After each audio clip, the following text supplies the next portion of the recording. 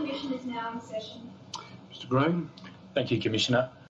Commissioners, we're going to go to parts 3.13 and 3.14 out of the order that appears in the written submissions, and then we'll go back to 3.10, 11 and 12, and then carry on after morning tea with part 3.15.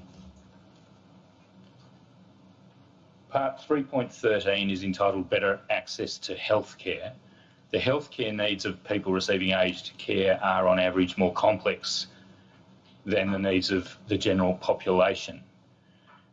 There's a close relationship between the quality of the healthcare that people receive if they're also receiving aged care and the quality of life they get to enjoy while also receiving aged care services. Yet the two categories of services are separate, they're separately funded, there are separate service delivery arrangements for them. This creates a number of complexities which need to be addressed very carefully and on an ongoing basis. The complex needs of people receiving aged care services ideally require a coordinated multidisciplinary response in our submission, involving various people across both the healthcare and the aged care systems. Higher levels of frailty and acuity also mean that it is difficult for some people receiving aged care, particularly those living in residential care, to travel in order to receive healthcare services. There must be access, therefore, to outreach healthcare services for people who need them. And by that I mean services which will travel to where the people are who need those services. I'm now at point 1014 of the written submissions and about to embark on an explanation of the 16 recommendations that appear in this part point 13. Any breakdown in the relationship, Commissioners, or the meeting point, sometimes called the interface, between aged care and healthcare will likely have very significant and significantly adverse impacts on the health of people receiving aged care and therefore on their overall experience of aged care. So the respective roles of the health and aged care systems in delivering health care to people who are receiving aged care must be clearly defined, well understood and effectively carried out. And that's a theme that runs through the recommendations I'm about to outline. The recommendations can be roughly grouped into these categories: access to primary health care, access to specialist health care, in particular mental health, and then access to, in particular, dental health care.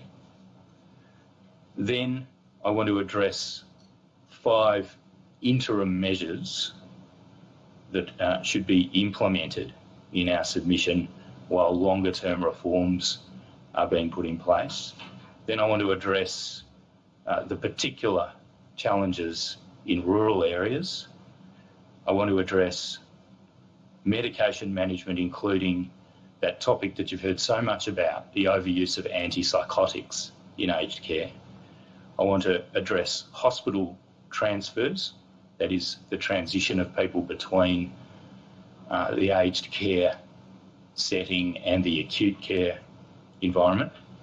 And I want to address data and close this topic with a higher level set of submissions about state, territory and Commonwealth roles and responsibilities and the clarifications thereof.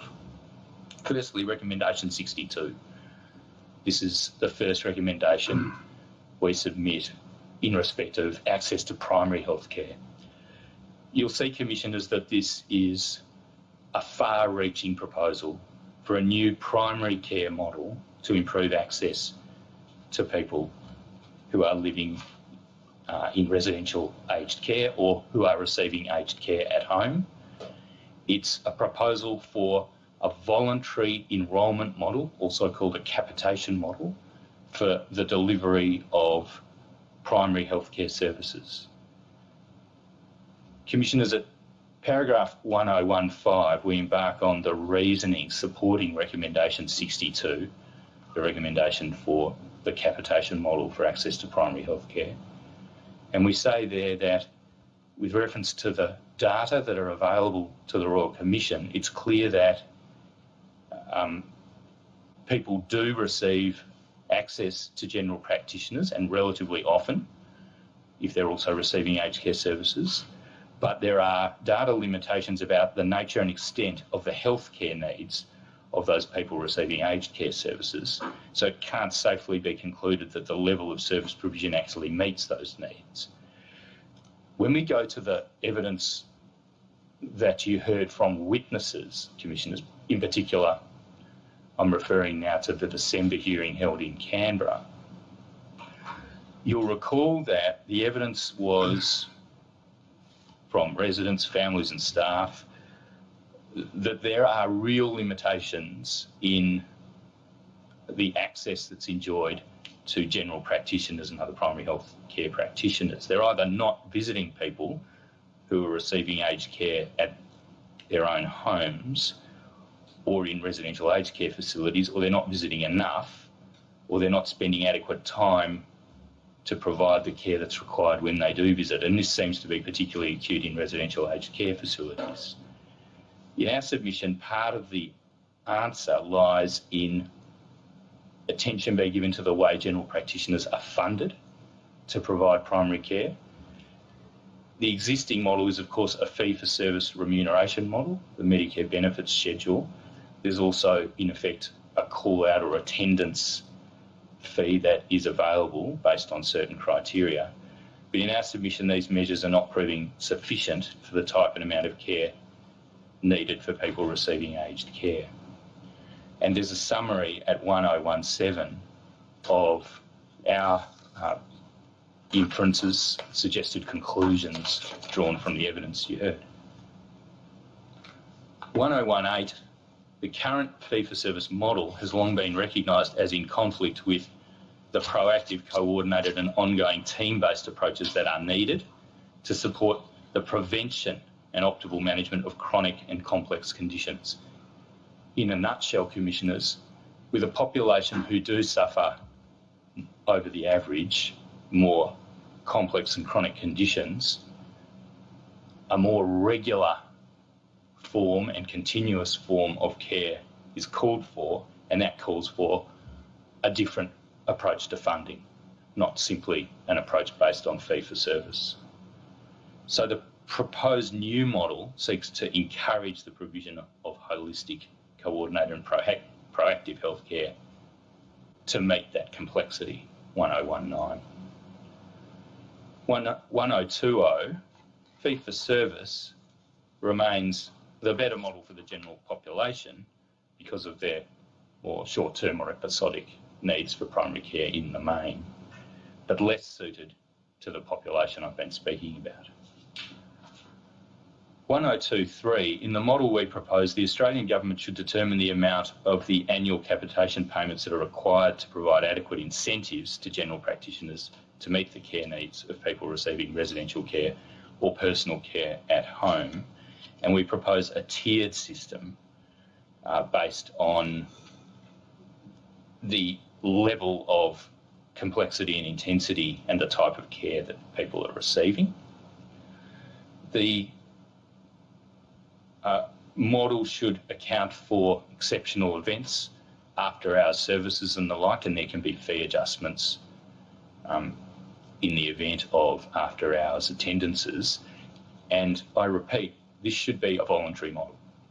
So it should always be an option for a general practitioner to choose to bring their practice into this model by seeking accreditation to be funded under this model. And it, of course, should always be the choice of a person who's receiving aged care whether to enrol in a general practices capitation-based model.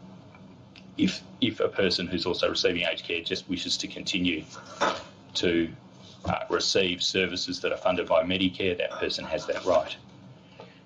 Because of that voluntariness, the program will in effect operate as a large-scale trial across the country in our submission. and it should be reviewed after, say, 6 years to see how it's going, to see what the rate of take-up is, to see what its successes may be.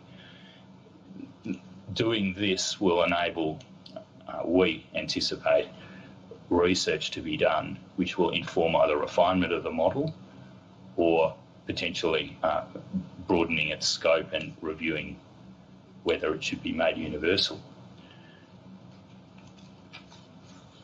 I want to now go to a second measure on primary care, which we advance at recommendation 63. This is a recommendation that is of relatively narrow compass, directed to the requirements for accreditation of general practices that are imposed by the Royal Australian College of General Practitioners.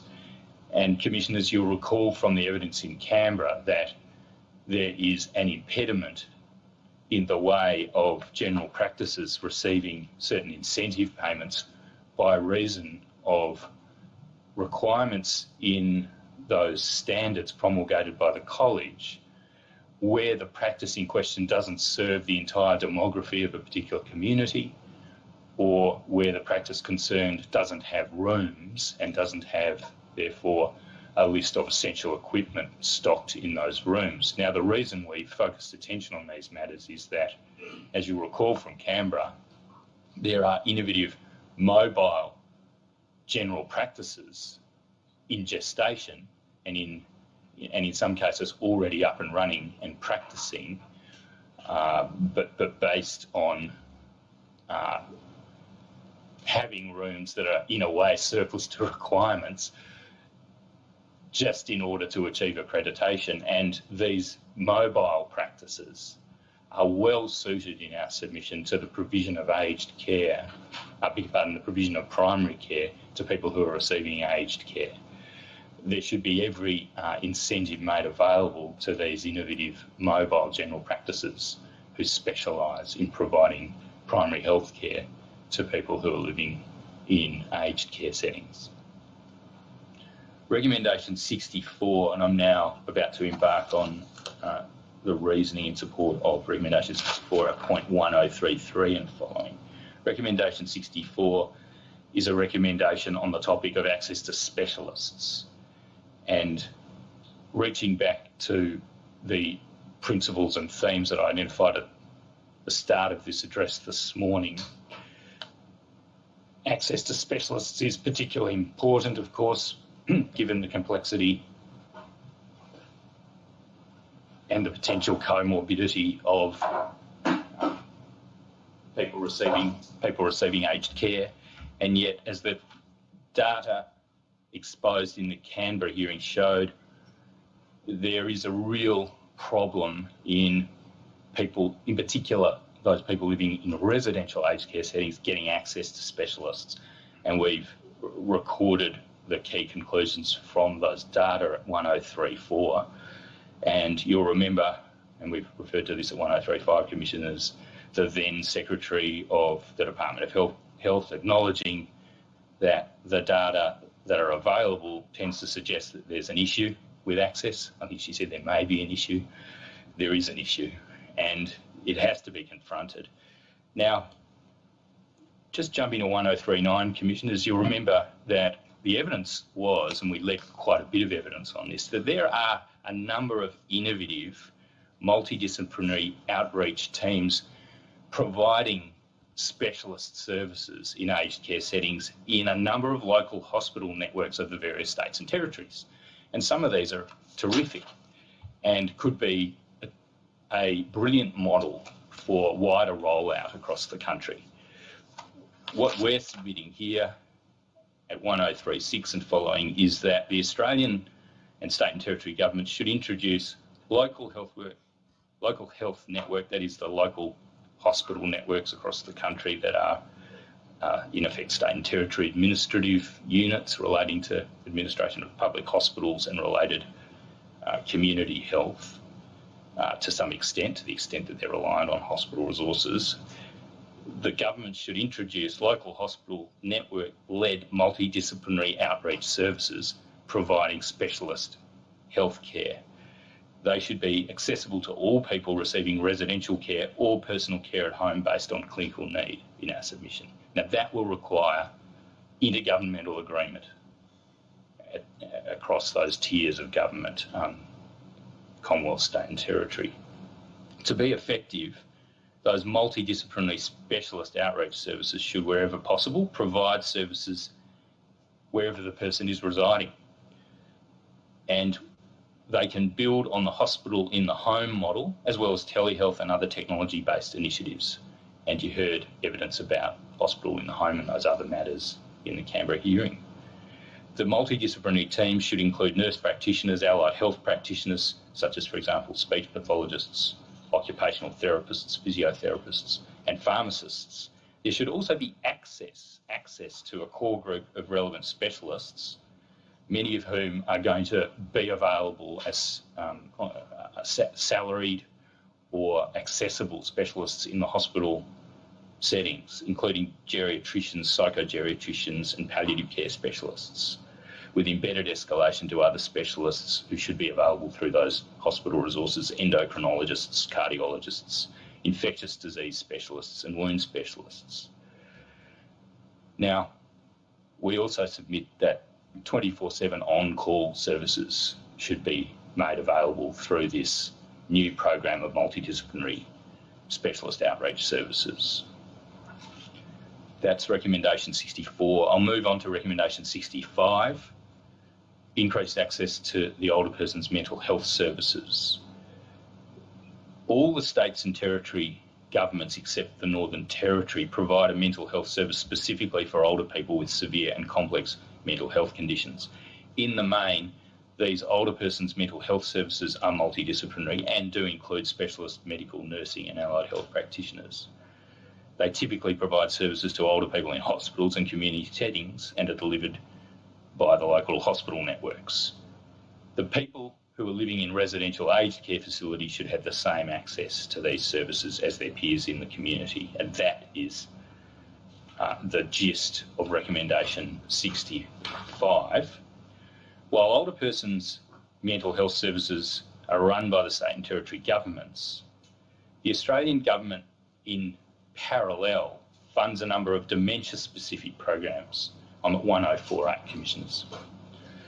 These dementia-specific programs are for people receiving aged care, and they include the Dementia Behavioural Management Advisory Service, the DB-MAS, as it was called in a lot of the evidence before you, and the Severe Behavioural Response Teams.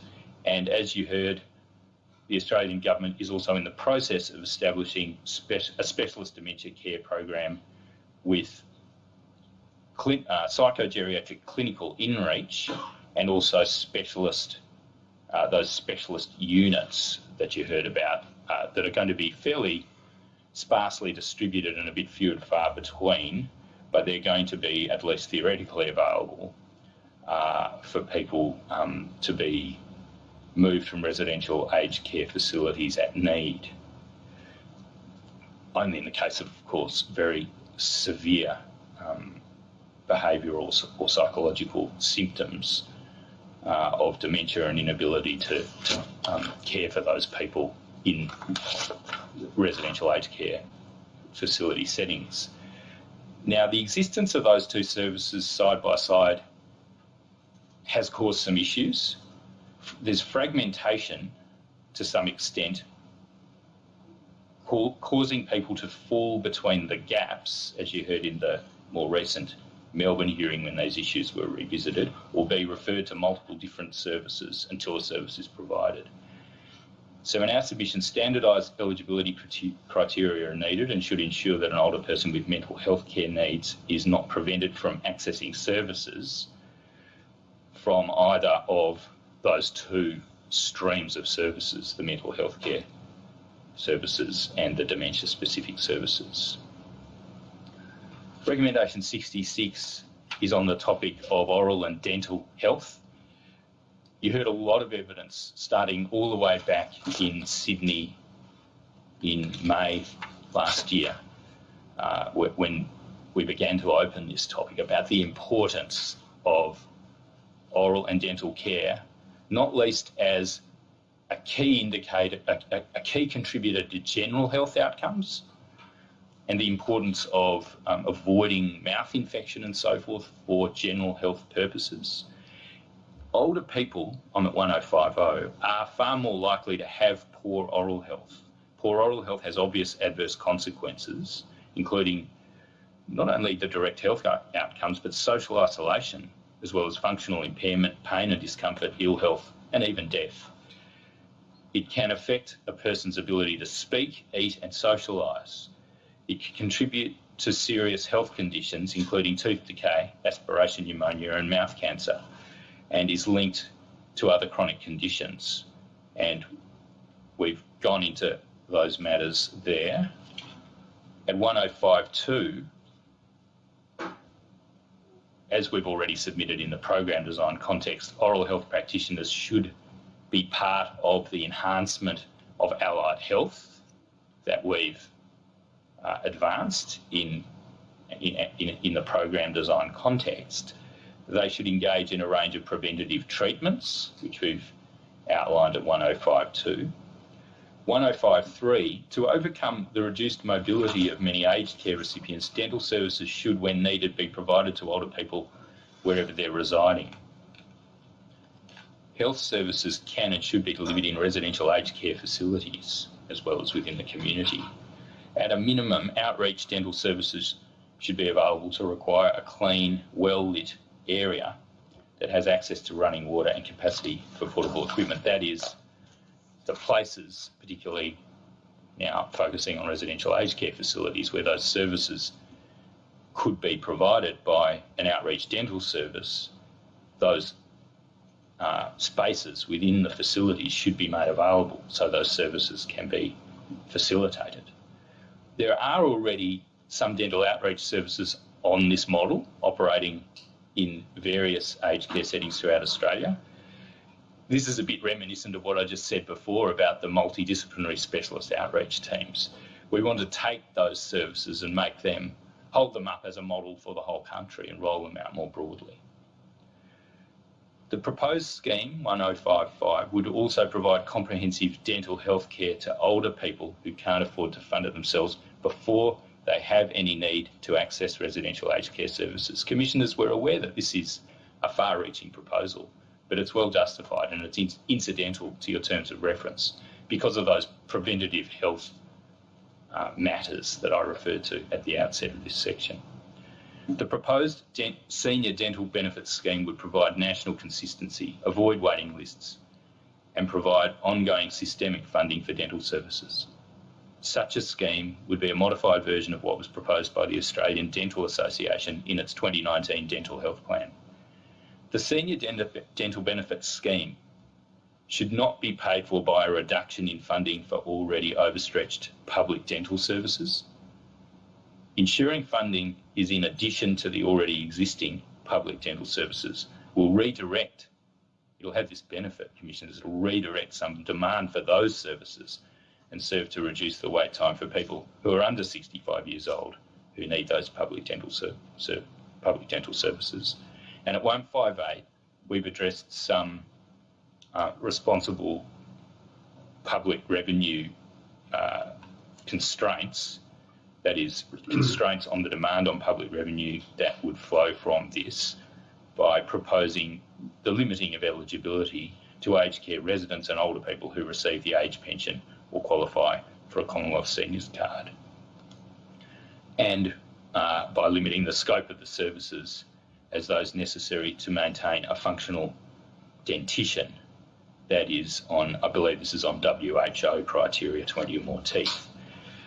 I'll now go to the short-term measures. The 5 short-term measures are in recommendation 67. Time doesn't permit me to go through these properly and in detail. They're all important and they should all be happening while these longer-term reforms are put in place, and they cover mental health treatment items provided by GPs, mental health assessments, allied mental health, that's access to psychologists in particular, and access to the aged care access incentive payment.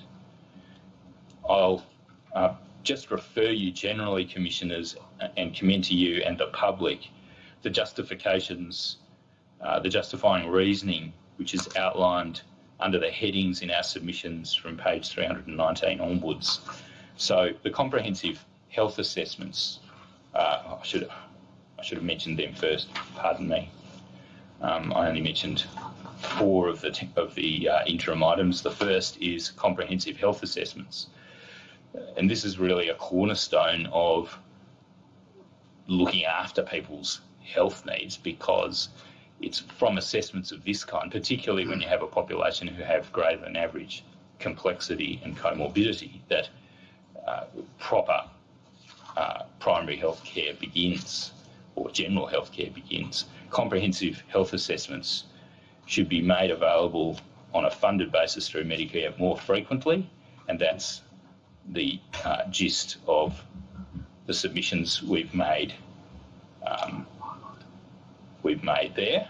There's currently, in effect, a presumptive time cap placed on the availability of MBS subsidy for comprehensive health assessments, which is at 12 months is too lengthy. There should be more frequent availability of comprehensive health assessments and recognition of the need for them when there have been changes in health circumstances.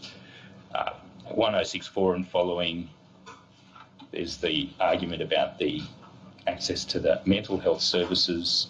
There's the detail on the current level of MBS subsidisation of psychological services, and then the need for greater levels of access to services of those kind is addressed in those paragraphs. There's a point at 1067.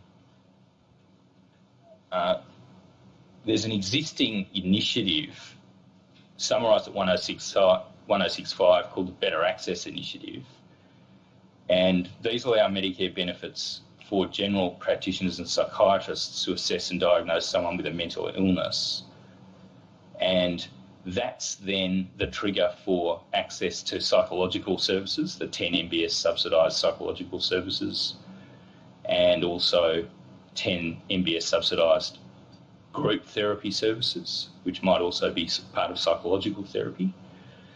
But in order to enter the gateway to access those psychological services, there needs to have been entry into the eligibility for the Better Access Initiative.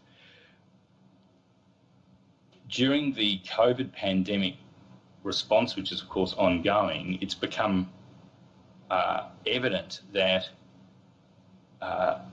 there's a lack of access for aged care residents to mental health treatment plans under the Better Access Initiative. So this is in effect a blockage to what was intended to be entry to that broader suite of psychological services. Aged care residents did not get the benefit, and they should have. So we're proposing that any barriers to aged care residents using Medicare subsidised services under the Better Access Initiative should be removed immediately. Can I also mention at 1068, Commissioners, there has been an allocation of over $82 million over 4 years to the primary health networks to commission, that is directly commissioned by agreements, psychological services for people living in residential aged care. But based on the evidence you heard at the Melbourne hearing in July, so far that program is not producing sufficient access for people in residential aged care to mental health services. That also needs to be addressed. 1074, we address here the item, the enhancement of subsidy available under MBS for allied health services, including psychological services. This is, of course, very important, particularly in light of the evidence you've heard about the overuse of psychotropic medication. Psychological services are a counterbalance to those sort of, if I could describe them this way, chemical answers provided to mental health issues. Psychological services should be made available on a subsidised basis to a greater extent than they are, and that's addressed in paragraphs 1074 to 1077. And the aged care access incentive payment argument is set out at 1078 to 1083. Can I just say one other thing in addition to the argument that is set out at 1078 to 1083? It's said in those submissions that the changes we propose for the general practitioner aged care access incentive payment should remain in place at least until introduction of the new primary care capitation-based funding model described in the first recommendation I addressed. Now, alternatively, depending on what the take-up is of that model and how that model is going, of course, it would be open to the government to leave in place the changes to these incentive payment arrangements that we advocate. Can I go now to recommendation 68 and the argument supporting it at 1083 to 1090? We're now moving into the area of addressing the special challenges that are presented to the healthcare system in providing services in rural, regional and remote areas. There is an existing rural health outreach fund which is designed to target funding to particular needs that arise in rural settings.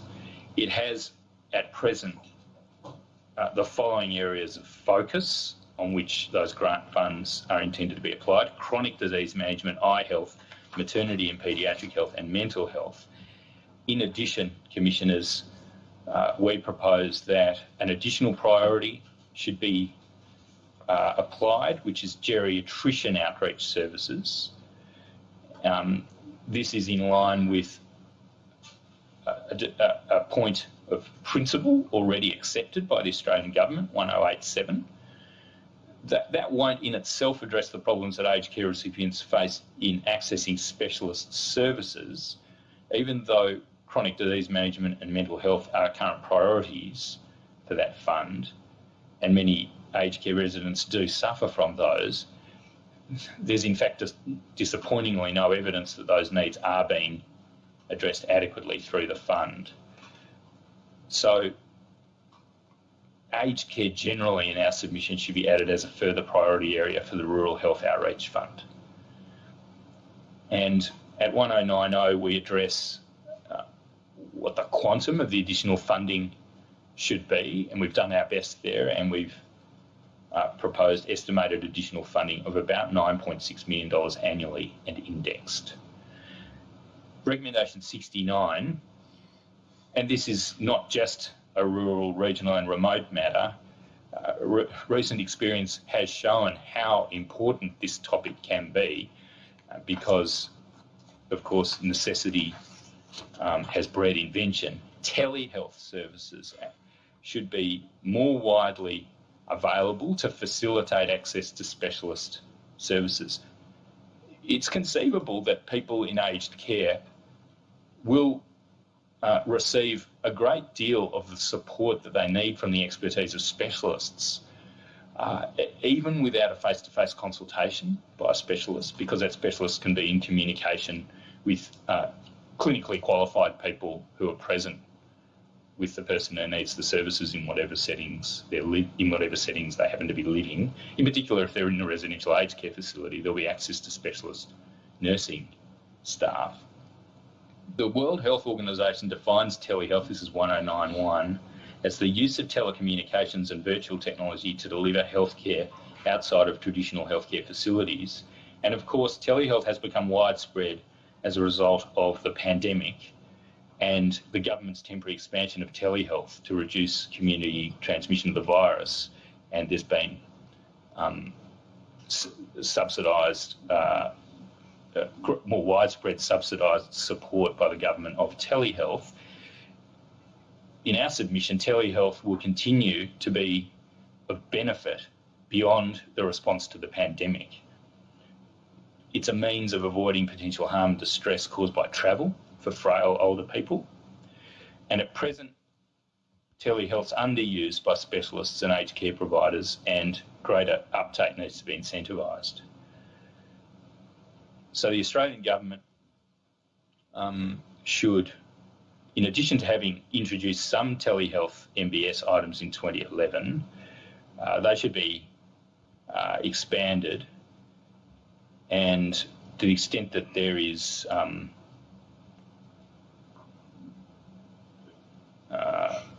additional support during the pandemic,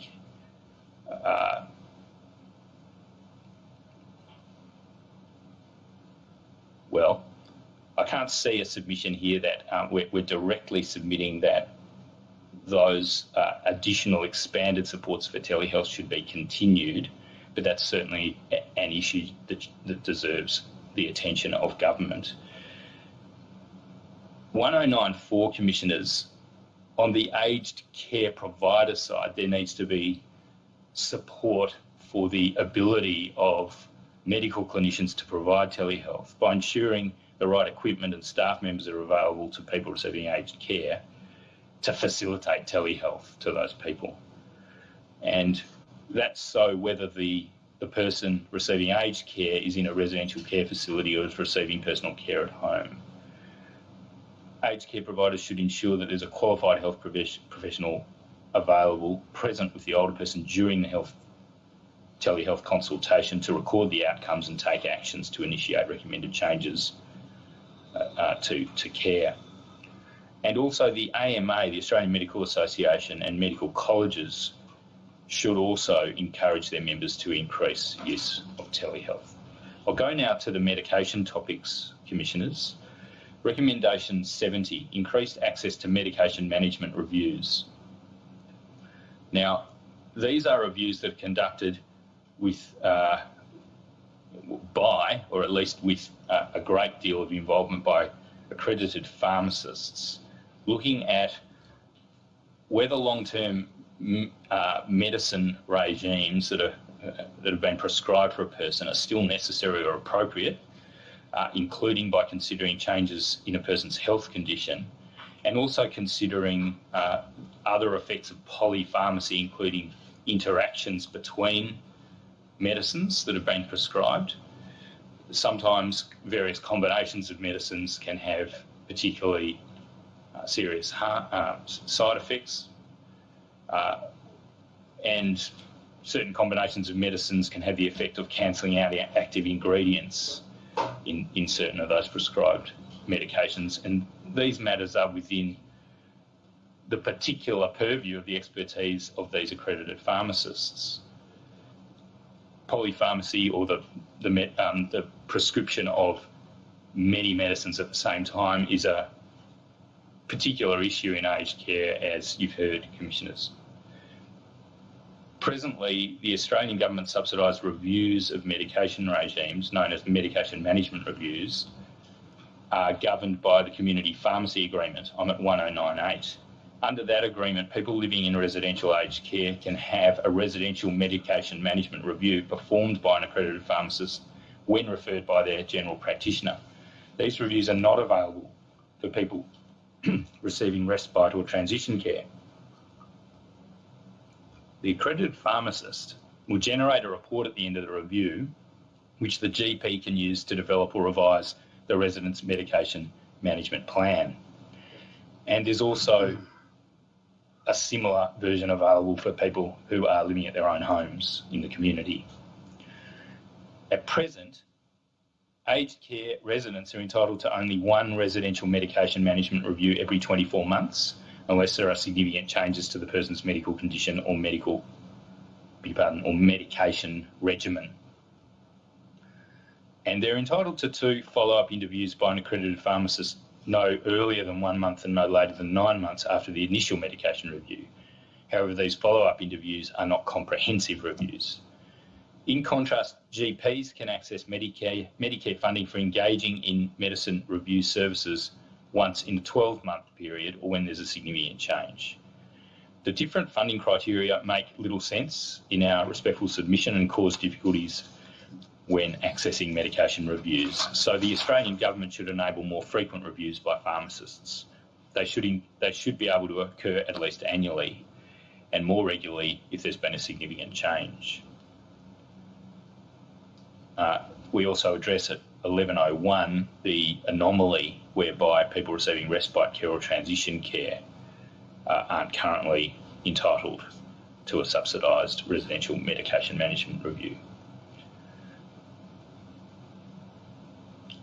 Now, at 1102, we advocate the extension of a review or active monitoring and ongoing monitoring that's being performed by the Pharmacy's Programs Administrator under the Community Pharmacy Agreement over this topic. Carrying on with the topic of medication, we'll now go to Recommendation 71, restricted prescription for antipsychotics. This is a submission about the need to take concrete action to bring relevant expertise to bear on the serious problem of prescription of antipsychotics. You heard a lot of evidence about this, Commissioners, over the course of the inquiry. In short, antipsychotics are generally, perhaps this is perilous for me to enter into this expert territory, but generally great caution needs to be exercised in the prescription of psychotropics of this kind for people who may be living with cognitive decline and may be not adequately cared for and managed, and therefore be exhibiting what are sometimes called quote-unquote challenging behaviours.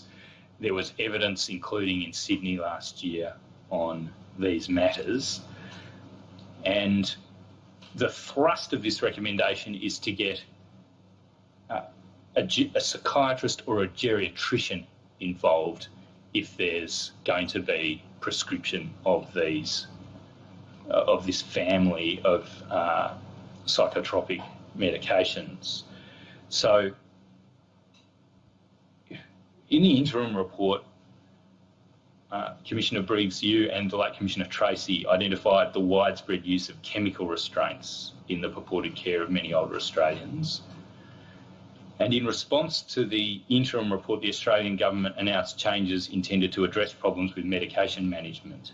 And they included changes to prescribing criteria for the antipsychotic risperidone under the PBS, and also education resources and funding for medication management programs, and increased dementia training and support for aged care workers and health sector staff.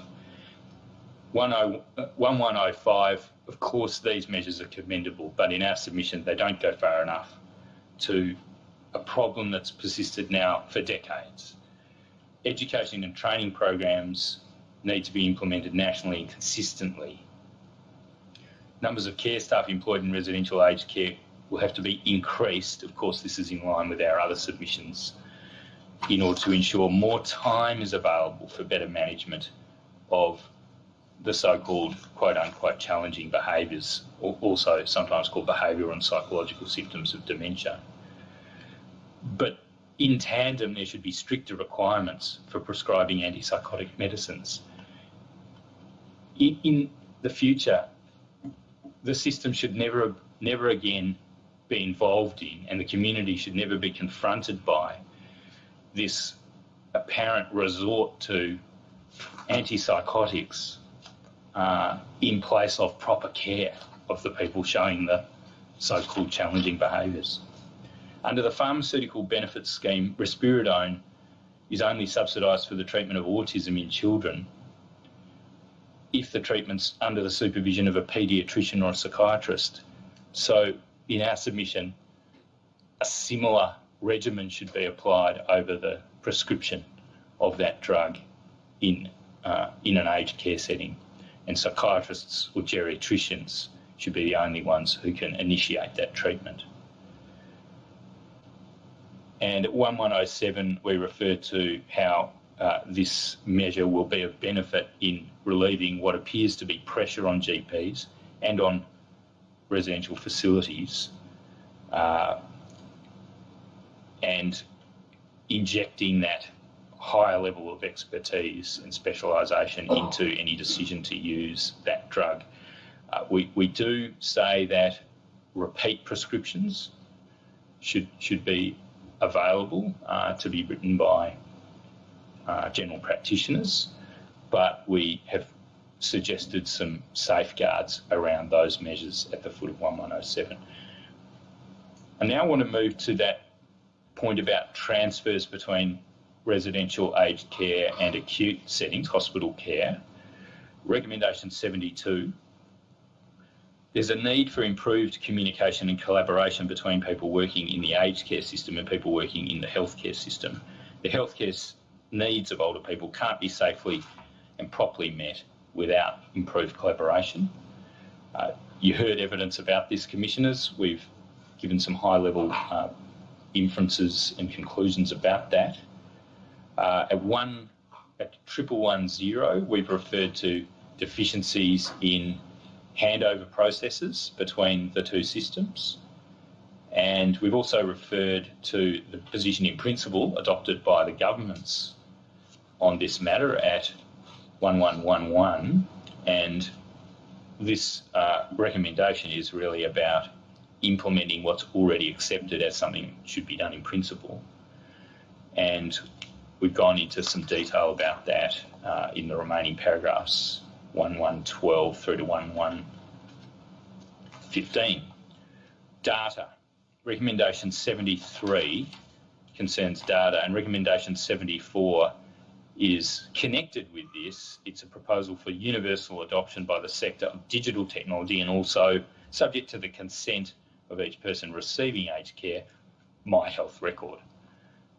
Of course, adoption of digital technology assists in the proper collection of data and the capability of collecting useful data, because without digitisation, it's administratively very burdensome to be able to capture information from the relevant records. And yet, as you've heard during the course of this inquiry, the sector remains in the dark ages when it comes to digitisation, and there are many examples still referred to, at least anecdotally, in the evidence before you. I'm thinking now in particular of Darwin, where aged care providers are basing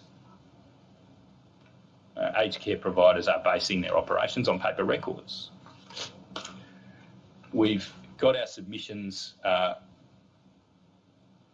on the detail of improving data on the interaction between the health and aged care systems at 73, and these importantly include two things: the introduction of what we call an aged care identifier, so that the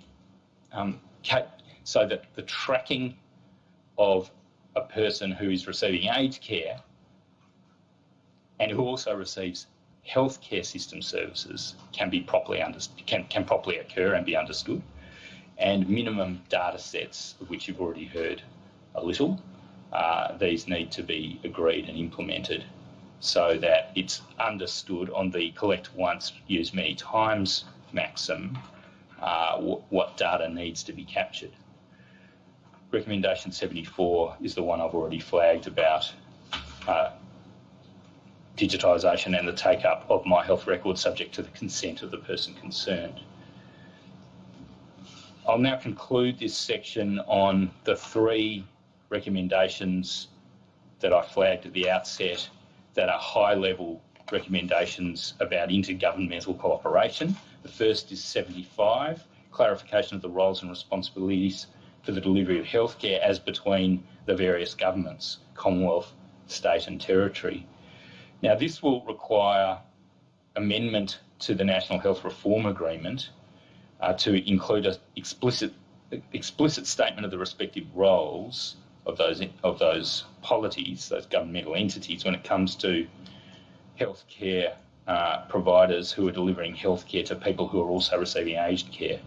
And there's a complex matrix that needs to be sorted out between the governments that really makes those roles and responsibilities clear. And there's something very similar that already exists in the disability sphere.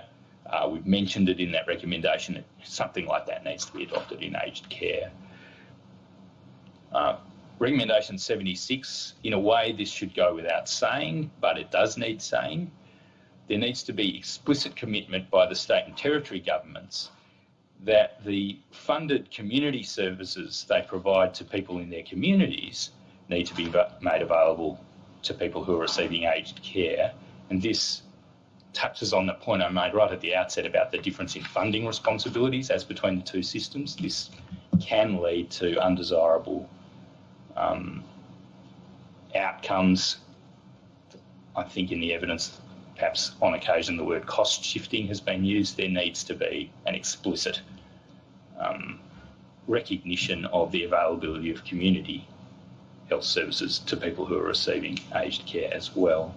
And our final recommendation in this part is recommendation 77, which is the mechanism for intergovernmental consideration of the full suite of the recommendations you'll ultimately be making, Commissioners, and a standing item for review of those by the Australian Health Ministers Advisory Council at the behest of the Health National Cabinet Reform Committee. Commissioners, those are the submissions on the interaction between the aged care system and the healthcare system. Yes, thank you, Mr. Bowman. I'll move now to part 3.14, which is quite closely connected with what's just been said, aged care in regional, rural and remote areas. There are only two recommendations in this part. They're both very important, and you're going to hear a little bit more about the particular challenges facing aged care providers in rural, regional and remote settings when we come to the funding topic this afternoon. There are serious viability concerns that exist in relation in particular to residential care providers in these settings. We're now focusing on certain aspects, putting funding to one side for the moment, certain aspects that need attention and that can be addressed by some relatively simple improvements to meet the challenges, the particular challenges that aged care provision faces in rural, regional and remote areas. You've heard evidence, Commissioners, about the particular needs of older people in these areas and the difficulties they have in getting access to high quality aged care services. I'm at 1149. And just to number off some of the key themes: scarcity of local services. And we're talking primarily about aged care services, but let's not also forget all of those contextual services that also contribute to the quality of the outcomes that a person receiving aged care enjoys or doesn't enjoy. So scarcity of local services, greater travel times,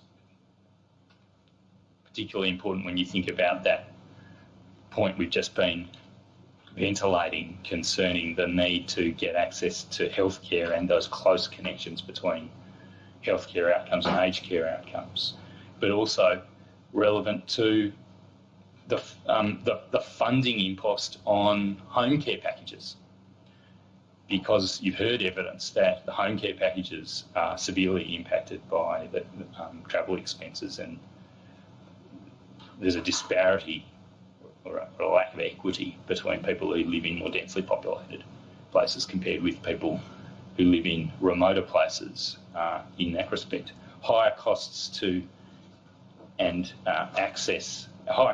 gain access to the provision of services, difficulties recruiting and retaining service providers, a lack of access to health professionals. People living in regional, rural and remote areas experience relative disadvantage in various ways. And we have referenced some general evidence on these things: lower incomes, poorer education, poorer housing, poorer health outcomes, including higher rates of disability, disease and injury. And all of those things can increase the need for supports in older age. So, well, in addition to that, Commissioners, in rural, regional and remote areas, older people generally make up a greater share of the population than elsewhere in Australia. So all of those things are compounding factors on the complexity and intensity of the aged care that should be available in rural, regional and remote areas. But availability of aged care in these areas is poorer by comparison with the major cities. And we've referenced the Productivity Commission report on government services on that point. And on current trends, the disparity appears to be widening. The existing legislation, as you'll recall from one of the Melbourne hearings, Melbourne Hearing 2, is that there's legislative recognition of what's called quote-unquote special needs. And you'll remember that category of people who are defined by that expression in the Act. Putting aside the terminology that's used there, let's just look at the substance. There is reference under that provision to people living in rural and remote areas. And the consequence of that is that, at least in relation to the allocation of residential aged care places and the payment of flexible care subsidies, the legislative regime evinces an intention to identify and meet the needs of people living in those areas on a greater than general basis. But that intention doesn't go far enough. For one thing, there's no provision there to cover the disparities I've just been adverting to in home care. And the evidence before the Royal Commission in any event doesn't suggest that the intention in the legislation has translated into practical results in a consistent and systemic way. The planned measures to meet the needs of people in these areas is either not happening, or if it is happening, it's not working. So in recommendation 78, we're proposing, in effect, and you'll recall this perhaps, Commissioners, from evidence in the Mudgee hearing, proposing, in effect, a survey to identify areas where service provision is inadequate and where supplementation of services is needed. And this needs to be done on a local basis. There really needs to be quite a granular approach taken to identifying where these gaps are. And from the 1st of December 2021, the government should make it clear that when people first engage with the aged care system,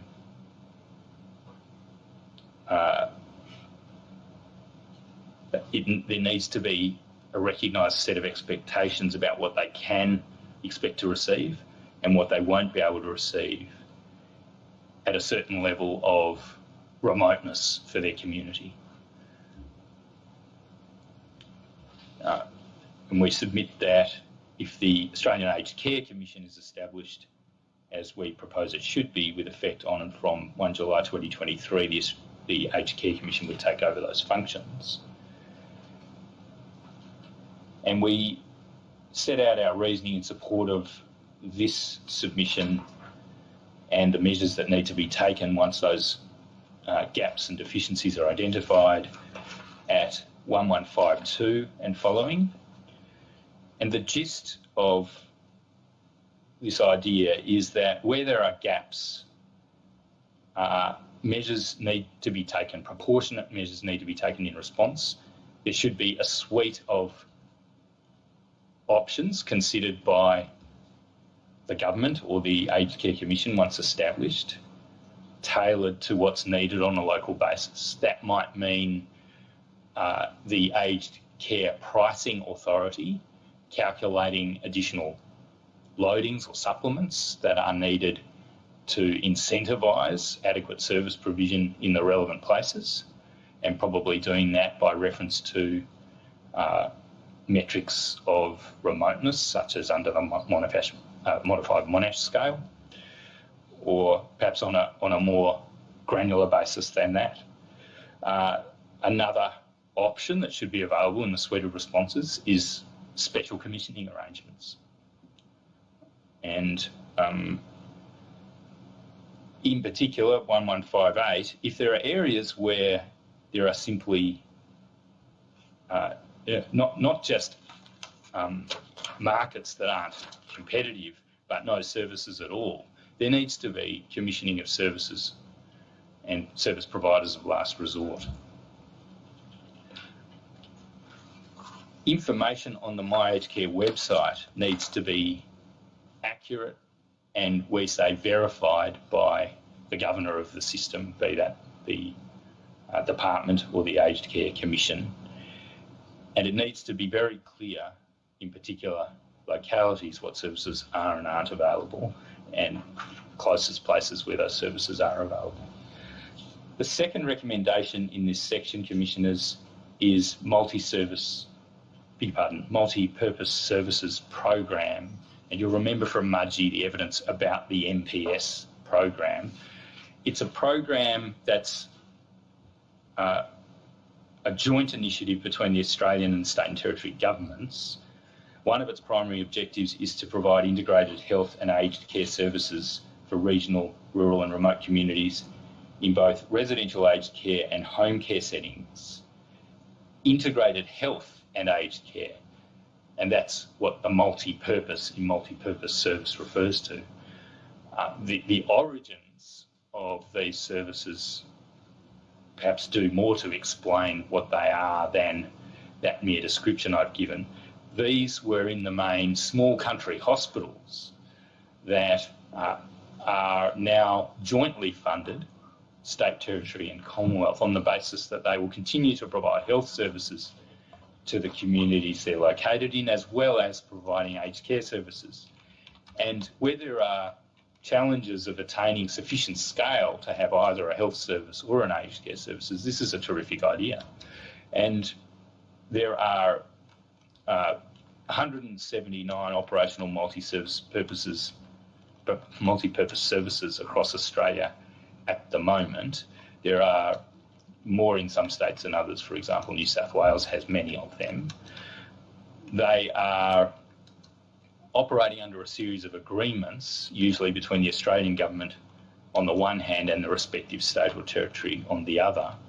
And for the Australian government's part, it provides funding to what's treated as an approved provider under a flexible care subsidy program made under the Aged Care Act, based on the number of high care or low care residential places. That's harking back to an older classification system that used to exist in the general residential aged care system, and also the number of home care places. The service provider can pool the subsidy that results from those places, and it's in effect block funding, not activity-based funding. The beds are paid for, irrespective of whether they're filled. Now, there's been a review by UTS, University of Technology Sydney, a team led by Professor Mike Woods, who also incidentally was the lead commissioner on the 2011 Productivity Commission report. We go into the details of what that study found at 1163 all the way through to 1177. I won't stay now to go through that passage in detail. In essence, we've moulded our recommendations in light of what the UTS review found, and one of the key points that we're driving at in these submissions is that the MPS program should be not only retained but expanded, but the various wrinkles identified by the UTS review should be ironed out, and the program improved and made more competitively neutral in economic and incentive terms with mainstream aged care services. Those are our submissions on part 3.14 to now. Unless there are any comments by the commissioners. Thank you, Mr. I'll Rozen. hand over to Mr. Rozen. Yes, Mr. Rozen. Thank you, Commissioners. Thank you, Mr. Gray. The next topic that we would seek to address you on is part 3.10 of our submissions, aged care accommodation. It commences at page 271 of the written submissions. There are two recommendations in this section which I will briefly refer to. Commissioners, where people live affects how they live. Accommodation that is well designed to meet people's needs, both now and into the future, can improve their quality of life. But people's needs change over their lives. Ideally, people should plan ahead for those changes, but often they do not. This Royal Commission is authorised by paragraph C of the Terms of Reference to inquire into the future challenges and opportunities for delivering accessible, affordable and high-quality aged care services in Australia, including in the context of changing demographics and preferences, particularly people's desire to remain living at home as they age. And we made some references in yesterday's submissions to that, and it's an important theme that runs through all of the submissions that we make. As acknowledged in the Terms of Reference, most older people in Australia want to remain at home as they age. Only 1 in 6 of the people who received aged care services last year received it and lived in a residential aged care facility. Most people receive aged care services in their homes. We submit that across the country there's a need to improve access to accommodation in which people can grow older and, as necessary, receive aged care services. That is so whether the accommodation is owner-occupied, privately rented, social and affordable housing or residential aged care. Older people living in unsuitable housing face greater risks of falls, injury and immobility, and the prospect of unanticipated entry into residential aged care. There's a clear link between the quality of housing and entry to aged care, as we've heard on the evidence. Moving to 9.15 of the submissions, the last 4 lines, more investment in and construction of well-designed, age-appropriate social and affordable housing is required. Talking about simple things like ramps and handrails, but also far more sophisticated and complex innovations. It will help to prevent people having to move into residential aged care prematurely to access accommodation suitable for their care needs. Overall, as we say at paragraph 916, there is a need for coordinated intergovernmental policy, planning and action relating to housing and accommodation for Australia's ageing population. As a matter of priority, governments should work together to increase accessible housing, including private rental housing and social and affordable housing. Given the focus, however, of the Terms of Reference on the delivery of aged care services, these general accommodation issues are not the subject of any particular proposed recommendations that we make. With the possible exception of recommendation 2, which my learned friend Mr. Gray made reference to yesterday, the integrated long-term care strategy, which, as was noted yesterday, needs to have a focus on housing as part of a comprehensive approach to the care needs of older people. The proposed recommendations in this part of our submissions are specifically directed to design of residential aged care buildings. The design of those buildings must, of course, be accompanied by an effective model of care delivery to ensure safe and high-quality care for aged care residents. Other submissions, including submissions on quality and safety of care and workforce and training that we made yesterday, are relevant. It's another example of the way that the package of recommendations that we're proposing needs to work together. So the environment is as important as the staff that are working in the environment and the training that they have. Principles of accessible and dementia-friendly design should now be the expected norm for new or substantially refurbished residential aged care buildings. We made reference yesterday to the statistics about the prevalence of dementia amongst the residential aged care population, only expected to grow in future. Residential aged care services should also transition from institutional settings to smaller, lower density, congregate living arrangements integrated in a local community. Commissioners, together with me and members of the staff, you'll recall visiting Karongi in Hobart last December, and we were there for the hearing. And it's an example of a dementia village at a cost of some $25 million, which recently opened. And it is an example of the sort of way in which accommodation can be constructed that's tailored to the specific needs of people with dementia diagnoses, with memory boxes, outside rooms, and a whole range of other important features.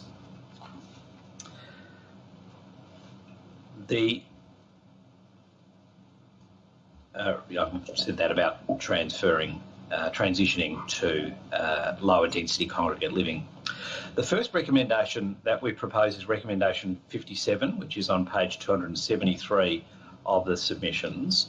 There are 3 steps to the transition to more appropriate residential aged care accommodation for older people.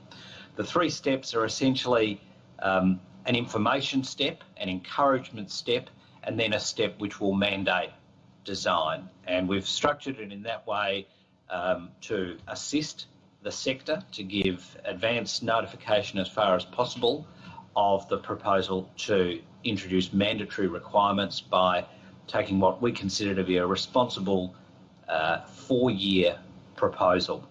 The first part of that is in A, the development and publication by 1 July 2022 of a comprehensive set of national aged care design principles and guidelines on accessible and dementia-friendly design for residential aged care with the features that we've identified. The second part is a year later, by no later than 1 July 2023, there should be a program introduced by what will then be the Australian Aged Care Commission to promote adoption of the national aged care design principles and guidelines in design and construction of residential aged care buildings. The program should include education, including the sharing of best practice models, which could involve models such as Karongi or others, and also a program of financial incentives as detailed in Roman 2 of subparagraph B. And the third step in this recommendation is advancing to the National Federation Reform Council by 1 July 2025 a proposal for amendments to Class 9C of the National Construction Code to require the adoption of accessible and dementia-friendly design standards for any new residential aged care buildings or those proposed to be substantially refurbished according to specifications informed by the National Aged Care Design Principles and Guidelines. And we make the point that we've known for many years now what dementia-friendly design looks like. This is a classic example of where Australia can learn from experiences overseas, but we've been very slow to do that. We think it's very important that this area receives the priority that it deserves. Commissioners, the second recommendation that we make in relation to accommodation is on page 276 of the document. It's recommendation 58. And it concerns capital grants for small home models of accommodation. The evidence before this Royal Commission is that the trend is in precisely the opposite direction. The trend is towards larger, more institutional type residential aged care. That's a product of the market in operation, essentially, of the lack of steering by the system governor has allowed accommodation, residential aged care accommodation to grow in size, particularly in the last 10 years. And it would seem that unless there is some policy intervention, those trends will continue. And those trends are contrary to at least some of the evidence before this Royal Commission about the appropriateness of smaller scale accommodation as providing greater quality of life and better quality residential aged care. Recommendation 58 is intended to be just that type of policy intervention. We note at paragraph 932 of our submissions that there is a rural, regional and other special needs building fund which exists and provides support as identified for capital grants for construction of residential aged care facilities, but we submit that the criteria for access are too narrow at present and need to be broadened, and that'll broaden access to the fund and the fund itself should be increased in size. We make those submissions in recommendation 58 that the fund, the expansion by 1 January 2022 of access to the fund should provide additional capital grants for building or upgrading residential aged care facilities to provide small-scale congregate living. We note the terms of Section 7 of the grant principles at 58.2, and at 58.3 we propose that a capital grants program for building or upgrading residential aged care facilities to provide small-scale congregate living should continue after the introduction of the new Act. We note some of the evidence there about the importance of smaller scale accommodation at paragraphs 926 and 927.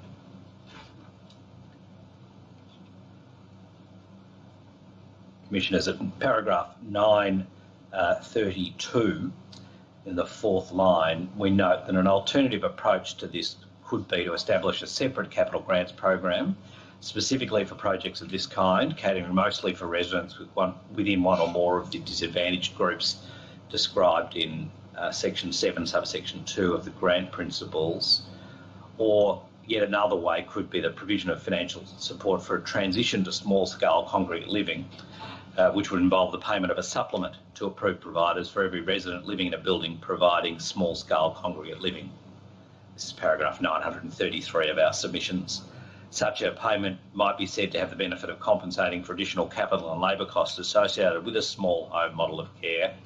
However, it would not necessarily direct financial support to areas of greatest need, as we note. If I could just make one observation in closing, that in our submission is important to consider in relation to this otherwise desirable trend to move to smaller scale accommodation, and that is that one of the benefits of larger scale providers may be the infrastructure necessary to develop the workforce, the human resources infrastructure, the training infrastructure, the access to the sort of facilities that might be needed to provide up-to-date and appropriate technologically informed training to employees.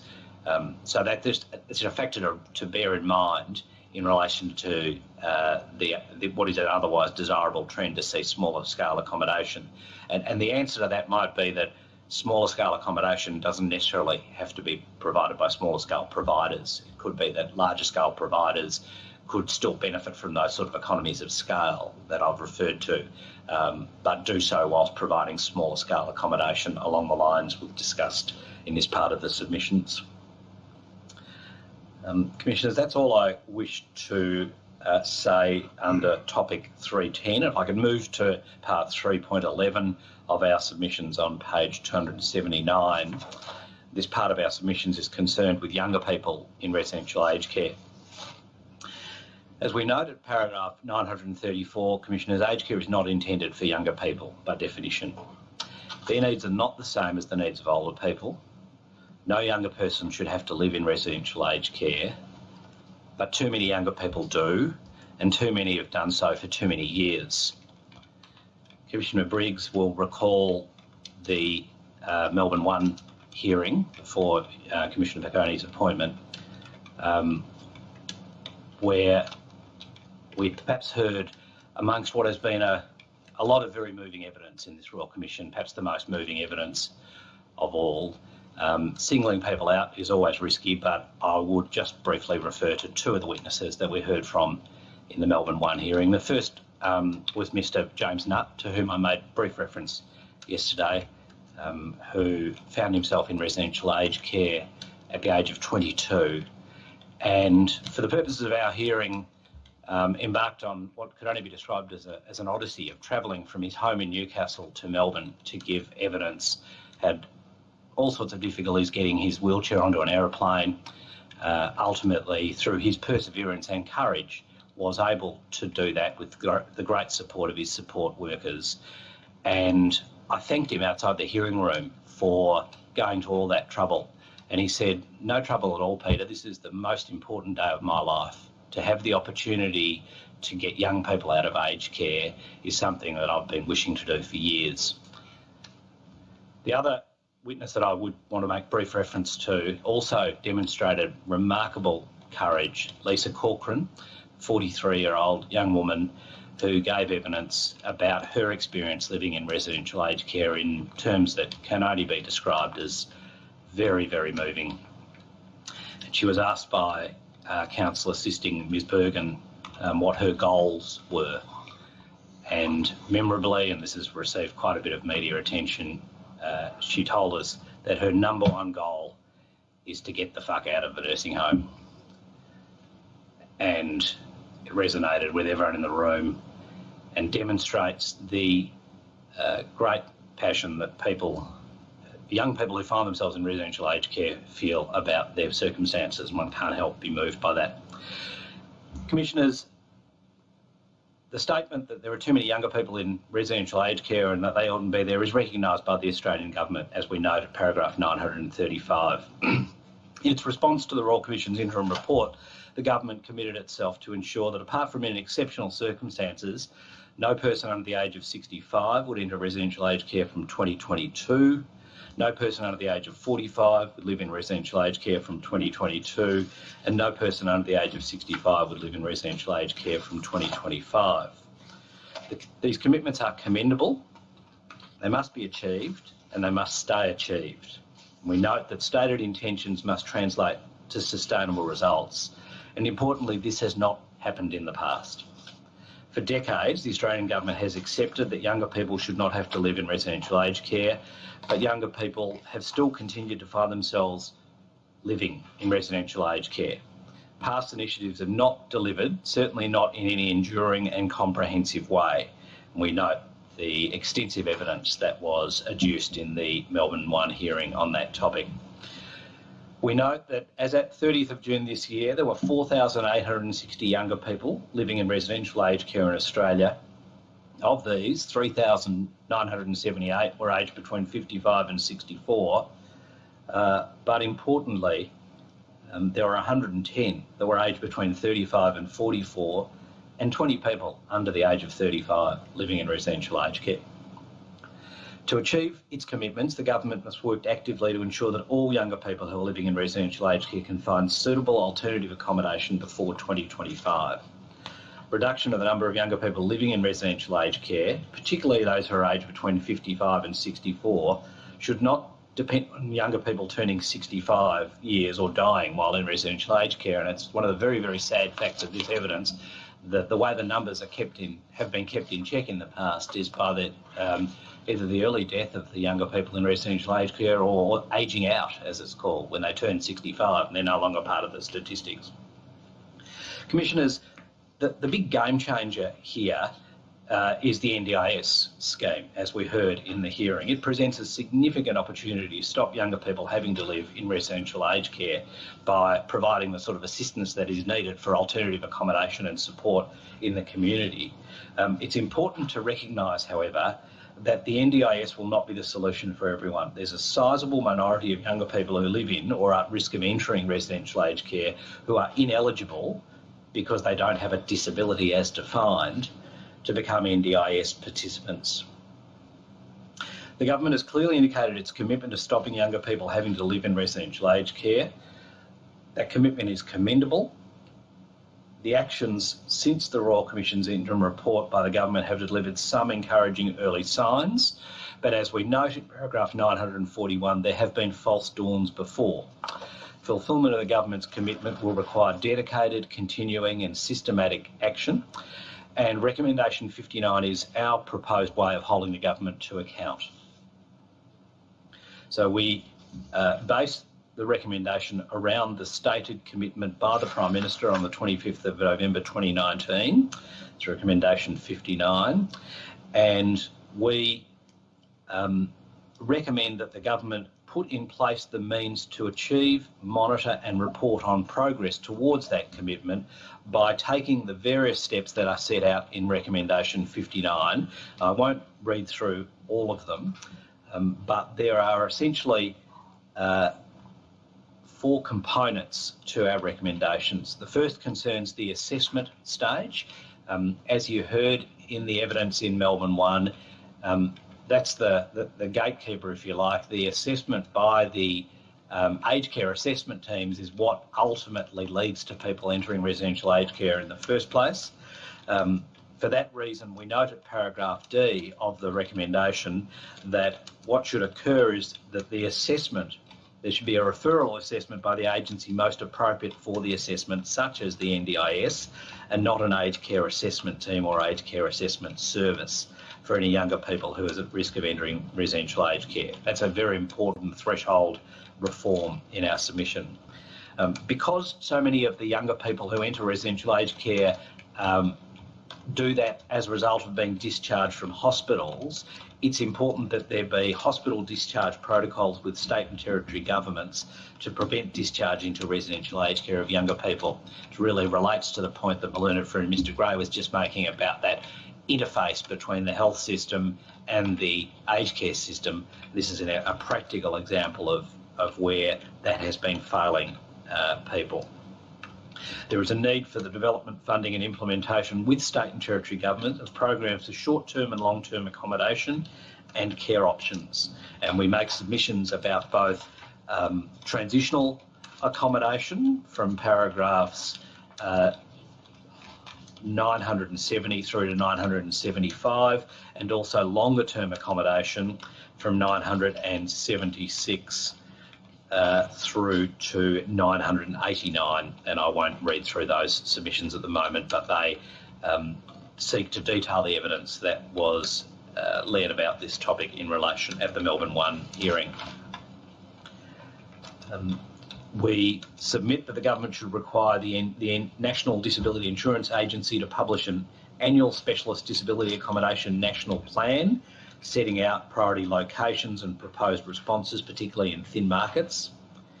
And we make reference to the need for greater specialist disability accommodation in paragraph H, and importantly, funded, dedicated and individualised advocacy services. You'll recall that we heard from a number of advocacy groups that have been very active for years in relation to this topic, and we see them as being a very important part of the solution here. As is collecting data, you'll recall that there are inadequacies in the data in relation to this topic, as with so many parts of our aged care system.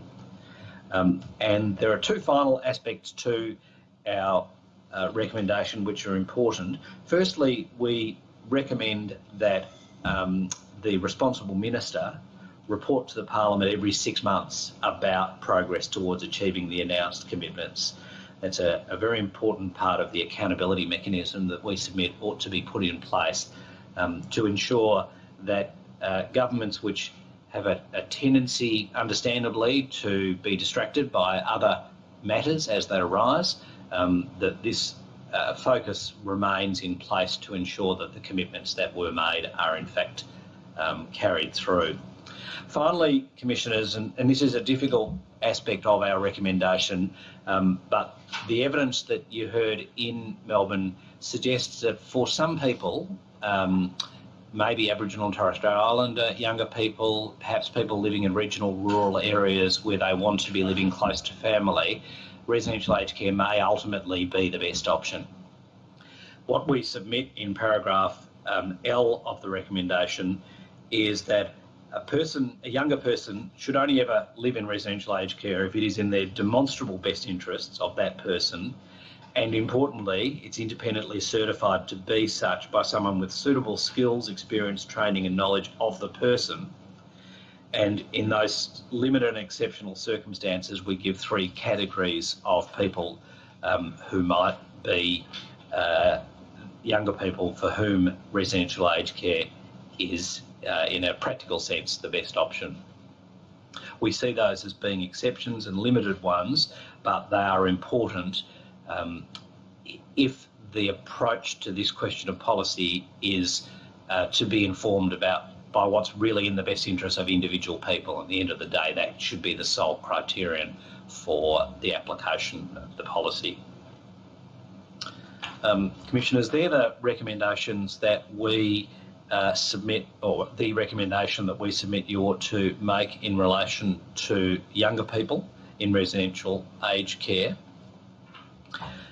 The next topic that I would like to address is topic 3.12, which is a related topic of aged care for people with disability. It's on page 295 of our submissions. Commissioners, by paragraph B of the terms of reference, the Royal Commission is authorised to inquire into how best to deliver aged care services to people with disabilities residing in aged care facilities. A matter reasonably relevant to that inquiry is how best to deliver aged care services to people with disabilities living in their homes. For the purpose of this inquiry, the Royal Commission is also required to have regard, among other things, to the interface with other services accessed by people receiving aged care services, including disability services. As we note at paragraph 991 of the document, the establishment of the National Disability Insurance Scheme transformed the way in which disability services are provided in Australia. The NDIS is justifiably described on its website as the most important social reform in Australia since the introduction of Medicare. We would like to think that the reforms to the aged care system as a result of this Royal Commission might rival that in years to come. It has changed for the better the lives of hundreds of thousands of people with disability by providing them with the reasonable and necessary supports that they need to live an ordinary life. However, like any statutory scheme, it's got its boundaries, and the intersection between the NDIS and the aged care system is what we are focusing on in this part of our submissions. We note at 992 that the NDIS does not provide those supports to people who acquire a disability after they turn 65. Nor does it provide supports to people with disability whenever required who had already turned 65 when the NDIS came into operation in their local area. And that includes people with lifelong disabilities. Nor, importantly, does the NDIS provide supports to people with disability who first receive aged care services on a permanent basis after turning 65.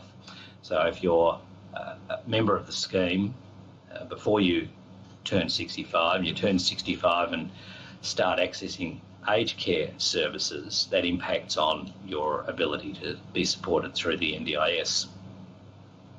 Despite the landmark contribution made by the NDIS to the lives of people with disability, many people with disability aged 65 or over are prevented from accessing the NDIS and obtaining the benefits of an individualised NDIS plan of supports.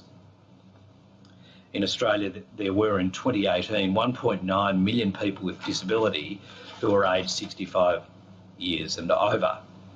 However, a report by the Australian Institute of Health and Welfare in 2019 estimated that only around 15,000 people aged over 65 would have access to the NDIS and its benefits when the NDIS rollout was completed in 2020.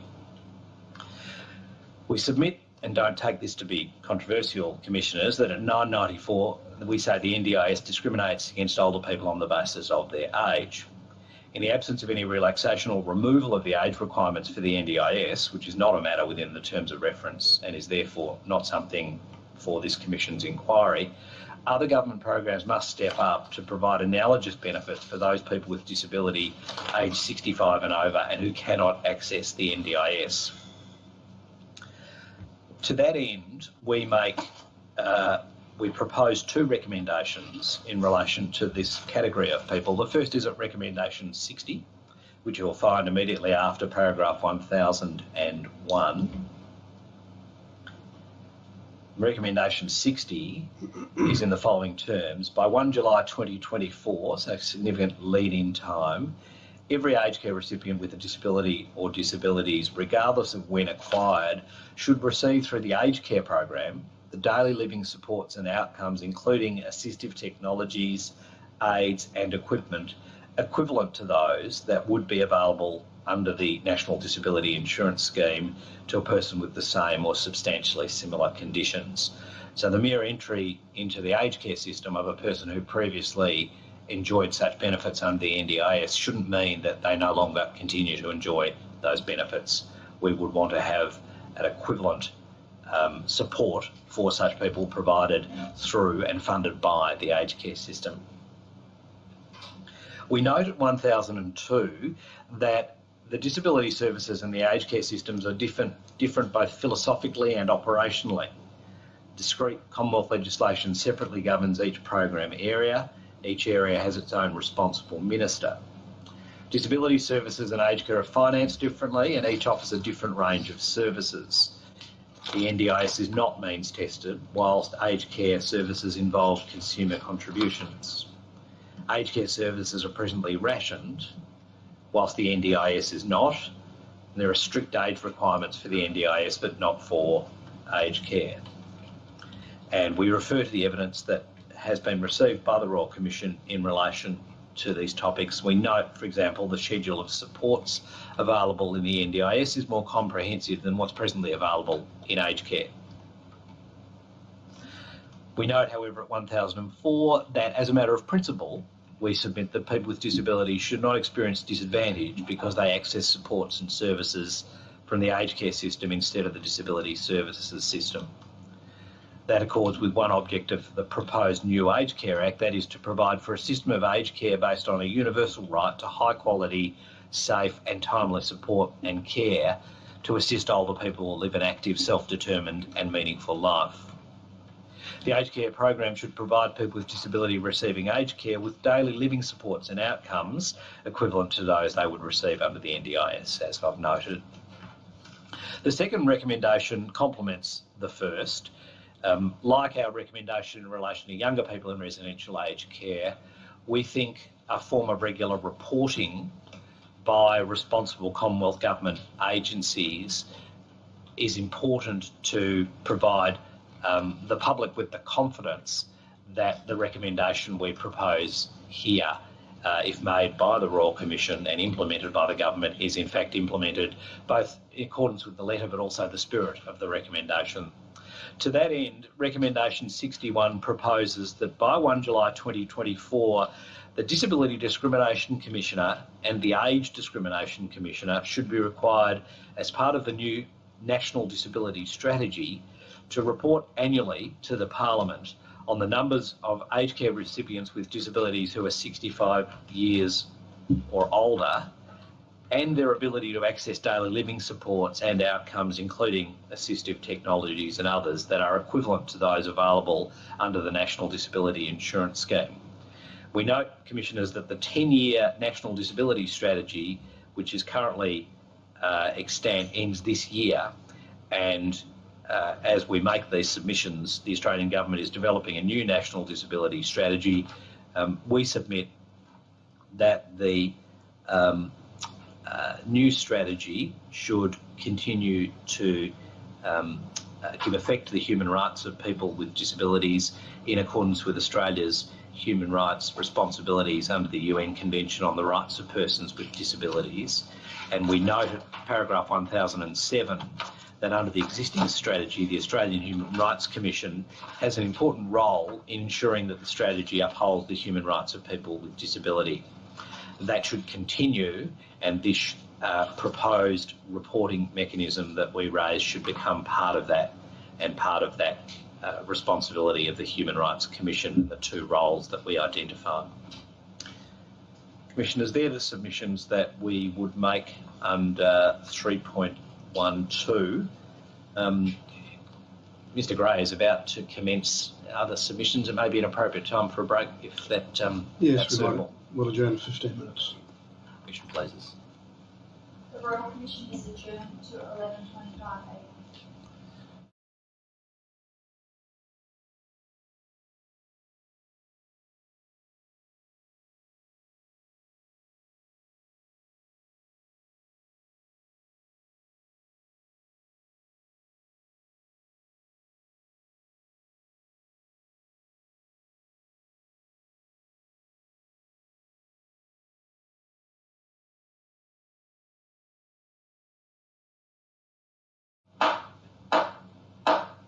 The Royal Commission is now in session. Yes, Mr Gray. Thank you, Commissioner. So far in our submissions, we've covered points that can be distilled as answering questions such as what should aged care be? Who should deliver it? Where and in what ways should it be delivered? Now we come to the point how and what should be paid for it. And how should it be paid? The funding for aged care are the sinews required for the activity that's constituting the essential services that need to be provided. It's absolutely indispensable that the funding be right, otherwise the services will be inadequate. Also, the ways in which the funding is made available can have profound incentive effects on service delivery. In earlier sections of our submissions, as you know, we've been providing supporting reasoning for an independent pricing mechanism. Independent pricing is a crucial reform, but it will take some years to implement. It needs to be preceded by measures for greater accountability for the expenditure of public funding for high quality care and the other purposes for which it's paid. This topic of funding is at least a two-way street.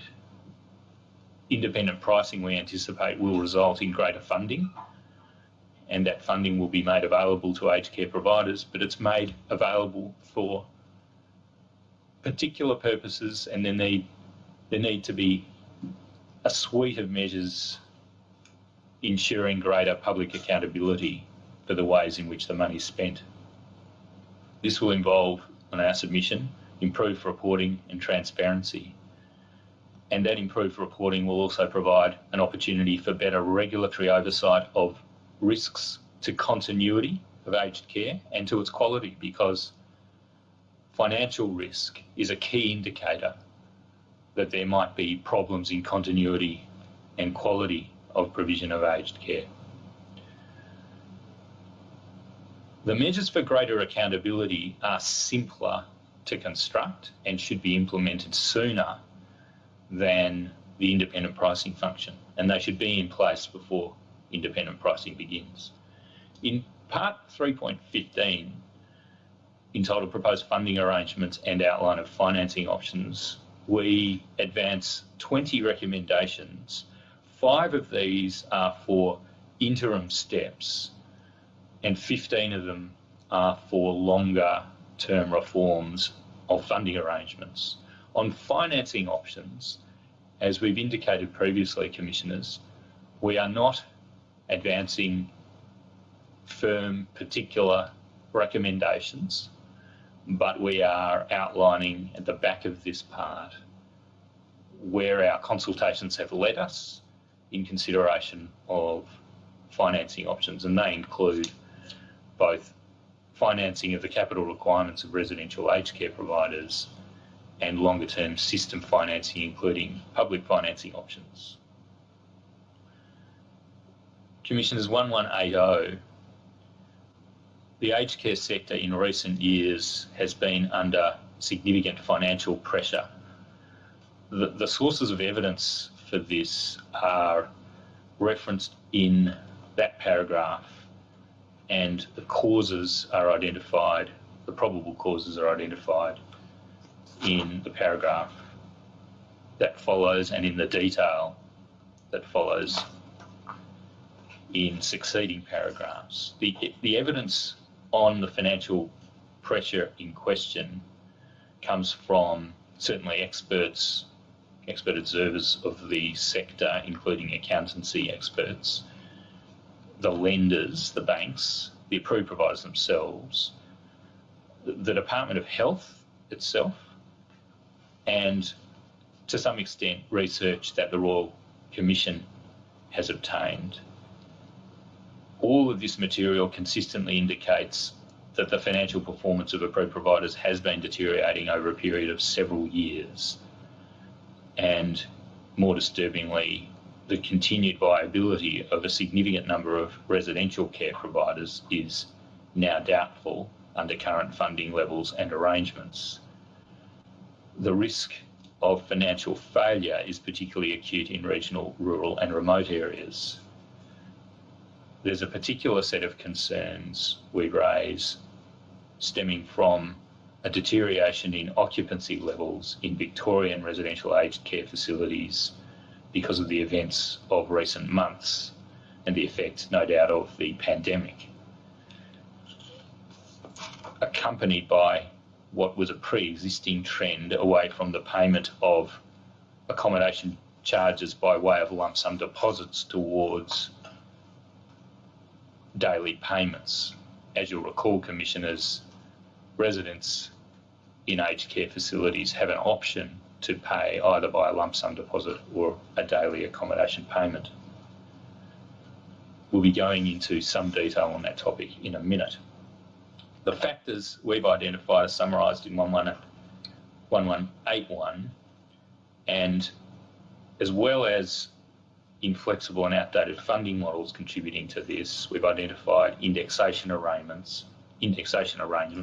I need to say a bit more about that than I said yesterday in connection with system design to explain what the index arrangements are and what's been the result of inadequacies in those arrangements.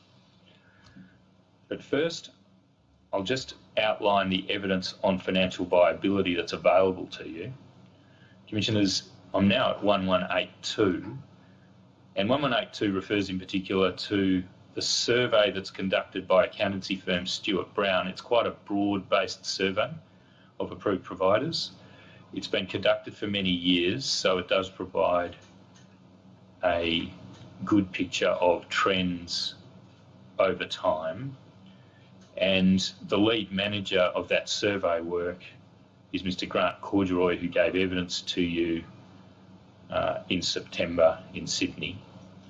And as you recall him saying, Commissioners, Mr. Corduroy identified 2012 as a point when the sector began to experience declines in financial performance that coincided with a freezing in the then indexation that was routinely being applied up to that point. And as you'll recall from other evidence, and as I'm going to go into in a minute, even the indexation arrangements that had existed up to 2012 were inadequate by comparison with growth in wages in the sector. So taking those points a little further, 1183 contains a series of references from the September funding hearing corroborating Mr. Corduroy's conclusions from the various other sources of evidence that's available. 1184 summarises the position for regional, rural and remote residential care providers, and as I said a minute ago, the concerns are particularly acute for those providers even before any effects of the pandemic. We see in the last line there that by December 2019 there was a disturbing figure of 44% of outer regional and beyond facilities experiencing a cash operating loss. 40% of all of the facilities in those bands of remoteness experiencing a cash operating loss, and that's according to the survey data collected by Stewart Brown. The general point about the deterioration in financial performance is not only the preserve of Stewart Brown. The Aged Care Financing Authority has also been identifying this trend for some time and has produced a special report on the particular plight of regional, rural and remote providers. Commissioners, 1185 and following, there's a consideration of the viability supplement, which is the current funding mechanism that is meant to provide redress for different costs, differential and higher costs faced by providers in these rural areas. I won't go into the detail of the analysis here, but essentially there have been two increases, one of which might, on the present policy settings, be temporary and just intended for the duration of the COVID pandemic. It appears that those increases have been insufficient to really cover the additional costs and other challenges that are faced by these providers.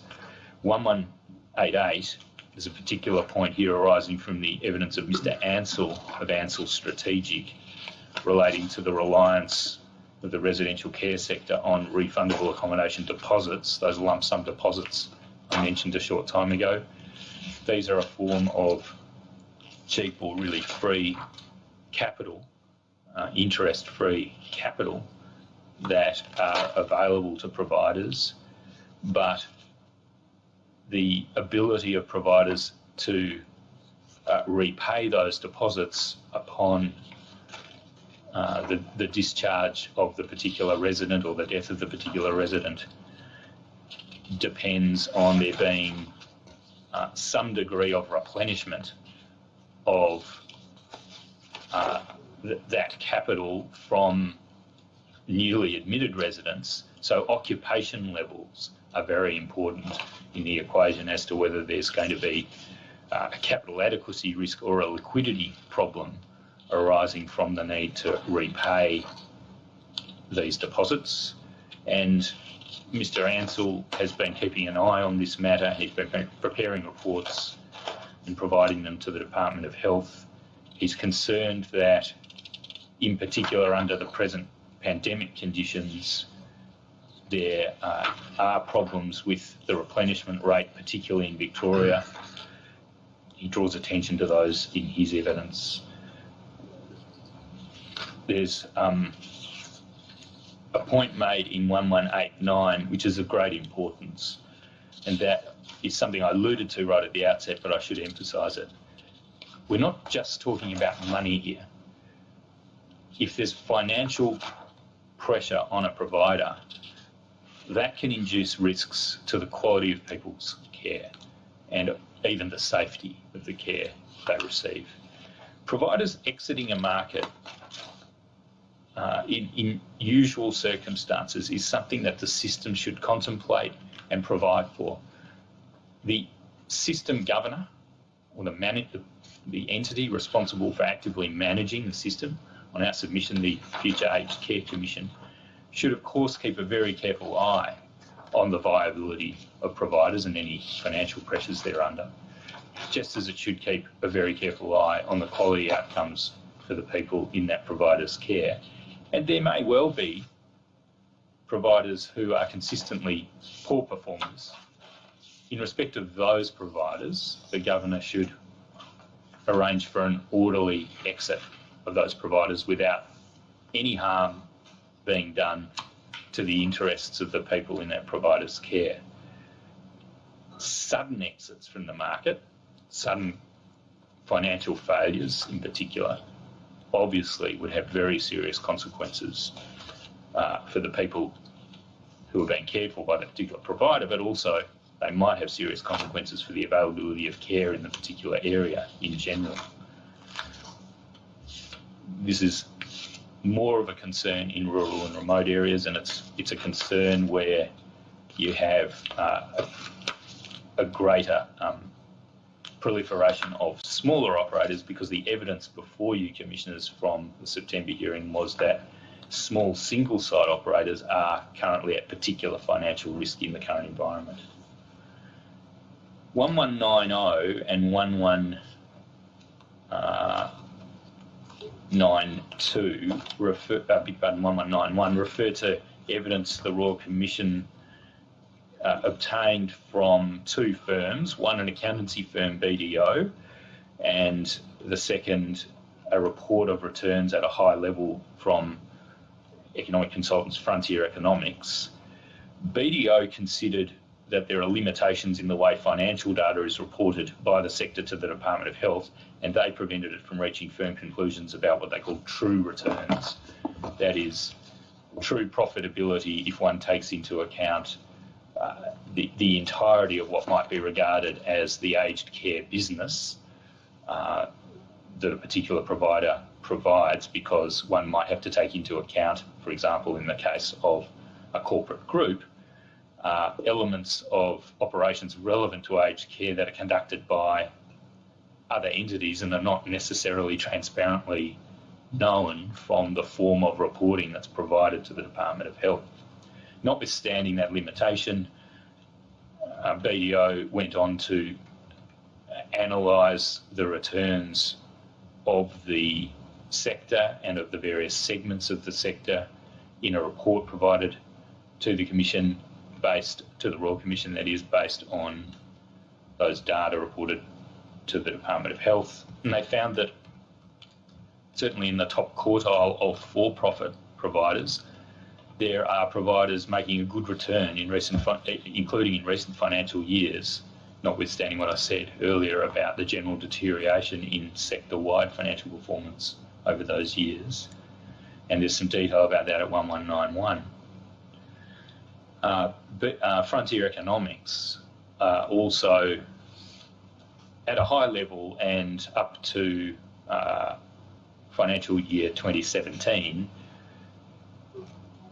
acknowledging that there was variation in the returns of the various providers, gave the opinion that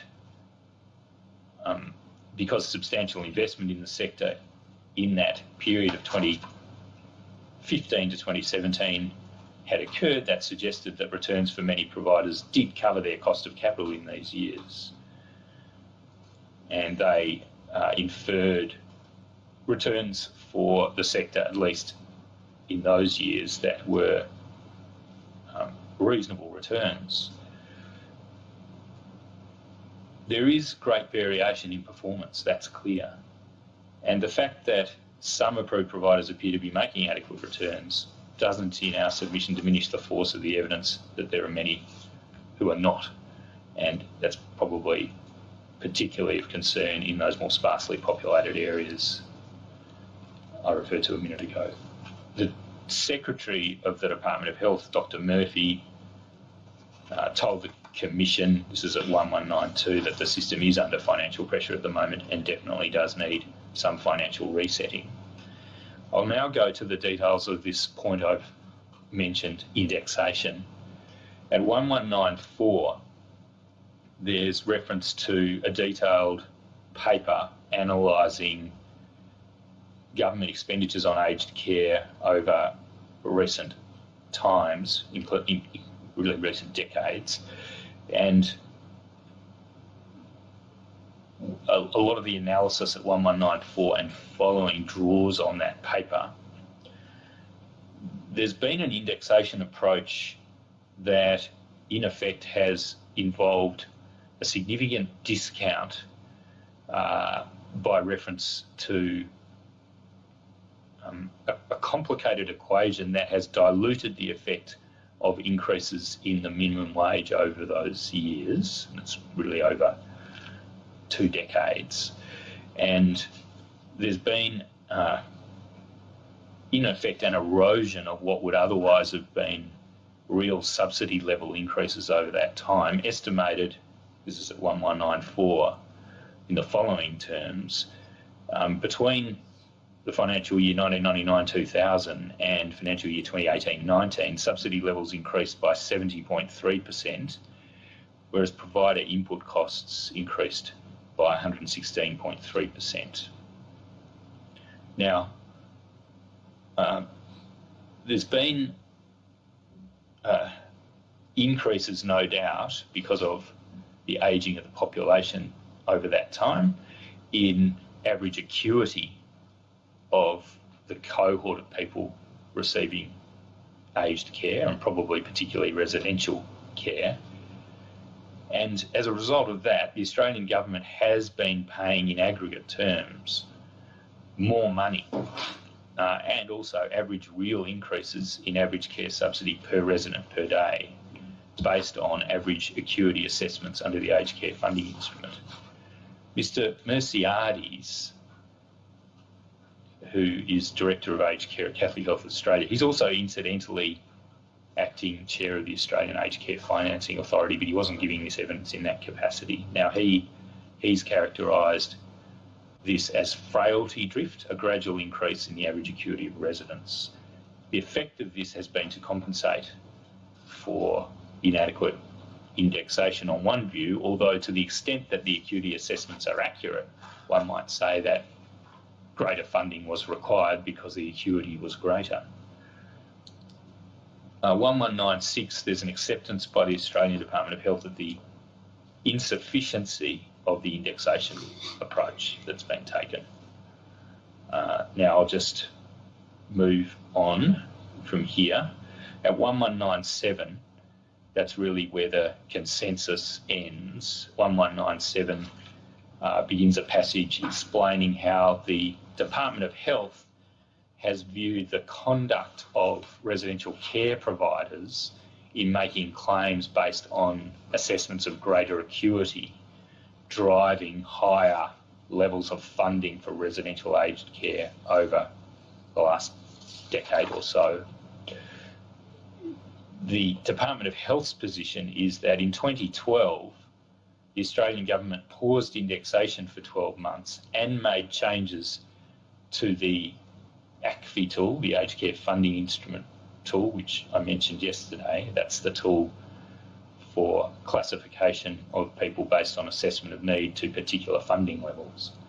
And that those changes were made to, on the department's claim, address concerns of overclaiming and to bring growth more in line with estimated sustainable funding levels.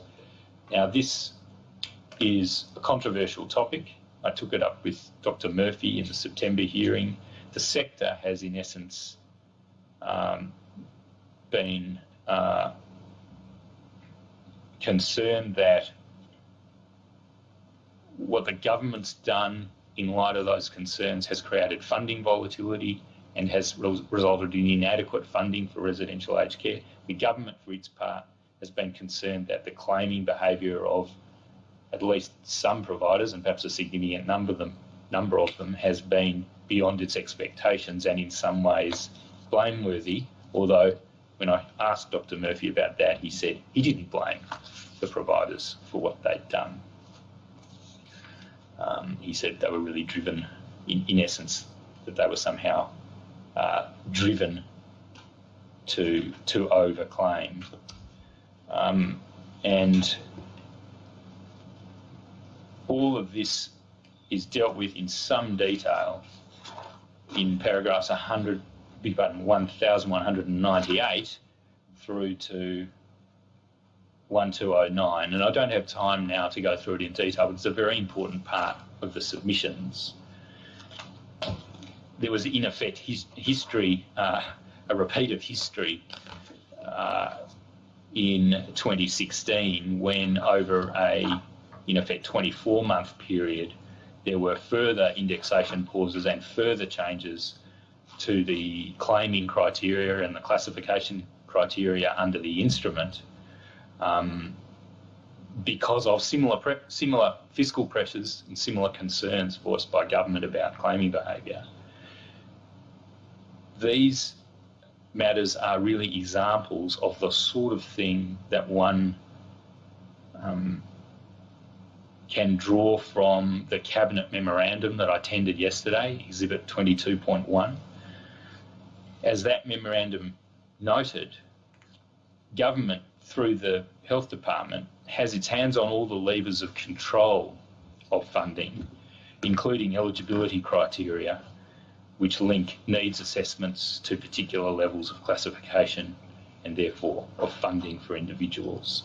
And what's happened in 2012 and again in the 24-month period following decisions in 2016, which is summarised in 1198, is that the government has taken two steps.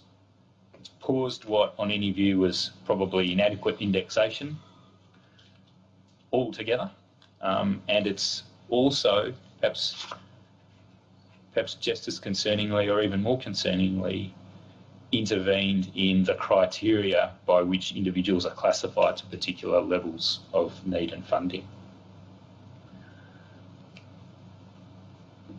These are examples of the sorts of things that can happen if the governor of the system is subject to the sorts of day-to-day fiscal pressures that ministers of executive government are under, and if there's a direct link between general governmental fiscal considerations and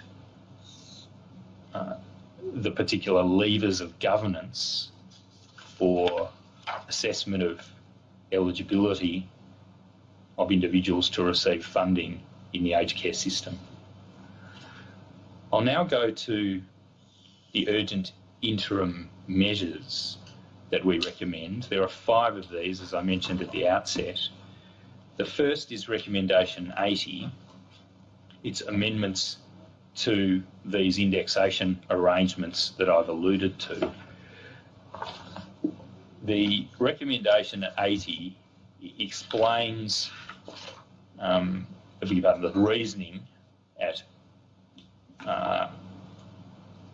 1210, 1211, explain the reasoning for the new proposed indexation arrangements in paragraph 80.1 inside the recommendation. There's a proposal that rather than adopting indexation based on a diluted form of movement in the minimum wage, there should be more attention given to the actual composition of the residential care workforce, and that drives one to a 45% and 30% attribution to personal care workers and nurses respectively, and to other goods and services, that drives one to a 25% attribution of the new formula to the consumer price index. And all of those metrics should not be diluted in any way, but should just apply directly as building blocks in the indexation formula. The next recommendation is recommendation 81, and the supporting reasoning is at 1212 to 1217. And a similar approach is taken to derive the building blocks of the new indexation formula that's proposed in recommendation 81 for home care, based on our best estimate of the composition of the workforce combined with the minimum award rates in the aged care award and in the nurses award, both instruments dated 2010. The next at 1218, we mention the Commonwealth Health Support Program, and we know that there's in effect been little growth in those rates in those grant agreements for some time. We haven't made a recommendation specifically about this. Further data would be needed, but we've raised that as an interest, as a point of interest and a point for further investigation. And we've proposed a different weighting for the wages component compared with the other goods and services component due to data in one of the Aged Care Financing Authority reports. We've then moved to a recommendation 82, on immediate changes to the basic daily fee. And this is a recommendation Mr. Rozen mentioned yesterday. It's a very important recommendation for an interim increase in the basic daily fee of $10 per resident per day for all residents, on condition that the relevant approved provider for the particular residents should first undertake in writing to the government that the provider will conduct an annual review of the adequacy of the goods and services it has provided to meet the basic living needs of residents, and in particular their nutritional requirements, throughout the preceding 12 months, and a written report of that review, and that the report will set out the provider's expenditure to meet basic needs of residents, including their nutritional needs, and changes in that expenditure, and that the governing body attest that the annual reviews occurred and give the report and the review to the new Aged Care Commission, or before its establishment, the administrative implementation unit that we're recommending at the end of our submissions in recommendation 1, 2, 3. Now, in the event of a failure to comply with those transparency requirements, the provider will be required to repay the additional funding they've received. And that debt can become a set-off against future funding entitlements. Provided those conditions are met, in our recommendation, that's something that should begin very, very soon. We see no reason why it shouldn't be ready to go only a few months after the final report is delivered. So we've proposed the date of 1 July 2021. There's a focus there on nutritional needs. There isn't a hard requirement to spend the money on nutritional needs, or indeed a hard requirement to spend the money on particular basic needs, but there must be transparency. Next, recommendation 83, changes to the viability supplement. That's the supplement mentioned in the session just before the break on rural for rural providers to redress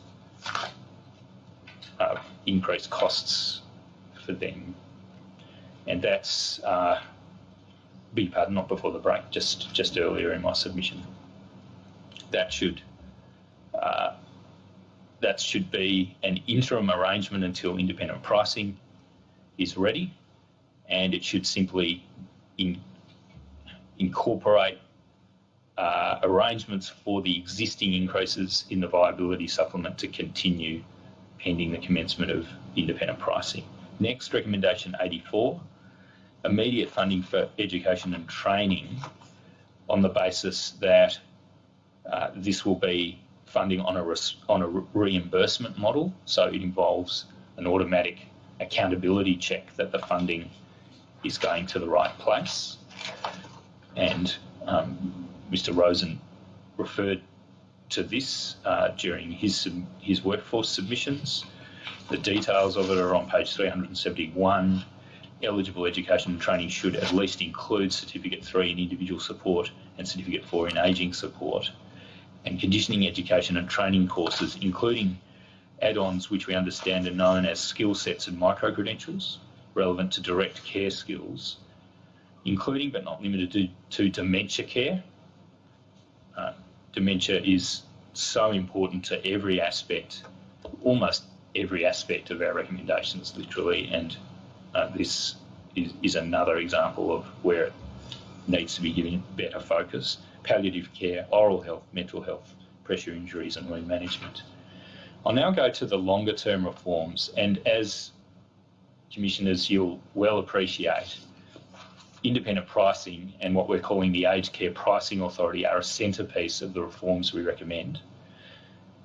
In the passage that follows under the heading Aged Care Pricing Authority on page 372, we make two recommendations, one about the particular functions of the Pricing Authority. You'll remember from the system design section that we've already proposed a recommendation for its establishment. Now we go to the detailed functions of the body. The second recommendation is a recommendation about requirements being imposed on approved providers to participate in and cooperate with the activities of the Pricing Authority. This is a critical matter because the authority can only work with the information it's got. It needs detailed data on which to perform its cost studies, and cost studies will be of the essence of its performance of pricing functions, and that's, of course, as you can see from its name, one of its core functions. It's not its only function on our submission.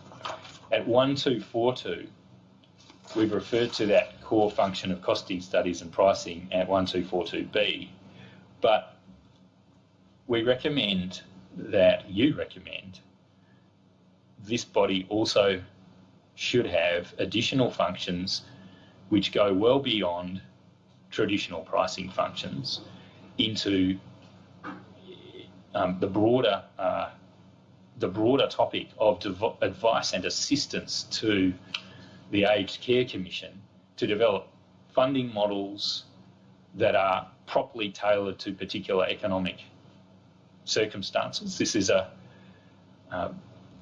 very variegated distributed market, as we know, or distributed system. In fact, there isn't a workably competitive market in many locations and in many service lines. It's of the essence to have expert assistance in developing funding models that are tailored to particular needs, including local needs or the needs for services that meet diverse requirements. And C, 1242, C is where we raise the broader role of considering forms of regulation, economic regulation, including price regulation, that may be appropriate to protect the consumer here being the person who needs aged care, and that aged care is going to be either paid for by a user contribution from them or by a subsidy paid on their behalf by government. Either way, there's going to be a price charged by the provider for the services given to that older person. In many cases, that older person will be vulnerable to price gouging unless there is some appropriately tailored form of intervention, economic regulation by the Aged Care Commission on the advice of the Aged Care Pricing Authority. Alternatively, the Aged Care Pricing Authority might have a direct regulatory role. Price caps are limitations on the prices that can be charged, relevantly here, between an approved provider and the person who needs care or government, if government is paying the subsidy. And those price caps are one form, a fairly extreme form of economic regulation, or a fairly heavy-handed form of economic regulation. There are various other options that are available.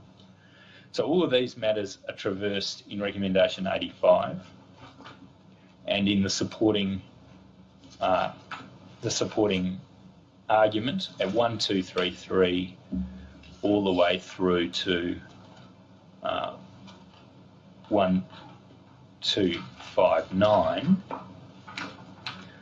I won't spend too much more time on this, but I will just say that one of the points raised in the evidence, of course, this is at 1245, is that the Independent Hospitals Pricing Authority could be considered as a model for the independent pricing functions which should be performed by the Aged Care Pricing Authority.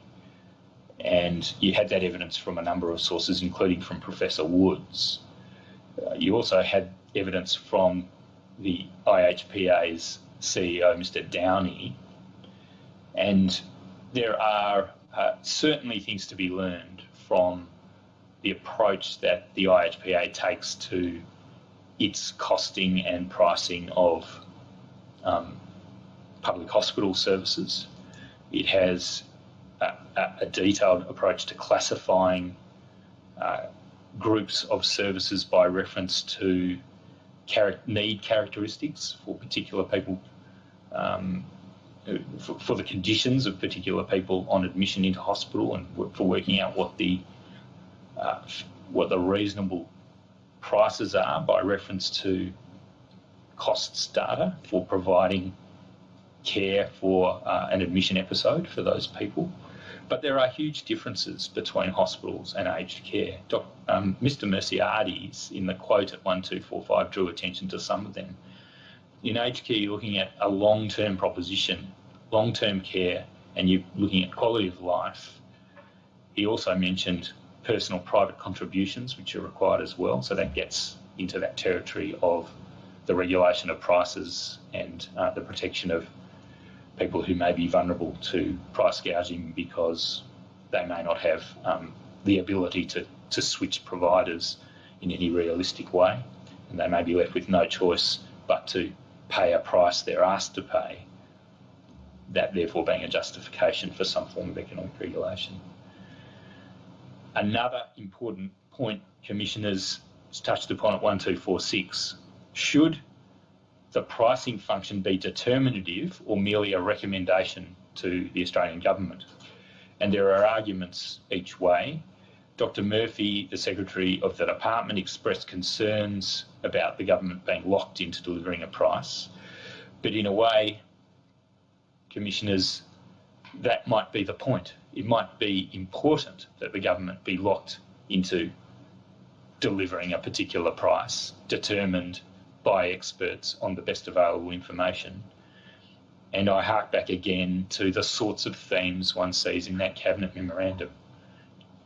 It may be desirable to remove the levers of control over these matters well away from the day-to-day concerns, including fiscal concerns, of executive government. The economists you heard from included Professor John Pigott and Professor Henry Cutlett. There's some evidence from them at 1249 on arguments for a determinative price-setting function, including addressing this problem of volatility of provider revenue. That volatility can, of course, be caused by policy changes, and Professor Cutler in particular made some points about the increased costs to the system through increased investment costs, including borrowing costs, if there is volatility and unpredictability in future revenue streams. There's also some points made, this is very important to get submissions on this, Commissioners. At 1251, we've made some points about how should the funding be appropriated and made available. We've proposed a special appropriation of funding consistent with this vision for a new aged care system being a demand-driven system. That seems the best approach. We've also proposed for the Australian Aged Care Commission a corporate Commonwealth entity structure with a governing board, one member of whom would be the presiding commissioner, who'd be a direct appointment by the Governor-General. The structure should, of course, be the subject of close scrutiny, and we welcome and invite submissions in particular on that structure and on the best form of appropriation or other aspects of funding arrangements that might be administered by that body or by an alternative body. We've then got a passage from 1252 on economic regulation. I've already touched upon the role that economic regulation can play. I won't go into that any further, but we commend that passage to you as well, Commissioners.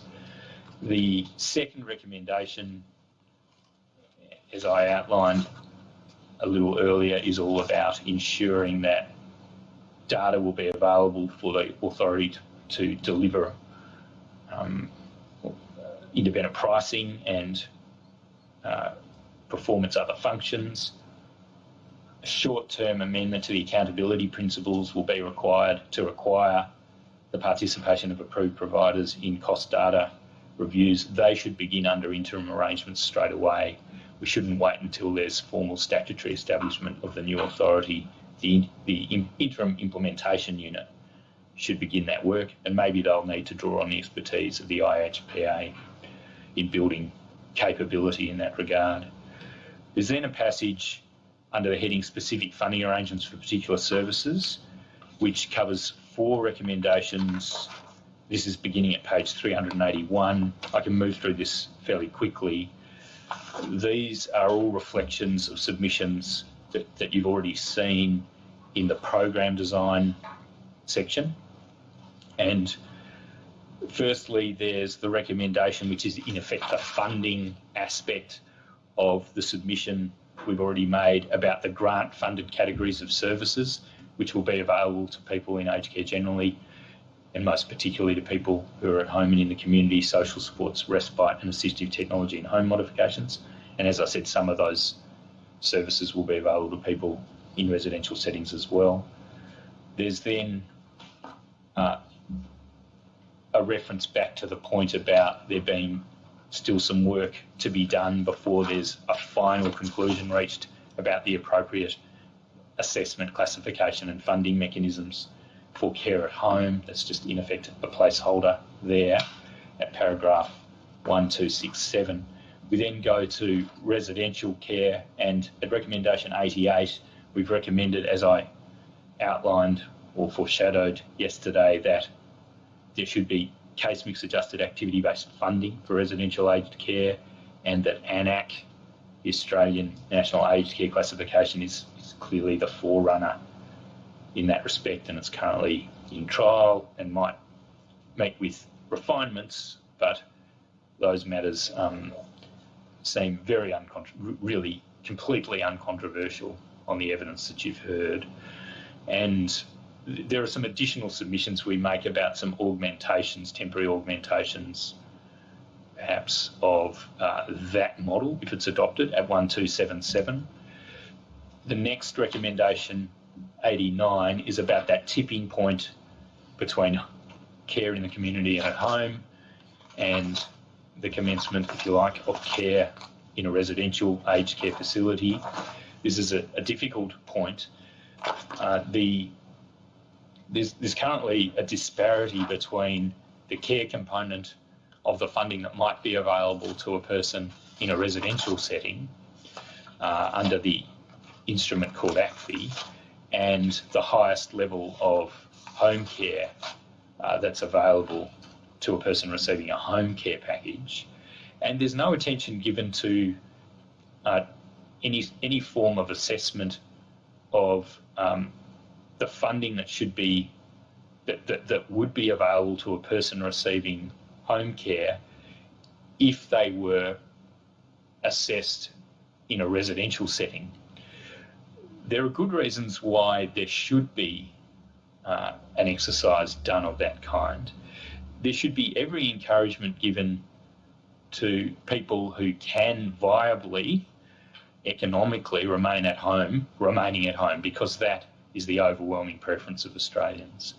And there should be, in effect, cost neutrality or competitive neutrality established with respect to the care component of the subsidy that government makes available for people in home care on the one hand and residential settings on the other. So we've made a submission that there should be parity in the form of a ceiling for amounts payable for care at home referable to the amount that that individual would receive if they were assessed as receiving care in a residential setting. That's 89. We then conclude that section with recommendation 90, which is simply in addition to the assessment principles, but we find it, in our respectful submission, a persuasive addition. It's making a change to the principles so that a provider is not going to be incentivised in ways in which the current assessment framework might do to emphasise the dependencies of a particular person or the deterioration in their condition, but rather the approved provider will be incentivised to do everything they can to enable the improvement of the person in care and the attainment of greater levels of independence by that care. And the way to achieve that is to make sure that the provider isn't going to receive less money if the person is enabled and achieves greater levels of independence. And there are two ways in which this is done.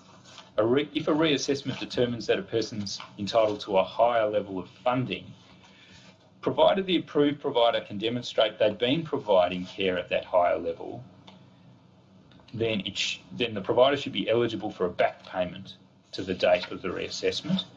And secondly, a resident shouldn't be required to be reassessed if their condition improves under the care of a provider. So if they've been assessed as needing care on a particular level, based on a particular level of dependency, but they actually achieve more independence for a time, then the provider should still be able to retain the funding that's provided at the higher level of need. We then, under the heading accountability at the foot of page 388, move to 3 recommendations which are designed to improve the measures for accountability for the funding that's provided for aged care. They are the reporting of staffing hours, and that's an important measure to complement the recommendations we've made through submissions Mr. Rozen made in February, and which is again returned to and refined yesterday on mandatory staffing levels and mixes of different skill categories.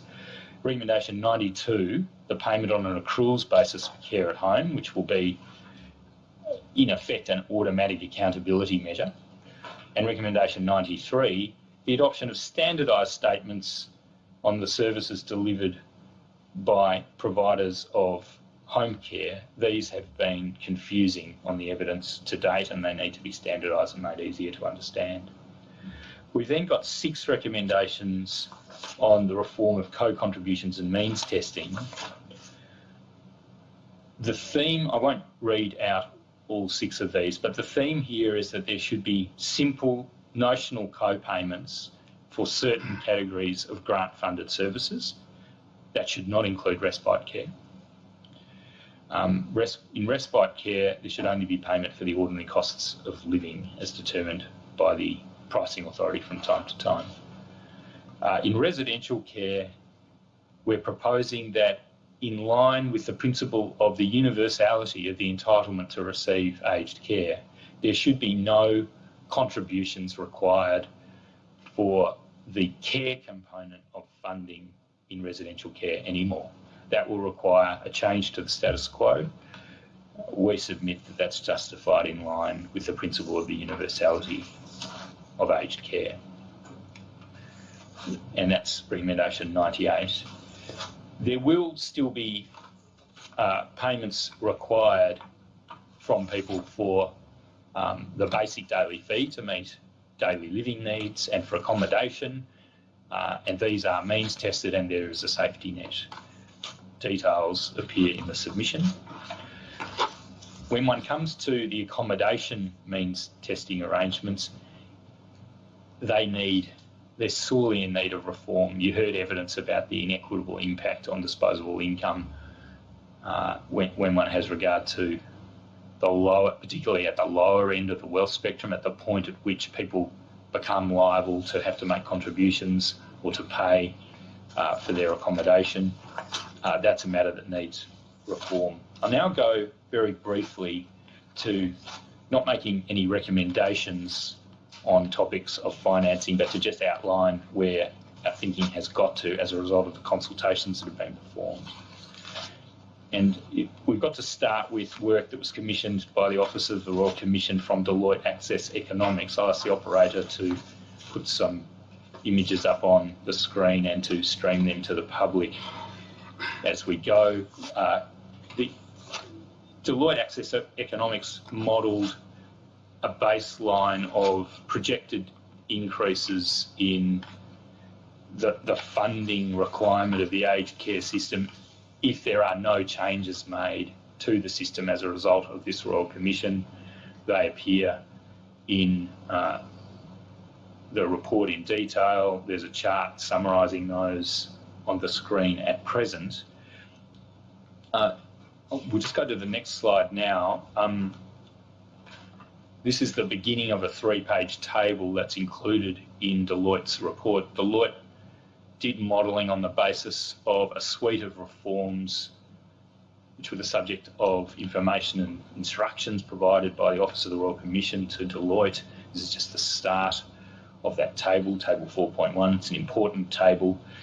There was then, in part 4 of the report, modelling of a series of outcomes based on those reforms.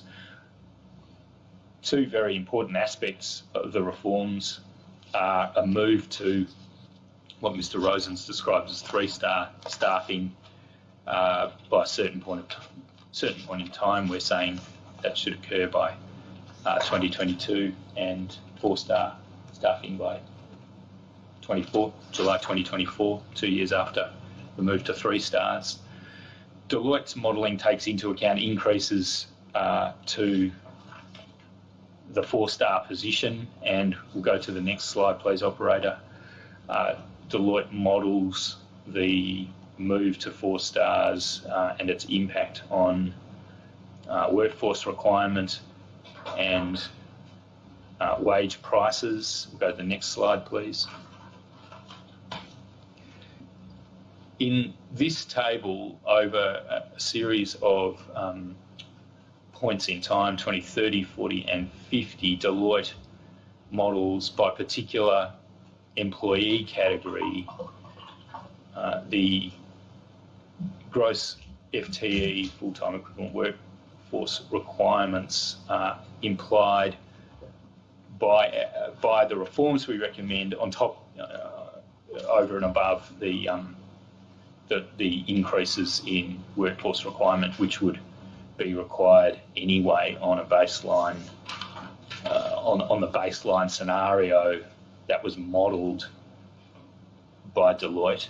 And I can just tell you, Commissioners, that if we go to 2050 and we look at the overall workforce requirement estimated at 363,530 people, or FTE, full-time employee equivalent people in 2050, on the baseline modelling that was done, that figure would have been 316,518 people. So we're talking about the addition of about almost 50,000 more people to the workforce required by 2050 if the reforms recommended by the Royal Commission are in line with Counsel Assisting submissions and are then implemented by government. Now, as I've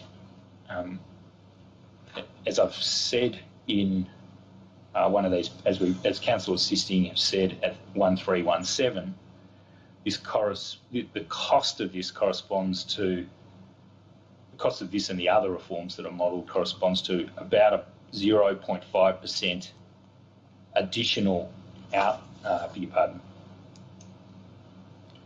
additional outlay in gross domestic product by 2050, which is about another third of what the projected budget for aged care would have been in the absence of the reforms. Now, thank you, operator, you can stop streaming those. The financing task is therefore a very significant one. Aged care in Australia is currently financed by a mix of pay-as-you-go public financing sourced through general taxation and private contributions in the form of means-tested fees and co-payments for certain services. It has never been financed from a dedicated and committed source, and there's no guarantee that governments will make available sufficient funds to meet future needs. The Royal Commission released consultation paper 2 in the middle of this year, or in June, and it examined various options based on a review of models for financing of aged care in Australia and overseas. And that consultation paper attracted a diverse range of submissions, and there's a taste of those in the written submission we've provided to you, Commissioners. And as you know, in the hearing 4 weeks ago, you also heard from a number of very eminent witnesses: the Honourable Paul Keating, the Honourable Peter Costello, Dr Kenneth Henry, Professors John Piggott, Michael Sherris, Naoki Kagami, and the Secretary of the Australian Department of Treasury, Dr Stephen Kennedy, and his colleague, Ms Jenny Wilkinson, among others, on these matters. All of that material is going to be, no doubt, taken into account very carefully as you prepare your final report. We don't propose to advance any particular recommendations now on any of this material. But what emerged from it includes exciting potentials to secure a more sustainable and reliable source of public financing for aged care. This could have benefits in instilling and building community confidence in the reliability of the system, in the same way as, for example, the institution of a Medicare levy has led to public confidence, one might argue, in that system, even in the absence of formal arrangements for hypothecation of that levy to the particular purposes of funding healthcare services. In the paragraphs that follow, 1322 through to 1328, we outline some preliminary ideas on the topic of the hypothecation of a potential future levy dedicated to the purposes of funding or contributing to the public funding and financing of the aged care system. There are a range of issues that need to be thought through, and there are other options that could be formulated to help achieve the desired system in which we can all have confidence. For example, additional insurance and savings products linked to current superannuation and retirement incomes arrangements really merit detailed consideration. They could combine deferred annuity and aged care insurance products, for example. They could be voluntary, or there could be some aspect of incentive or even compulsion attached to products of that kind. And all of these considerations should inform your recommendations on this topic in the final report in our submission commissions. Capital financing, I won't say anything about this. There's a detailed written submission which in effect is something by way of a preliminary or interim report on a consultation process that has been taking place over recent weeks. Capital financing here, referring, as I mentioned a little while ago, to the means by which approved providers of residential care services should obtain the capital they need to invest in the replenishment and replacement of their capital assets, which are critical to providing residential care. That's the end of our submissions on part 315. Thank you, Mr. Gray. I understand that Commissioner Briggs would like to add something on this topic. Yeah, thanks, Commissioner Pagani. Just a very short comment in relation to the comment you just made, Council, about not making a recommendation on future capital funding for the sector. I'd encourage you to give further consideration to that as we go forward, because it's a very important issue, particularly with the future of RADs under consideration. And it would be helpful if we could make clear recommendations to the government in our final report. So thank you. Thanks, Commissioner. Thank you. Yes, Mr. Gray. Can I turn now to part 3.16, entitled Prudential Regulation and Financial Oversight? This is a section of our submissions covering 10 recommendations. Many of these recommendations, in particular a recommendation to empower the future governor of the system on our submission, the Aged Care Commission, to implement a regime of more rigorous financial reporting. Many of these recommendations, like that one, are complementary to the accountability measures that I mentioned at the outset of my submissions on the preceding part. There are really two principles that flow through this section of our submissions, and they reflect two policy goals which are perhaps related but really merit distinct consideration. And by far the most important in my submission is the point I alluded to about an hour ago. Financial performance, and in particular pressure of a financial nature on a provider, can be a red flag that that provider is running into difficulties which might imperil the continuity of the care it provides, or the quality or even safety of the care it provides. It's here that there's an inextricable connection between the need to monitor the financial performance of providers and do so closely and in as timely a fashion as possible, and the need to also keep a close eye on the quality outcomes that are being delivered to people in care. The two should be considered together, and they should be conducted under the same roof and in close consultation with each other. If there are separate officers responsible for those functions, and that might be understandable, but there needs to be very close connection between those respective employees or officers.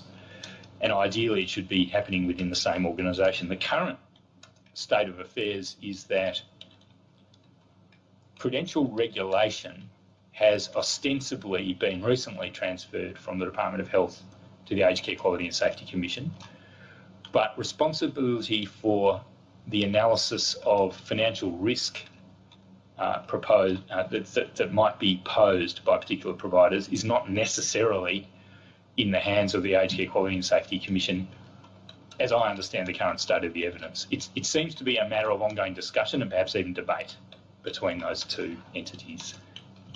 I think there's agreement in principle between them that there should be close consultation between them on these matters, but they aren't being exercised by the same organisation.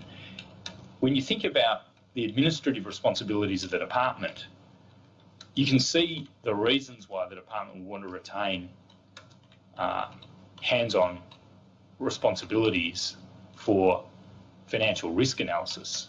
That's because the department is providing the funds. The department is also directly commissioning some providers. The department is managing the system and administering the program. It's very important to understand what the financial reports of providers are saying in order to discharge those responsibilities properly and to know about impending financial failures and so forth. But this is a topic on which one can see a strong argument for a union, a consolidation of system management functions with quality regulatory functions, provided, of course, all of those functions are exercised separately from direct executive government control. You wouldn't have safety and quality regulatory functions ever directly exercised under ministerial control. You'd always have to have those in a separate institution. The second important theme running through these recommendations is connected with the refundable accommodation deposits, which you just mentioned, Commissioner Briggs. These represent about $30 billion in assets that are, $30 billion really in liabilities that are owed by approved providers to the residents who have deposited them as a condition of their entry into residential aged care, and they have to be repaid in due course upon the discharge or death of the resident concerned.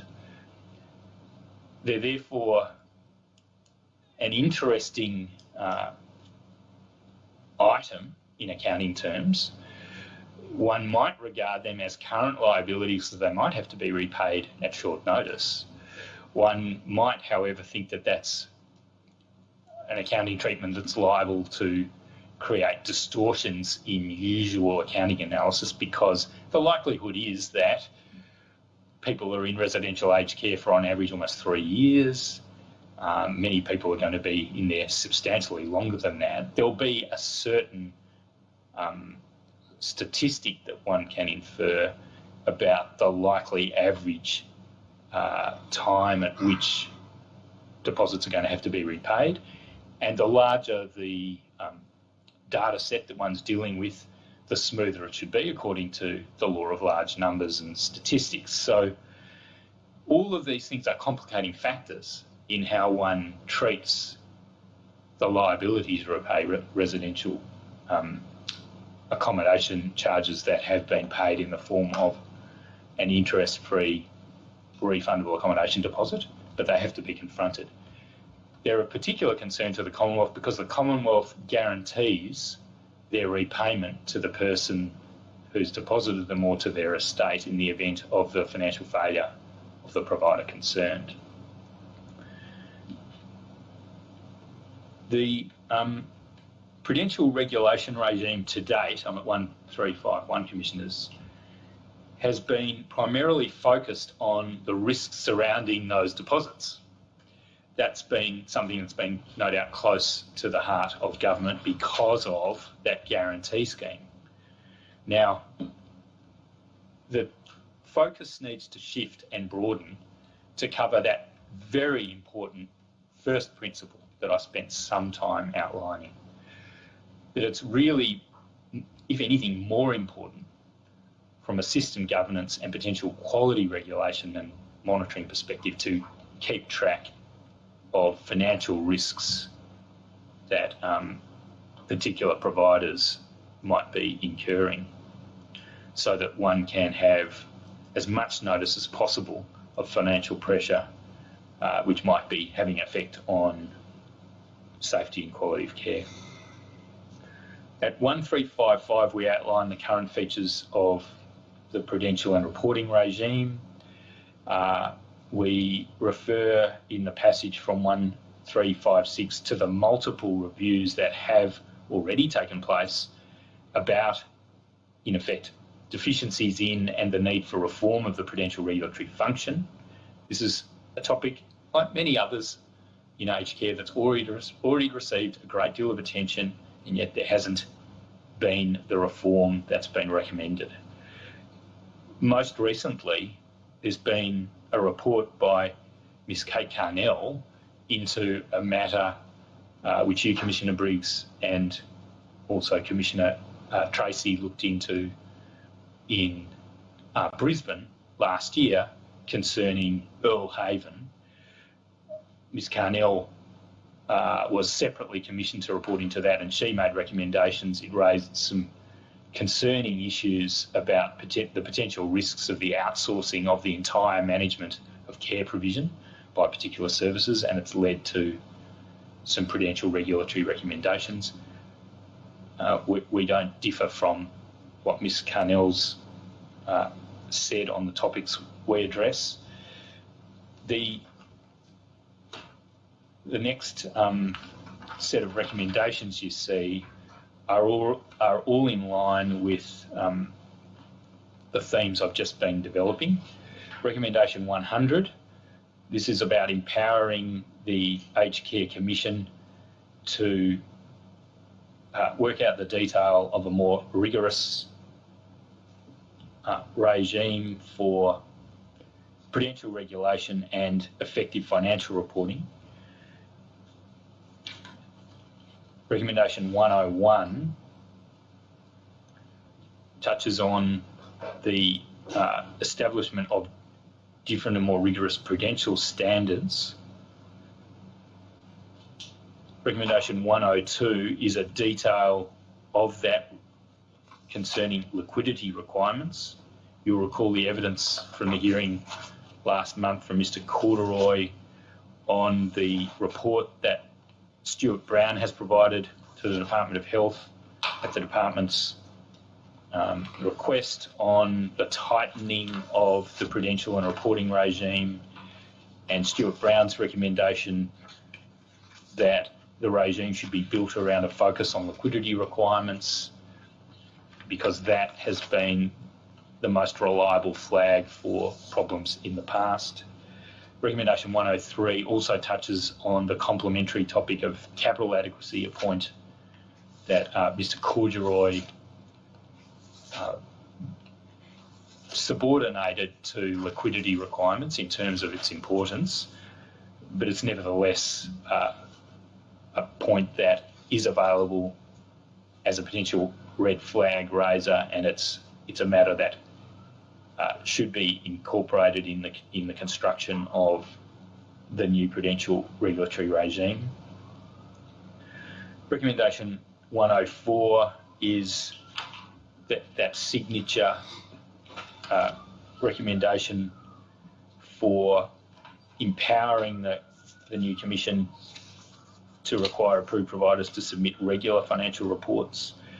The frequency should be far greater than the frequency of the reports that have currently been required, which are annual. The contents of those reports, although there have been a number of different reports required, the contents of them has left something to be desired, something that BDO observed and I mentioned in passing when we were looking at the evidence of the financial performance of the sector in that report that BDO had provided. That's the content. Frequency is also important because at present they're only required on an annual basis, and then the evidence is they come in the October following the relevant financial year and are then subjected to a first pass assessment and don't really get detailed scrutiny until I think it's early in the next calendar year. So one has the potential there for a deterioration to have occurred in the financial position of a given provider, but nothing will be known by those responsible for financial risk monitoring until almost potentially 2 years later. This is clearly not acceptable, and a more timely reporting regime is required. Recommendation 105 is an important recommendation and a new departure if it's accepted. It's a proposal for continuous disclosure of matters we're referring to as material information that come to the attention of an approved provider that relate to its ability or affect its ability to pay its debts as and when they become due and payable. That is intended to be a more stringent trigger than applies under general insolvent trading provisions. It's, for example, meant to focus the attention of the approved provider on questions such as whether its forecast revenues have fallen materially below what was expected, and or its forecast expenditures have increased materially above what was expected, so as to raise a material prospect that it may become insolvent down the line. We submit that a more stringent trigger point than the trigger point that applies under general law for insolvent trading is required here because of the public interest and the public importance in the continuity of the provision of high quality care under subsidised under subsidy arrangements that are funded by the Commonwealth. And the second limb of the continuous disclosure requirement at B is about material information that affects the ability of the provider or any contractor providing services on its behalf, and that's in effect picking up that theme that arises out of the Earlhaven case. The ability of those entities to provide or continue to provide aged care that is safe and of high quality to individuals to whom it's currently contracted or otherwise engaged to provide aged care. And upon material information under either of those limbs coming to the knowledge of the approved provider, there must be an immediate disclosure to the Commission. Now, I'll move to recommendation 106 and 107 and deal with them together. Before I do that, I'll just mention very briefly that recommendation 108 is a recommendation I alluded to a short time ago in speaking about recommendations made by Ms Carnell arising out of the Earlhaven matter. And I won't say anything further about that. We've explained it in detail at paragraphs 1443 to 1448. Moving then back to 106 and 7, these are a suite of proposed recommendations for improving the ability of the regulator to address matters arising in connection with financial risks. There need to be, in our submission, a broader range of powers available to the regulator, and of course on our system design submission that would in due course be the Aged Care Commission. And we need to have in the toolkit, if I can use that expression, available to that regulator, the ability to impose directions akin to the directions that APRA, the Australian Prudential Regulatory Authority, has under the Private Health Insurance Act, and they include matters concerning the use and treatment of funds entrusted to entities, because those refundable deposits are of a similar nature to funds that are entrusted to deposit taking, to private health insurers, and the power to impose civil and administrative penalties, enforceable undertakings, and sanctions. And we've set out details on the supporting reasoning in the paragraphs that follow, Commissioners, 1420 through to 1434.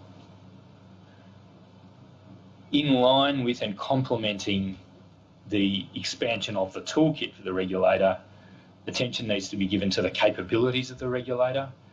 There's a deficit on the evidence in those core accounting skills, financial analysis skills that are so critical to really understanding what financial reports are saying and getting inside them and identifying risks that they present.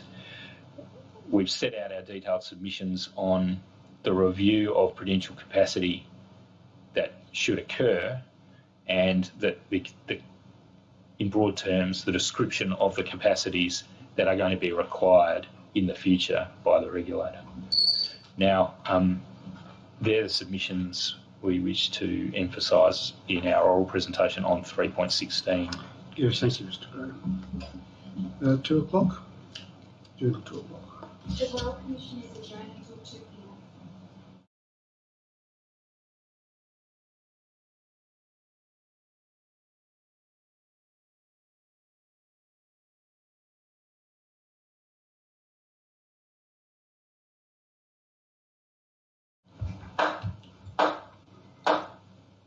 The Royal Commission is now in session.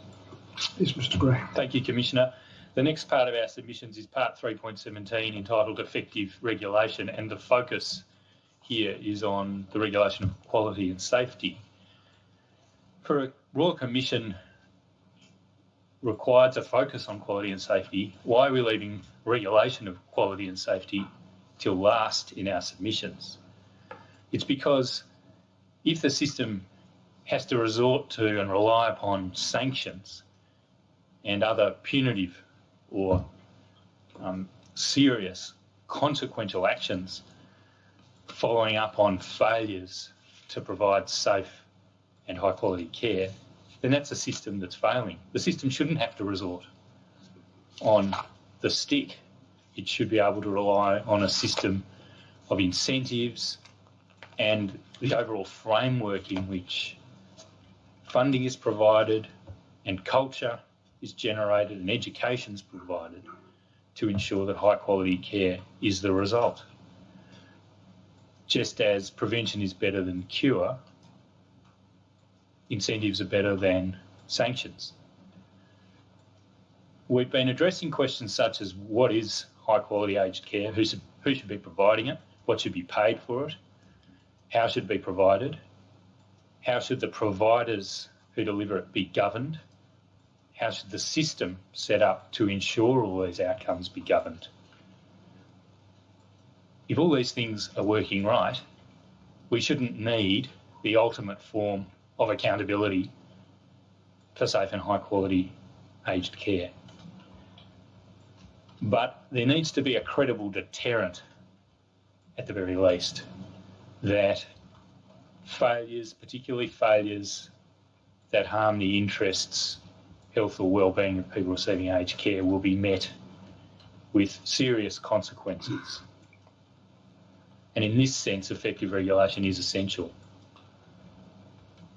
It's been frequent review and somewhat piecemeal reform on this front over some time. During the currency of this inquiry, there's been probably the most movement of all on this front, culminating in the concentration of most regulatory functions in the hands of the Aged Care Quality and Safety Commissioner and her commission. a milestone in the development of these steps was the review conducted in 2017 into the Commonwealth responses to failures at the Oakden Older Persons Mental Health Service. In 2017, those failures were examined in detail by Ms Carnell and also by Professor Ron Patterson, ONZM, and of course the Royal Commission heard from Professor Patterson in its Brisbane hearing last year. In a way, returning to this topic now is to close a circle of sorts, in that the Royal Commission heard from two very important witnesses in its very first substantive hearing in February 2019, Mrs Barbara Spriggs and her son, Mr Clive Spriggs, and they recounted their experiences following the mistreatment of Mr Robert Spriggs at Oakden. And the persistence of the Spriggs family in pressing their complaints, in spite of all obstacles, was one of the triggering events for this very inquiry, and let's hope that it will result in lasting change. Recommendations made by Ms Carnell and Professor Patterson in their review about improvements in aged care regulation have been implemented in our submission in a slow and haphazard way, and almost 3 years after the report was handed down, key aspects of those recommendations remain to be implemented. The current regulation of the quality of aged care in our submission remains inadequate. Professor Patterson put it this way: the regulation of aged care in Australia has paid lip service to the welfare of care recipients. The system fails to ensure the provision of safe, high-quality care and pays insufficient attention to the quality of life of aged care users. A shift in the system for regulation, along with the broader cultural and systemic shift we advocate, is needed. Again, I return, as Mr Rozen has done as well, to the point about putting people at the centre of the system. We've spoken about those people.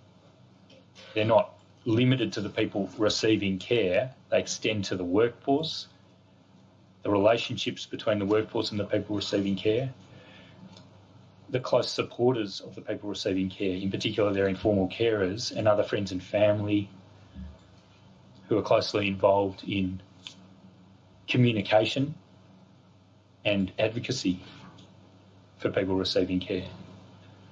Their voices need to be heard, and that should be central in the reconstruction of the system for the monitoring of quality and safety and for its regulation. Where issues with provider performance are identified, the regulator needs to be equipped with the resources and the powers needed to respond in a proportionate manner. And it's only in these ways that regulation will come to act as a genuine deterrent and a general deterrent. There needs, at the upper end of that regulatory pyramid, the Braithwaite model, which with you're familiar, Commissioners, there needs to be the likelihood of the imposition of strong sanctions where serious breaches have occurred. And it's only if there's the prospect of genuine accountability of providers, and we say that should include to personal accountability for those in key positions in providers, that there'll be the change that's required. I want to address a series of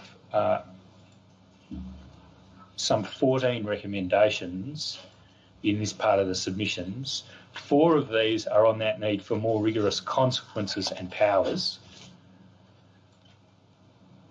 3 of these are on the theme of ensuring that the voices of those people at the centre of the system are heard and acted upon. And an aspect of those recommendations, Commissioners, leads to a somewhat different topic, a topic which might really be regarded as going beyond quality and safety monitoring and regulation. And we debated amongst ourselves in the council team as to where to locate these recommendations. These are recommendations that go beyond monitoring of quality and safety and extend to creating incentives for the improvement of quality standards on a system-wide basis. They include ensuring that more information about good performance as well as bad performance is disseminated throughout the system, with the beneficial effects that could have on consumer choice and on norm setting for other providers. And then we'll conclude with submissions on following up where things have gone wrong, where there's reporting of serious incidents, acting on coronial reports, and addressing the approval regime for providers, their suitability and fitness and propriety, and the capabilities of the regulator. So starting on page 433 with the heading Consequences for Breach of the General Duty, we have here two follow-up recommendations, Commissioners, that relate closely to the general duty which Mr Rozen has already outlined to you. And again, one could locate these recommendations alongside the general duty, or one could see them more as part of a framework of consequences for serious breaches, and we've, for the purposes of these final submissions, chosen the latter course. The first recommendation, 109, provides for a civil penalty for certain contraventions of the general duty. The general duty is in broad and normative terms, and rightly so, and it refers to ensuring that safe and high quality care is provided. The definition of high quality care will be ambulatory over time as practices improve and as learning is developed. Standards will, we anticipate, be refined. For the purposes of this civil penalty provision, there is in effect detail fleshed out on the concept of high quality care by making a link with the standards of quality and safety that are imposed at the time, presumably under subordinate instruments made under the aged care legislation of the time. So the new Act should provide that on application by the Aged Care Commission to a court of competent jurisdiction, the following is a contravention attracting a civil penalty: a breach by the general duty, a breach by an approved provider of the general duty, accompanied by giving rise to harm or the risk of harm to a person to whom the provider is providing care, or, and this is in the case of omissions to give care, to a person to whom the provider is engaged under a contract or understanding to provide care. And there's a third, in effect, definitional requirement. The failure, if it's a failure alleged to be a failure to provide high quality care, is taken to occur if and only if there's been a failure to comply with one or more of the then applicable quality standards. And there's a provision, a follow-up provision for accessorial liability for directors, key personnel and any other person who's knowingly involved or aids, abets, counsels or procures or induces in the familiar language. That person is a person defined as being involved in the contravention. 1458, Commissioners, please note this point. This is a reference to a coronial inquest and report. In findings into the matter of the death of Dorothy Baum, who was a resident of an aged care facility, who was living with dementia and who died after being physically attacked by another resident, the coroner in that matter concluded that there had been a gross dereliction of proper management on the night in question. And I'll just omit the next two lines and go to the concern expressed by the coroner about the aged care framework not producing an outcome commensurate with the seriousness of the events that had occurred, and the coroner's concluding comments, including the concern that senior management and the governing bodies of aged care providers should be subjected to a system of personal accountability when standards of care are not met. Only by adopting a scheme in which there is some personal risk to those involved in the management of aged care providers at the highest level could the public be confident that an event such as the appalling treatment of Mrs. Baum in life and then in death could not happen again. These are powerful points which we enlist in support of the recommendations we propose. Again, Commissioners, 1459, there's support to be derived for our recommendation in the Aged Care Quality and Safety Commission's own advisory panel's options paper supporting the imposition of legislated financial penalties on directors or key personnel in appropriate circumstances where an approved provider is not operating to the expected standards.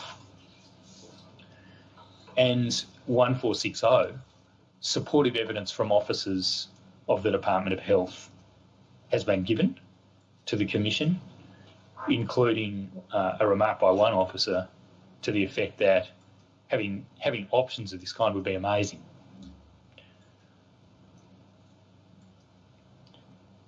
I won't outline the rest of the submissions, but we commend them to you, including the parallels to be drawn with work health and safety legislation and environmental protection legislation. The next recommendation, also a follow-up in respect of breaches of the general duty, recommendation 110, would confer a private right of compensation for certain contraventions of the general duty. And this will be familiar from other legislation, including the Competition and Consumer Act. But where there's been a contravention, it should be permissible upon application of the regulator to a court of competent jurisdiction for a compensation order to be made. But in addition, and this is the private right of action, a person who has or is acting on behalf of a person who's suffered loss and damage as a result of a contravention should be able to bring a private right of action for damages, for loss and damage arising from that contravention, and should be able to rely on findings or admissions in any earlier proceeding about the contravention in question. I'll go now to the next heading. I'll skip over the supporting reasoning at 1463 to 7. The next heading is wider range of enforcement powers. There's one recommendation here of far-reaching scope. I've already opened this point about the need for a wider range of enforcement powers, and I've mentioned in the context of prudential regulation the advisability of recommendations on this topic in that context. This is similar. Can I just mention in particular paragraph C of recommendation 111? It would be a power, it would propose a power to appoint, I beg your pardon, C is in similar terms to an existing sanction power but a little wider. It's a power to impose a sanction to be applied on a non-compliant provider, revoking the provider's approval unless the provider agrees to the appointment of an external administrator or manager. I said a little wider, it's in fact very substantially wider. The current power which resembles this power only relates to the appointment of an advisor or a manager of a service. This would be an administrator or a manager of the provider itself. Can I also draw your attention, Commissioners, to the extensive power in 111B, which is a power of direct appointment of an external administrator of a provider or of specific assets or undertakings of a provider, which might, for example, include a particular residential aged care service or a home care service. We've set out our supporting reasoning in 1473 to 1479. We've included in subparagraph A of the same recommendation a proposal about a broader suite of powers drawn in familiar form from the Regulatory Powers Act. The appointment of external manager point is addressed in particular at 1475 and following, and our justifications for recommending the conferral of such a far-reaching power are set out in the paragraphs that follow. We turn now to the related topic, on which there's one recommendation, of a strengthening of the investigatory powers of the quality regulator. And we're recommending that this take place as an augmentation in the near future of the Aged Care Quality and Safety Commission's powers. These recommendations, along with a lot of other recommendations that are intended to be of ongoing effect, these are intended to apply not only as an interim measure, but also to continue on under whatever new structure the aged care system has in the future. And as you know, Commissioners, our submission is that the very important work of the Aged Care Quality and Safety Commission would be carried on by and subsumed into the new Australian Aged Care Commission on our submissions. So those powers would be available to the Australian Aged Care Commission once it is up and running. These powers are intended to, in effect, mirror the sorts of powers that the Commissioner of Taxation has, for example, in respect of the administration of taxation laws. That was a point picked up in the prudential regulations section as well. There should be the ability, where there are prudential concerns, for example, or even where there aren't prudential concerns, for the regulator to be able to, in effect, randomly investigate or audit. Now, the powers here are needed in our submission to fill out some existing powers which are currently quite circumscribed as to the topics on which they can be exercised. So paragraph A of recommendation 112 would round out the existing powers the Quality and Safety Commissioner has in respect of conducting inquiries, including requisitioning documents and conducting examinations, but would extend those powers beyond the currently enumerated topics into inquiries about complaints or reported serious incidents.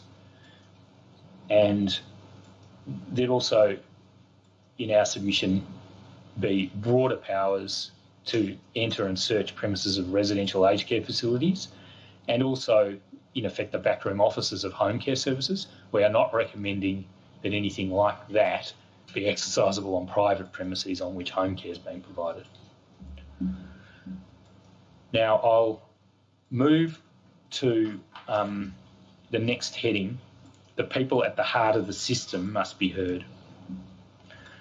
And there are two ways in which this needs to occur in our submission, and then there's a follow-up provision about protection of people who raise issues. The two ways in which this needs to happen are through an expanded use of what have been referred to as consumer experience interviews and reports. These are a very important measure to gauge what the people who are actually receiving services or their close supporters know and think about the services they're receiving. There is no better source of information about potential risks to quality and safety than asking the people who are living with those services day by day what is going on. And there are some measures in place, at present along these lines. They are essentially, in effect, variable by the Aged Care Quality and Safety Commissioner according to her capabilities and her judgment of conditions at the time. They've waxed and waned a little in the scope in which they've been employed and deployed. We submit that their centrality in quality and safety monitoring should be cemented into the system, and there should be the measures in recommendation 113 ensuring, in particular, for example, that interviews should comprise at least 20% of the people receiving care of a particular service when there's a quality review or a review audit of that particular service. That those the reports of those interviews should be taken into account in regulatory decision making, including those important key decisions on accreditation, and that there should, this is D, that there should be, in effect, all year round online real-time avenues for providing information of the kind that is captured in those interviews and those reports. It shouldn't just be a one-off that happens to occur whenever perhaps a cyclical accreditation occurs, which might only be every 3 years. Now, 113C is in a slightly different category, and this is a segue into the topic I mentioned at the outset about lifting quality by publishing the results of consumer feedback. There's a sort of a two-way element there. There's a negative incentive of a kind, that is, if the reports are no good, then the provider is provided with an incentive to ensure that never happens again, and that they need to lift their game. But perhaps even more importantly, there's a positive incentive involved there, and that is that information about well-performing providers will be disseminated out through the National Information Service into the system, so that other providers can take note. There'll be a normative effect, at least theoretically, one would hope, in practice, on lifting standards throughout the system if this is done right. Now, I'll come to the other quality incentive elements of what we propose in just a minute, but before going there, I'll finish off on raising the consumer voice and giving it that centrality in the system. Recommendation 114 is improved complaints management. Now, there's quite a lot of detail in recommendation 114, and I refer back to the persistence of Mrs. Spriggs in pressing her complaints. Complaints are absolutely of the essence of ensuring that things are picked up, hopefully in a timely way, and matters that raise systemic concerns are nipped in the bud. We've made submissions already about the functions of the Aged Care Commission, and we've, at least in writing, I didn't spend a lot of time on it in oral submissions, and I don't have time now, but we've developed the features of the complaints scheme in some detail in this submission, and that's a scheme that would be operated by a dedicated assistant commissioner of the Commission. It's essential that the complaints scheme have a powerful advocate within the system. It's also essential in our submission that it be connected with both quality and safety monitoring generally, because it's a very important source of intelligence, and also systemic review, for the reason I just identified about nipping issues in the bud. The Inspector General has an important role here, and we anticipate that the Inspector General will receive, either on referral from the complaints scheme or directly, complaints that raise systemic issues, and will monitor systemic issues and the performance of the complaints scheme more generally. Now, I need to move through this, so I just commend to you, Commissioners, the supporting reasoning at 1504 through to 1515, and that discussion of the complaints scheme concludes on the need to be transparent about what the complaint scheme is telling the Commission about the system. There should be more detailed information that's made available at present, de-identified, of course, about trends in issues. The reports could contain information at a provider level. They shouldn't, unless the complainant has consented, of course, reveal who the complainant is. The role of advocates is then picked up at 1519, and this closes a loop on recommendation 7, which I outlined to you yesterday when I was addressing system design. Advocacy needs to be strengthened. Its reach isn't yet broad enough. It doesn't appear to have the funding it requires. I addressed you on that. Advocates need to be sufficiently resourced and available to provide support to people who wish to make official complaints. There's been information recently, of course, published by, it was commissioned by the Office of the Royal Commission, but it was a study conducted by NARI. Mr. Rozen spoke about it yesterday, the National Ageing Research Institute, Inside the System, Aged Care Residents' Perspectives. This is a foot of page 447, Commissioners. Disturbingly, while there were quite a number of respondents to the NARI survey, with respect to residents of aged care facilities, not a single resident had made a complaint to the Aged Care Quality and Safety Commission. And even when one takes into account complaints made on a resident's behalf by a close proxy, only about 1.8% of concerns which had been harboured by a resident led to an official complaint to the Commission. Now, what one might think, oh, well, it's possible to draw comfort from that. In fact, you can't draw comfort from that, because the same survey indicated that there was a very high level of dissatisfaction with the internal handling of complaints that had been made to providers. So if you put those two things together, you have a disturbing picture of near apathy or perhaps ignorance on the part of residents and those closely supporting residents about the avenue of taking an unresolved complaint forward to the regulator or to the complaints scheme. Now,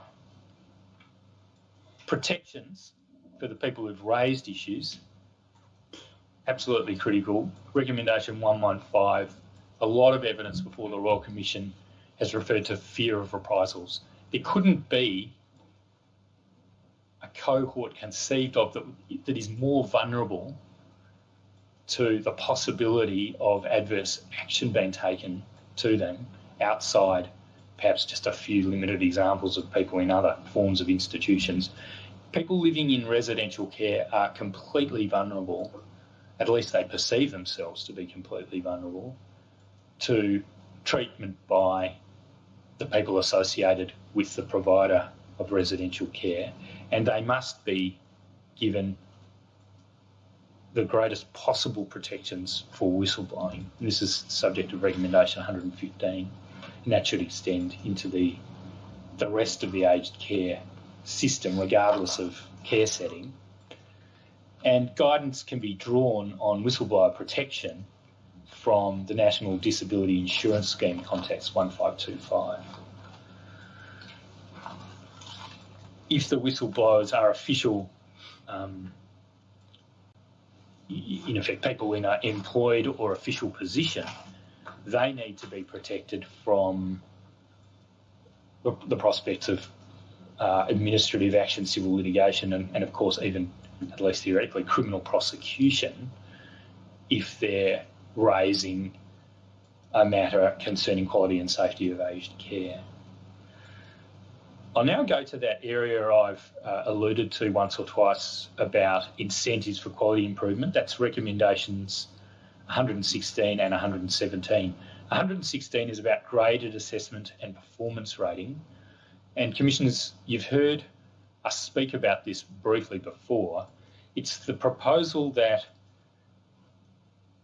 the assessment of the delivery of aged care against the aged care quality standards on a binary basis, that is a met, not met basis, is inadequate to incentivise the delivery of improved performance and even excellent performance over and above those minimum standards. And it also tells the provider little, and even more importantly, the broader public and people who might need aged care services, nothing at all really, apart from the bare fact that the provider has or hasn't met a minimum standard. This needs to change, and it can change quite simply. A graduated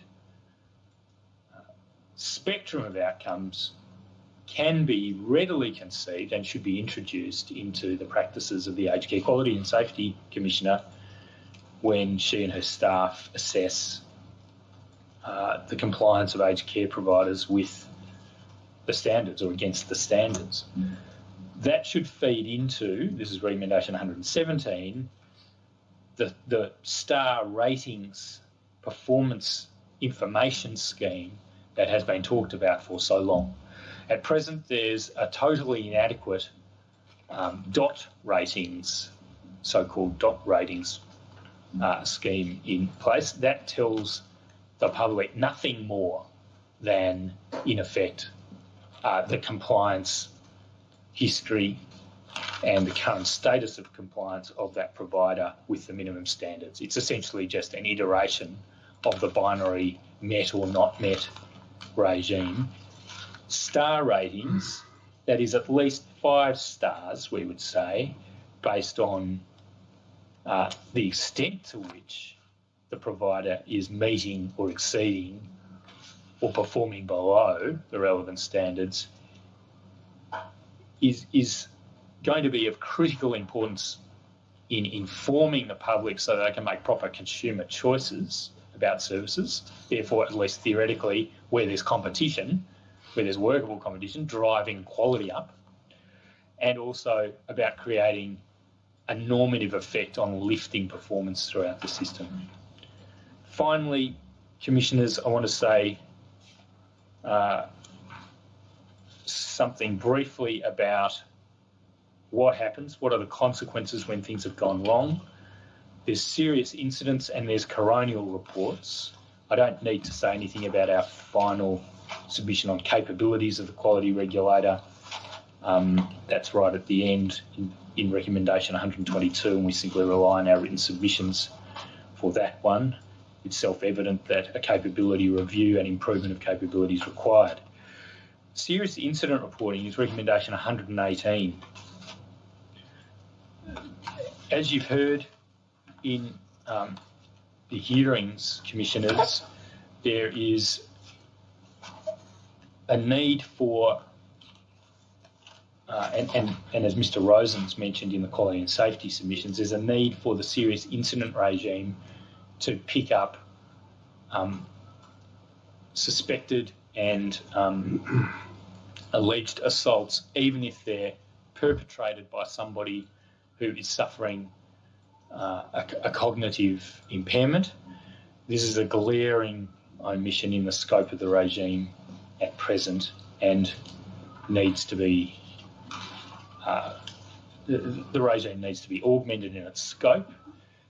There might be all sorts of systemic things that need to be done in order to improve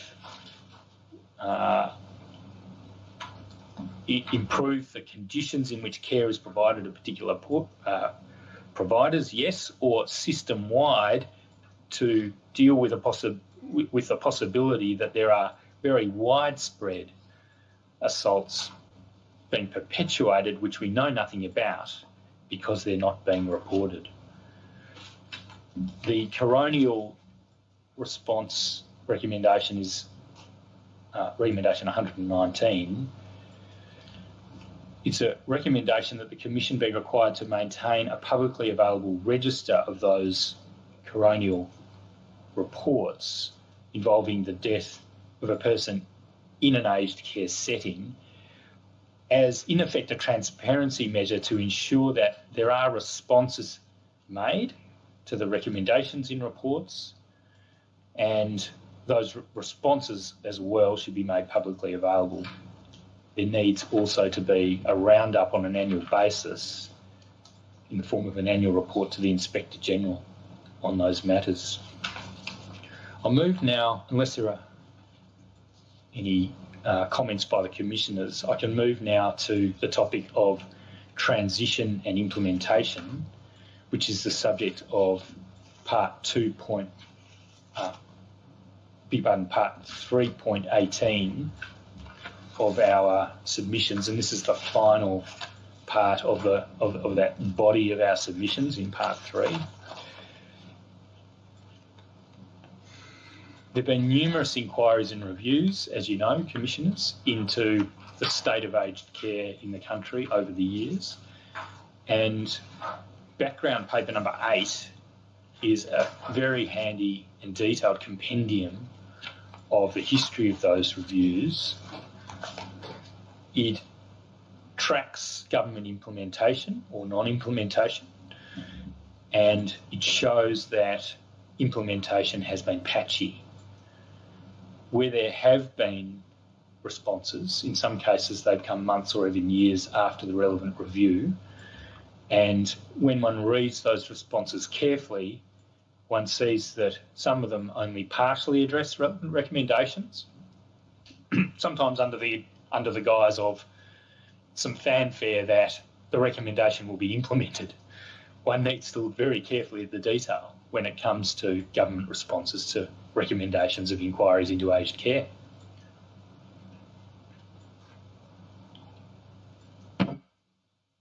Our recommendations in these submissions, of course, call for sweeping reforms to the system in order to address what we have identified as persuasive systemic problems. Undeniably, reforms of this magnitude are going to require a lot of careful planning and very careful implementation over a lengthy period. This has to be done deliberately and with relevant safeguards and monitoring, and we would say also with reporting of progress. It's going to require genuine commitment by the government, and even with such commitment, implementation of changes of this kind can be disrupted by many factors, some of which might be completely unforeseeable. More foreseeable, potentially disruptive factors are attributable to the interdependencies that exist between some of these reforms. If there's delay in the implementation of a particular earlier reform that's a precondition for the commencement of implementation of another one, then obviously there's going to be a knock-on effect as a result of any problems encountered in delaying the first. But I return to the point about unforeseen disruptions, and I'm going to hark back now to some of the things I submitted to you yesterday when speaking to you about system design and the academic literature on complex systems. There clearly will be unforeseen disruptions, or there'll be unforeseen consequences of particular interventions, because so many of the actors in this system are autonomous and are simply going to be guided by their own perception of self-interest. They might well react to certain interventions in unforeseeable ways. All of this makes it critical to build flexibility into the plans for implementation of these reforms. One thing that's clear is there must be clear accountability for implementation, in particular, responsibility for implementation of particular identified steps, measurable outcomes for progress on those steps, a system of monitoring what is happening and making it transparently, publicly available, what the progress has been and what the plans are for the future. It must be the implementation must be monitored constantly, reviewed regularly, and it will require that commitment from government to continue.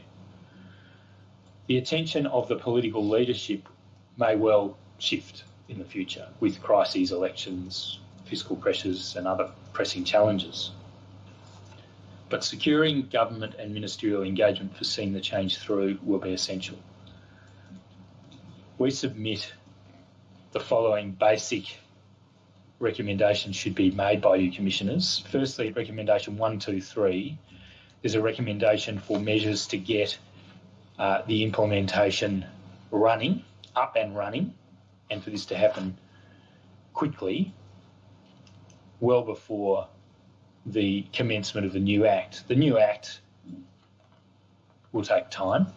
Drafting legislation is a difficult business, and it needs to be done with care and attention and instructions about operational matters. So we understand that. But pending the establishment of the new Act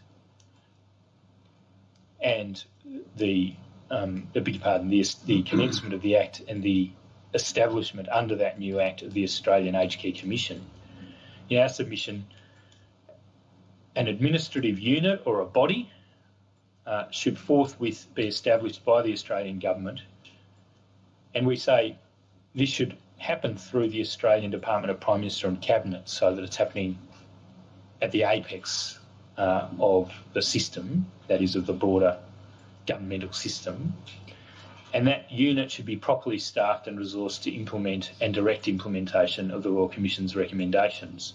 And we've been referring to that unit or body as the implementation unit throughout these submissions.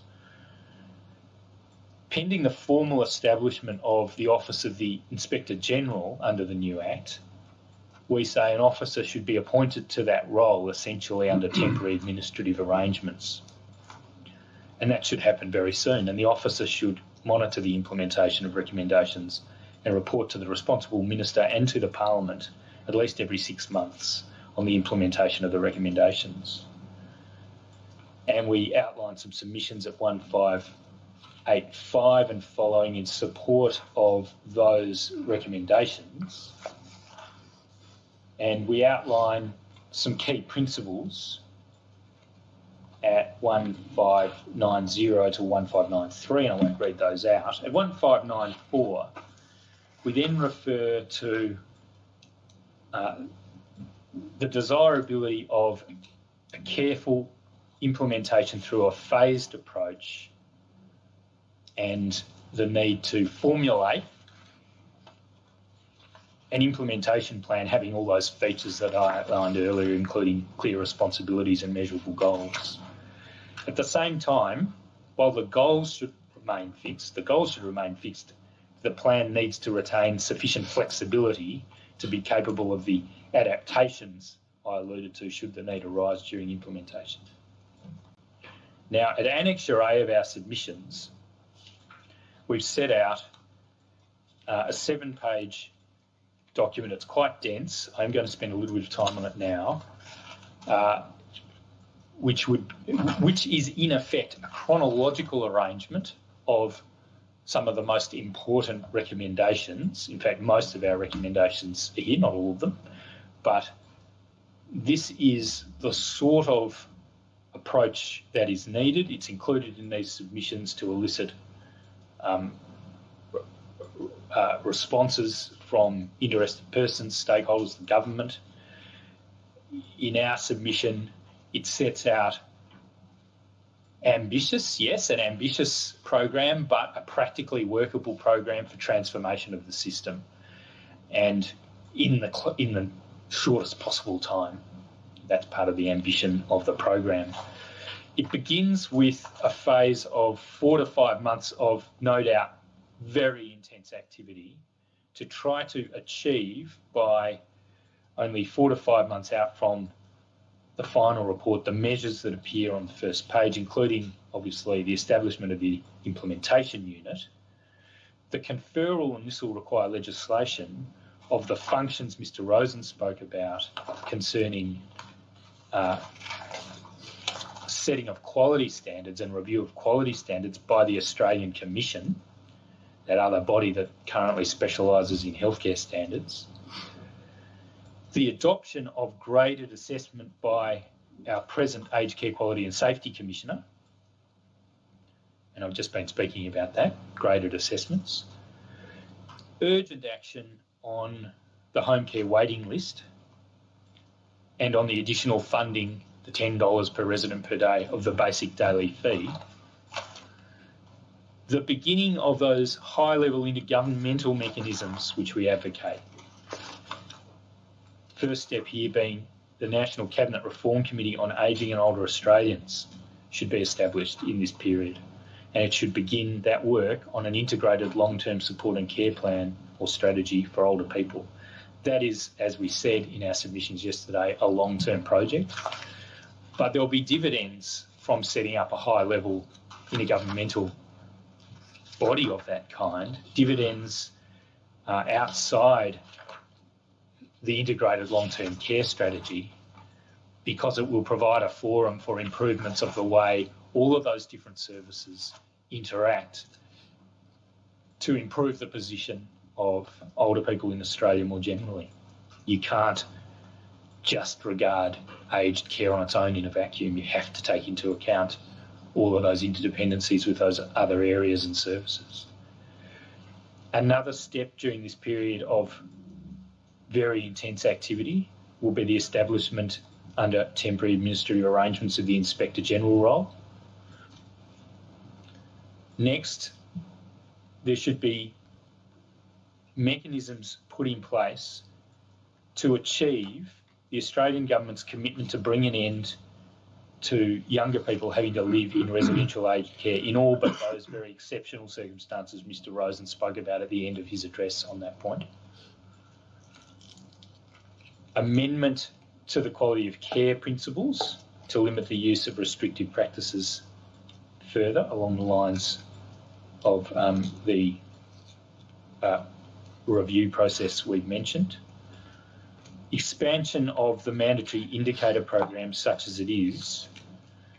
As Mr Rozen said, as of only recently, there are 3 mandatory indicators. They were voluntary before that. They're fairly limited. There is a commitment to at least expand them out to 5, but there's no detail on what one of those additional indicators on medication management will look like. That all needs to happen and happen urgently in this first phase. There should be the commencement of those incentives Mr Rozen spoke about, and that support for Aboriginal and Torres Strait Islander organisations to be assisted to expand into aged care delivery. The Aged Care Workforce Council should be given more resources and refreshed in the manner Mr Rozen spoke about. Existing employment programs and initiatives for potential Aboriginal and Torres Strait Islander aged care workers need to be reviewed and aligned to the needs of the sector to care properly for people of Aboriginal and Torres Strait Islander background. This is all still in the first phase. Expansion and transformation of the community visitor scheme into that expanded aged care volunteers visitor scheme that we've addressed. A new program to assist providers to improve their governance arrangements should commence in this period, and internal governance of aged care providers. It's a topic, of course, that Mr Rozen addressed. Its importance is difficult to overstate. Leadership has to come from those people because they do have direct responsibility for the outcomes of the care they provide. And completing the rest of the points under this phase, we have measures for improvement of healthcare access of various kinds. We've got the medication management point, we've got the Rural Health Outreach Fund point. We've also got those indexation, those urgent interim indexation improvement measures that I outlined earlier today. We've got the increase in education and training with reimbursement available to providers on proof that they provided that training, and the standardised, more readily comprehensible formats for home care statements. So there's a lot to be done, but all of that should be achievable with adequate resources being put into those measures in the first phase. They're, of course, just the foundation for what would follow. There should be a movement to the accruals basis in arrears in about the following quarter, and then in the following 6 months, some more of those health access improvement measures that I outlined to you this morning should take place.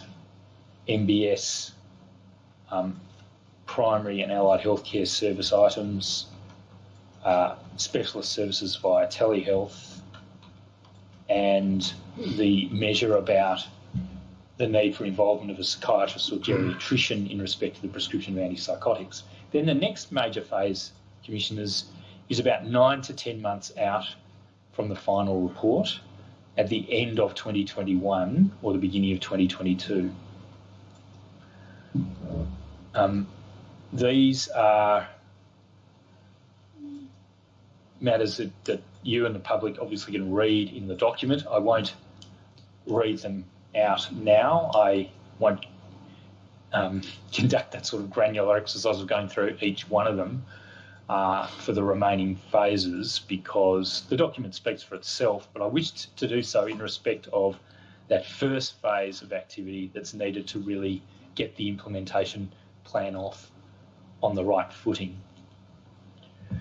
And the next major phase, which is within 6 months after that, in mid-2022, is a consolidation of a number of more complex measures for training, for the promotion of services properly tailored for people of Aboriginal and Torres Strait Islander background, career pathway development. There are a host of issues which we address in this phase that are important to consolidate the capabilities that are going to be needed in the new system. And then the next major phase, 6 months on from there, I'm now at the top of page 5, will be at around the end of 2022, beginning of 2023. This is a very important phase. All of them are important, but you can see a number of really critical initiatives that should be available by this time, including the dementia post-diagnosis pathway that's so critical for the support of people living with dementia, yes, and also for those who care for them, the informal carers of people living with dementia, about whom and from whom you've heard a lot of evidence, Commissioners. We'd never again hear the sort of evidence we heard from Mrs. Cameron concerning how she felt so bereft and left on her own after her husband's diagnosis with dementia. There needs to be a clear pathway available for people in that situation, including linkages with all the support services that are presently available and that should be available on into the future in enhanced form. This period in 2023 is going to include, by about the middle of 2023, the establishment of those key elements in the institutional framework that we outlined to you: the Aged Care Commission, the Pricing Authority. There are going to be important consolidating measures in the year between mid-2023 and 2024 in order to get the system ready to support the launch of a new demand-driven, unrationed aged care program in mid-2024. And that's really the critical date by which all the capabilities need to be in place, mid-2024. That's on page 6.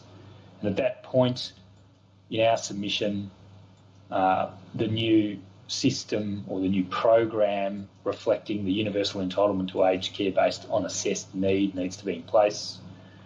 The aged care provision ratio needs to be replaced essentially with a demand-driven program. Minimum staff, I should have mentioned in mid-2022 there'll be that first progression to 3-star general average staffing levels in residential aged care.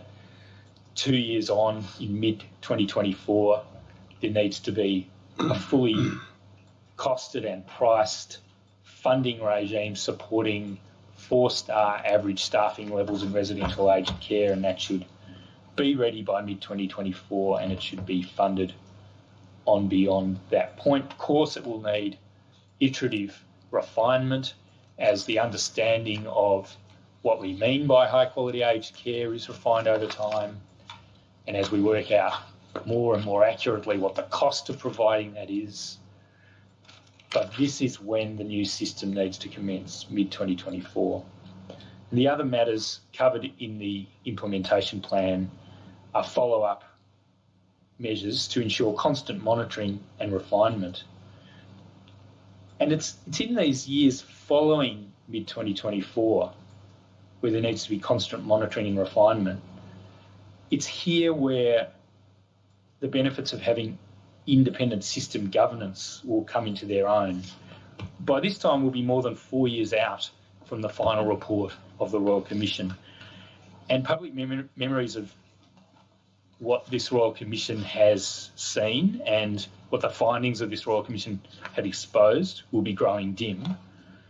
It's at this time when independent governance in the interests of the people who need aged care services and are receiving aged care services will come into its own.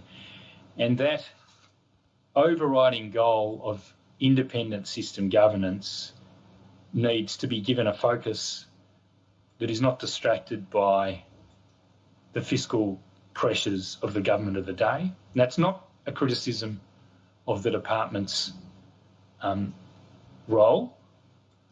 A department is an emanation of the executive government. A department is intended to act under the direction of the ministers of the day, and the ministers of the day are, of course, doing their job when they consider fiscal pressures that apply to the government of the day.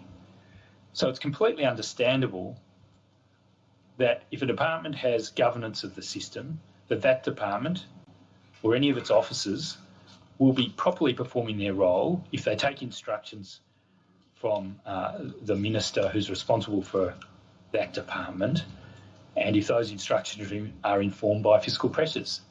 That will be an example of a department acting as it is intended to act. It's just that isn't in the interests of the governance of a system of essential human services as sensitive as aged care. The governance of a system like that should be exercised in the interests of the people who need the services. It's for those reasons that we submit an independent body is going to come into its own in these years when memories grow dim about what this Royal Commission has seen. It's for that reason that we're recommending independent governance, independent of ministerial direction,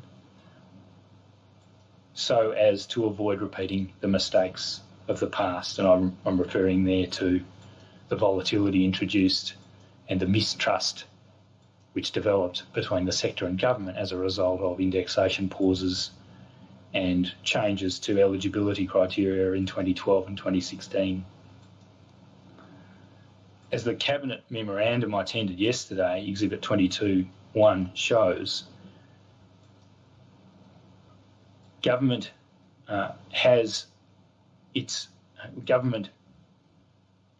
presently has its hands on all the levers of control of aged care expenditure and can even alter service delivery benchmarks and, for that matter, eligibility criteria.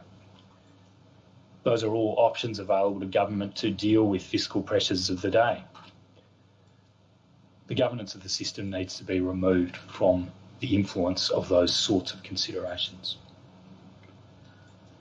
Commissioners, I'll now turn to part 4 of our submissions, which is entitled Aged Care and Support in 2030 and Beyond. The recommendations that we propose are intended to reform aged care in Australia over the coming decades.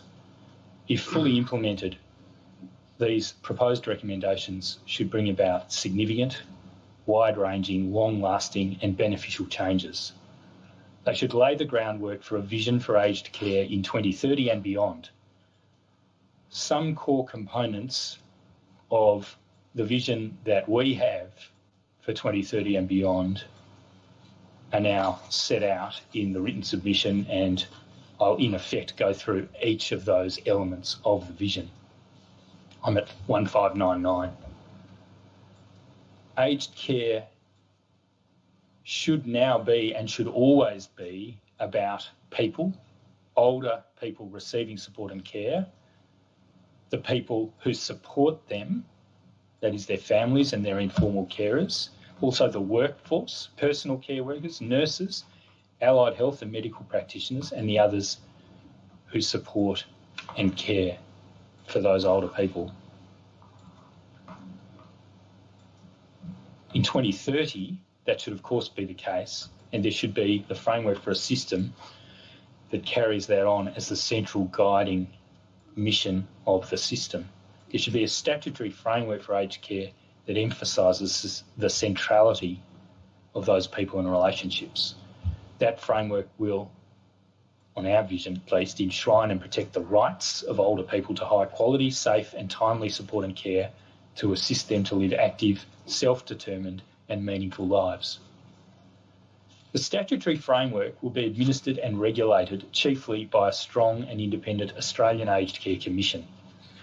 Pricing and standard setting will be undertaken by bodies removed from and independent of the Commission. The Commission's performance of its functions will be scrutinised and reviewed by an independent Inspector General of Aged Care. Independent pricing of aged care will mean for the first time that funding will be set at levels designed to enable provision of high quality care. This begins with defining what's needed to raise aged care to that level, then working out what the reasonable costs of providing that will be, including staffing costs, of course, and then setting funding levels to cover those costs. This will be the principal purpose and function of the new Aged Care Pricing Authority once it is established. Its pricing task will be an iterative process which will have to be refined over time. The paramount consideration in the administration of the statutory framework will be the safety, health and well-being of people receiving aged care. The focus of aged care will be maintenance of independence, autonomy and choice. That focus will inform the delivery of aged care to older people. Support and care in the home will be the norm for aged care through to end of life. Wherever care is delivered, it should be personal and relationship-based rather than transactional or institutional. All aged care will be well adapted to providing safe, high quality and empathetic dementia care. Residential aged care will chiefly provide aged care services for older people with the most complex, acute and special needs, including those needing advanced subacute care, advanced palliative care and advanced dementia care.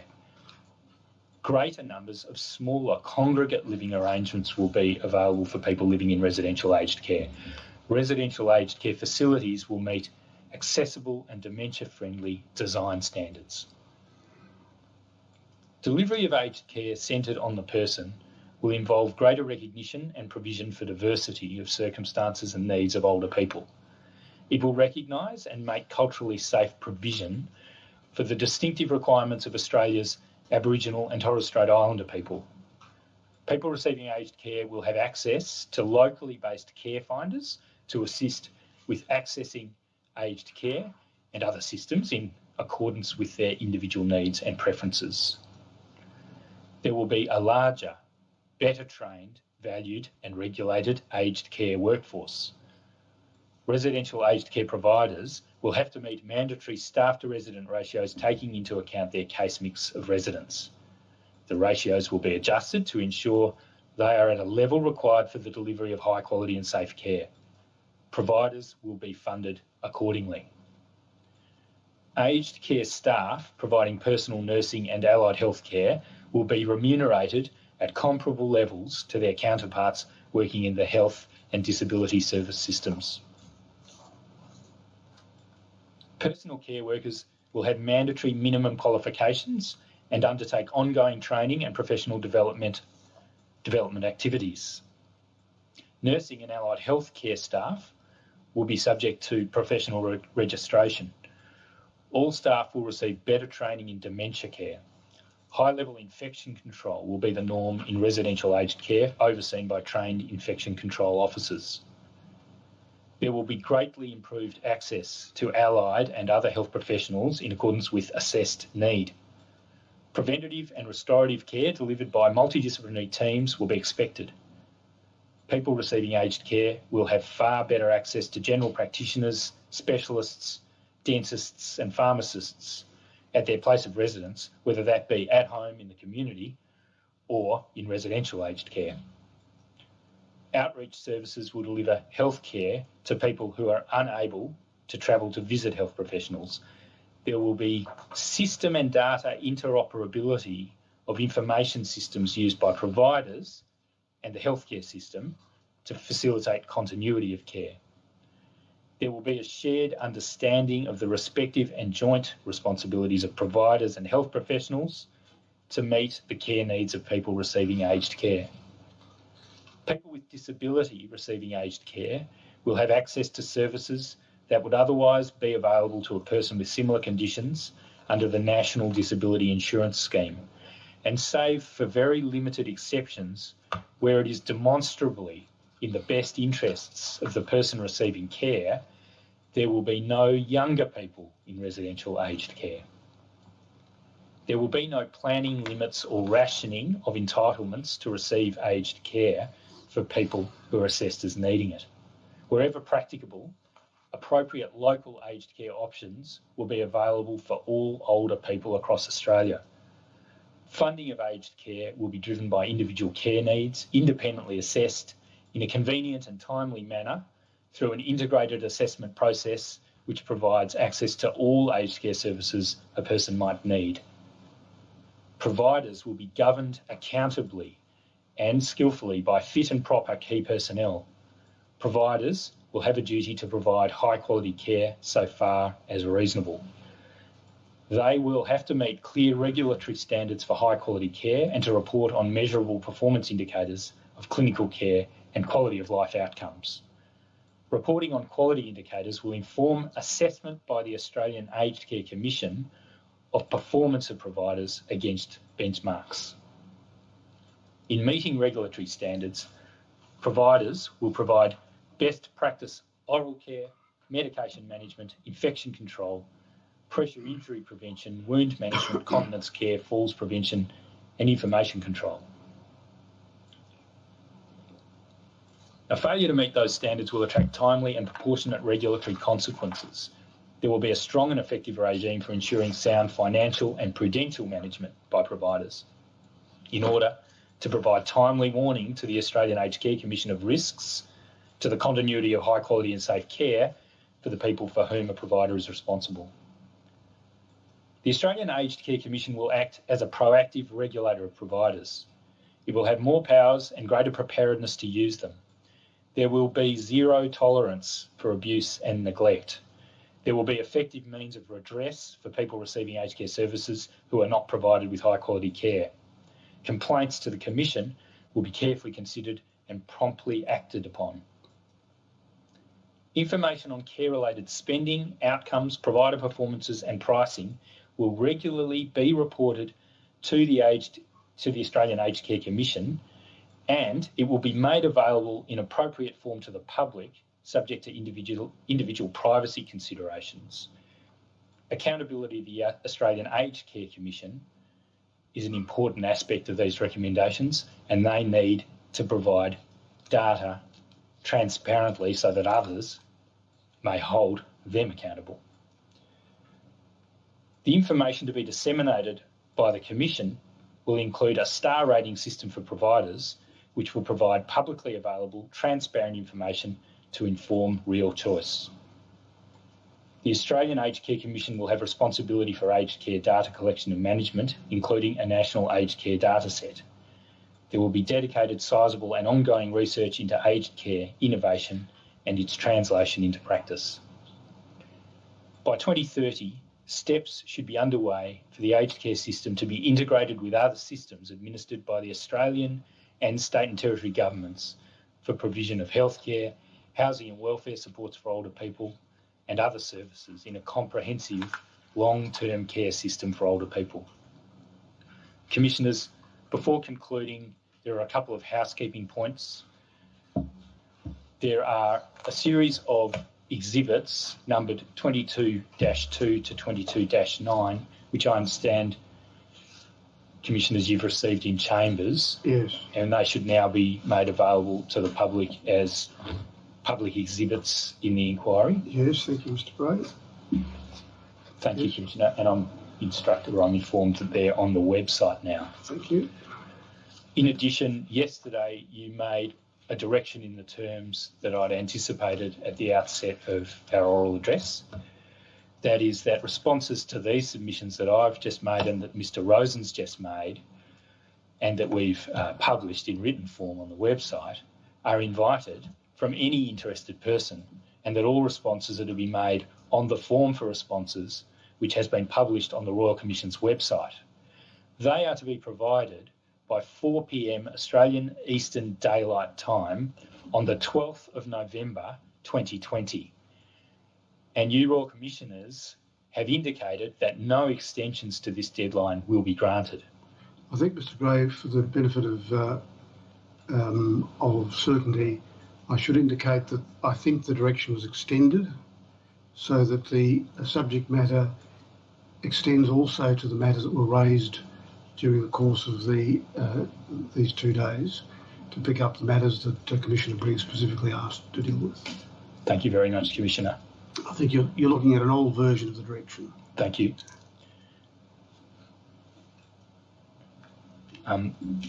Could I just add a note of thanks, Commissioner, to the staff here in Melbourne for working on what is in Melbourne a public holiday? Yes, of course. Thank you very much. Thank you, Mr. Gray. If the Commissioners please. Yes, thank you. Just before I sort of make a couple of wrap-up comments and thank people, Commissioner Briggs, I understand that there are some matters that you'd like to say as well. Perhaps if I go to you first.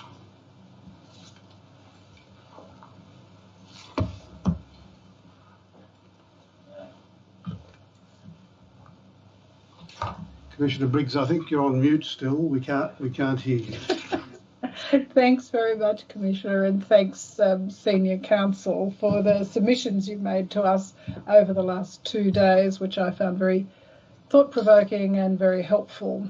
I really appreciate the work that's gone into them, and I'd like to acknowledge gratefully all those supporting you to this point. Thank you, everybody. On this, our 99th day of hearings, and after 2 years, the Royal Commission's work is coming to its climax, and I too want to take this opportunity to reflect and comment on where we've come from and where we might end up.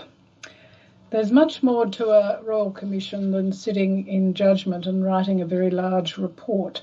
So much of what a Royal Commission does is about giving people a voice, hearing their stories, and exposing individual and systemic failures that collectively undermine public confidence.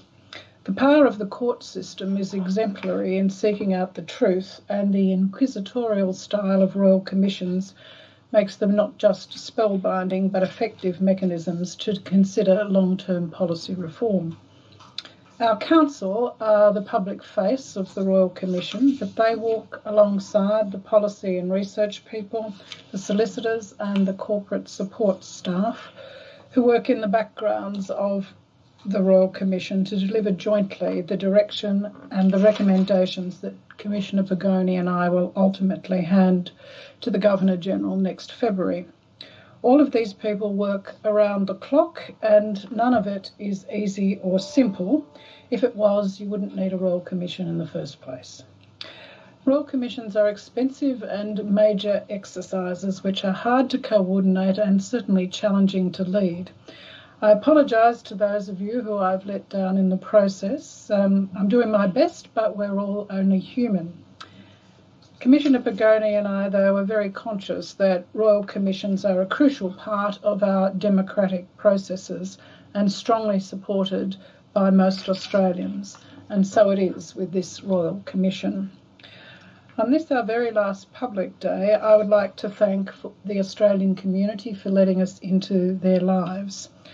I would like to thank all those who appeared before us, whether it was in community meetings, in hearings, in workshops, in roundtables, or in briefings right across Australia.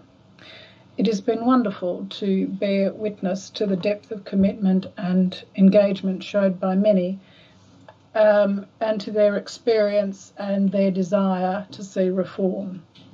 In a very real way, we have moved forward together. And Council, I'm confident that we will change the landscape of aged care in Australia.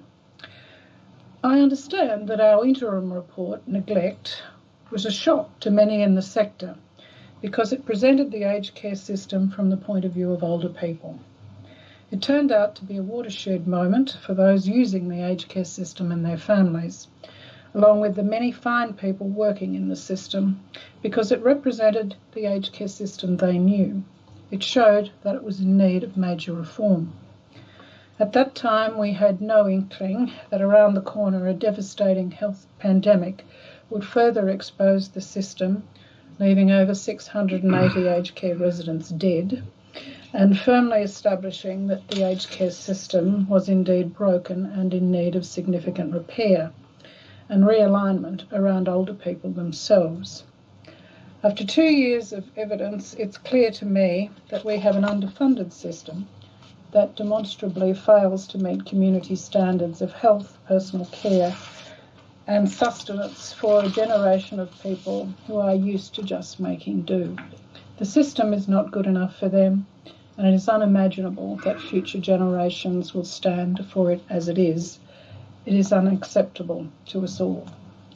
As you've said, Council, the aged care system is going to require a lot more money before the community can have confidence that it will deliver high-quality care consistently and universally.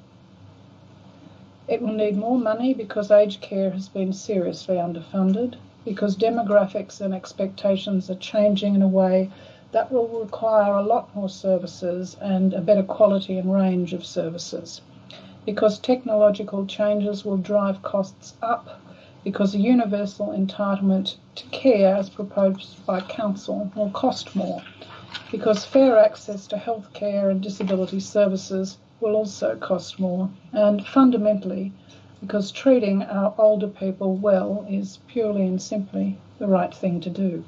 Everyone knows it, and it's about time we did it. It will come as no surprise to many who have followed this Royal Commission over the last 2 years that we think it's time to put older people first. As you said, Council, we need a new Act that is fit for purpose and delivers on the promise of high quality and safe aged care. We need aged care providers, healthcare professionals, the states and territories and the Australian Government to work together to provide the best possible care and support services for older Australians. We need a new program system that is personal and helpful, easily accessible, maintains health and well-being, delivers entitlements to care based on assessed needs and rights, and is better funded to ensure that everyone genuinely has access to high-quality aged care. It should respect older people's wishes to be cared for and supported at home until such time as this is no longer an option. We need better standard setting and better regulation to protect older people against poor quality care and to ensure that taxpayers' money is used appropriately and properly accounted for. We need dedicated research and effective data collection sharing arrangements that can inform better quality aged care. We need to ensure that young people with disabilities are not inappropriately put into aged care, and that older people with disabilities receive their fair share of services commensurate with their entitlements. We need a skilled, compassionate and appropriately trained and paid ongoing workforce that helps to provide not only great care but also a good quality of life. We need both provider boards and the department or the commission to drive better leadership and a shift in organisational culture in all parts of the aged care system. We need everyone in the community to pull together to support older people live happily and actively contributing lives, and to find both tried and true and new ways of doing that. It will be great if younger people led the way and showed us how. We need ambition and enthusiasm within the aged care sector to turn this system around. Let's see some stars in transformation who champion the kinds of changes we recommend. And we need governments to move forward collectively to fund and make sure that the Australian aged care system is one that we can be all justifiably proud of and have confidence in. The current aged system is sadly a poor reflection on us. Our final report will be a report for all of us. I'm sure that it will make a real difference to the lives and circumstance of older Australians and to each and every one of us as we age. It's been a very great honour and extraordinary privilege to serve as a Royal Commissioner into aged care, quality and safety. I would like to thank everyone who has made it possible for me to serve and who has helped us along the way, especially my chairs and fellow commissioners. Your arrival, Commissioner Pagoni, brought a healthy contest of ideas and a sharp focus on our recommendations and timeframes, and I thank you for that in particular. Of course, we'll still have a few things to sort out, and I'm sure that we will do so. Our report will be out in late February, Council. I hope everyone takes the time to read it. All of our futures depend on it. Thank you, Commissioner. Thank you, Commissioner Briggs, for those concluding words and remarks. I should add one or two things myself. Of course, as I'm sure the public understand, there is still quite a bit for us to do. This is the 99th day of public hearings, but our work doesn't stop here. We now need to digest the nearly 500 pages of materials that were presented to us by Council, and the vast amount of material that sits behind that is informative of your recommendations to us about what we should do.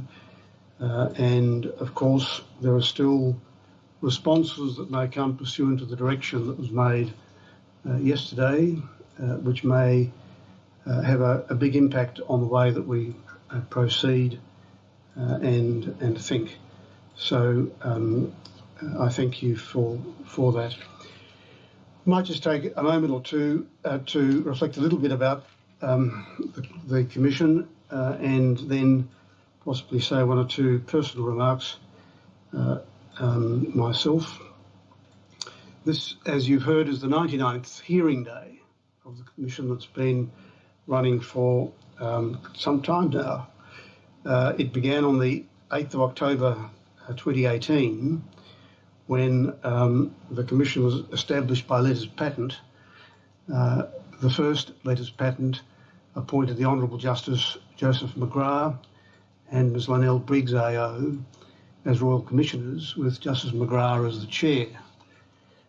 He regrettably stepped down, but on the 6th of December 2018, the letters patent were replaced with the late Honourable Richard Tracy, AM RFD QC, as Chair.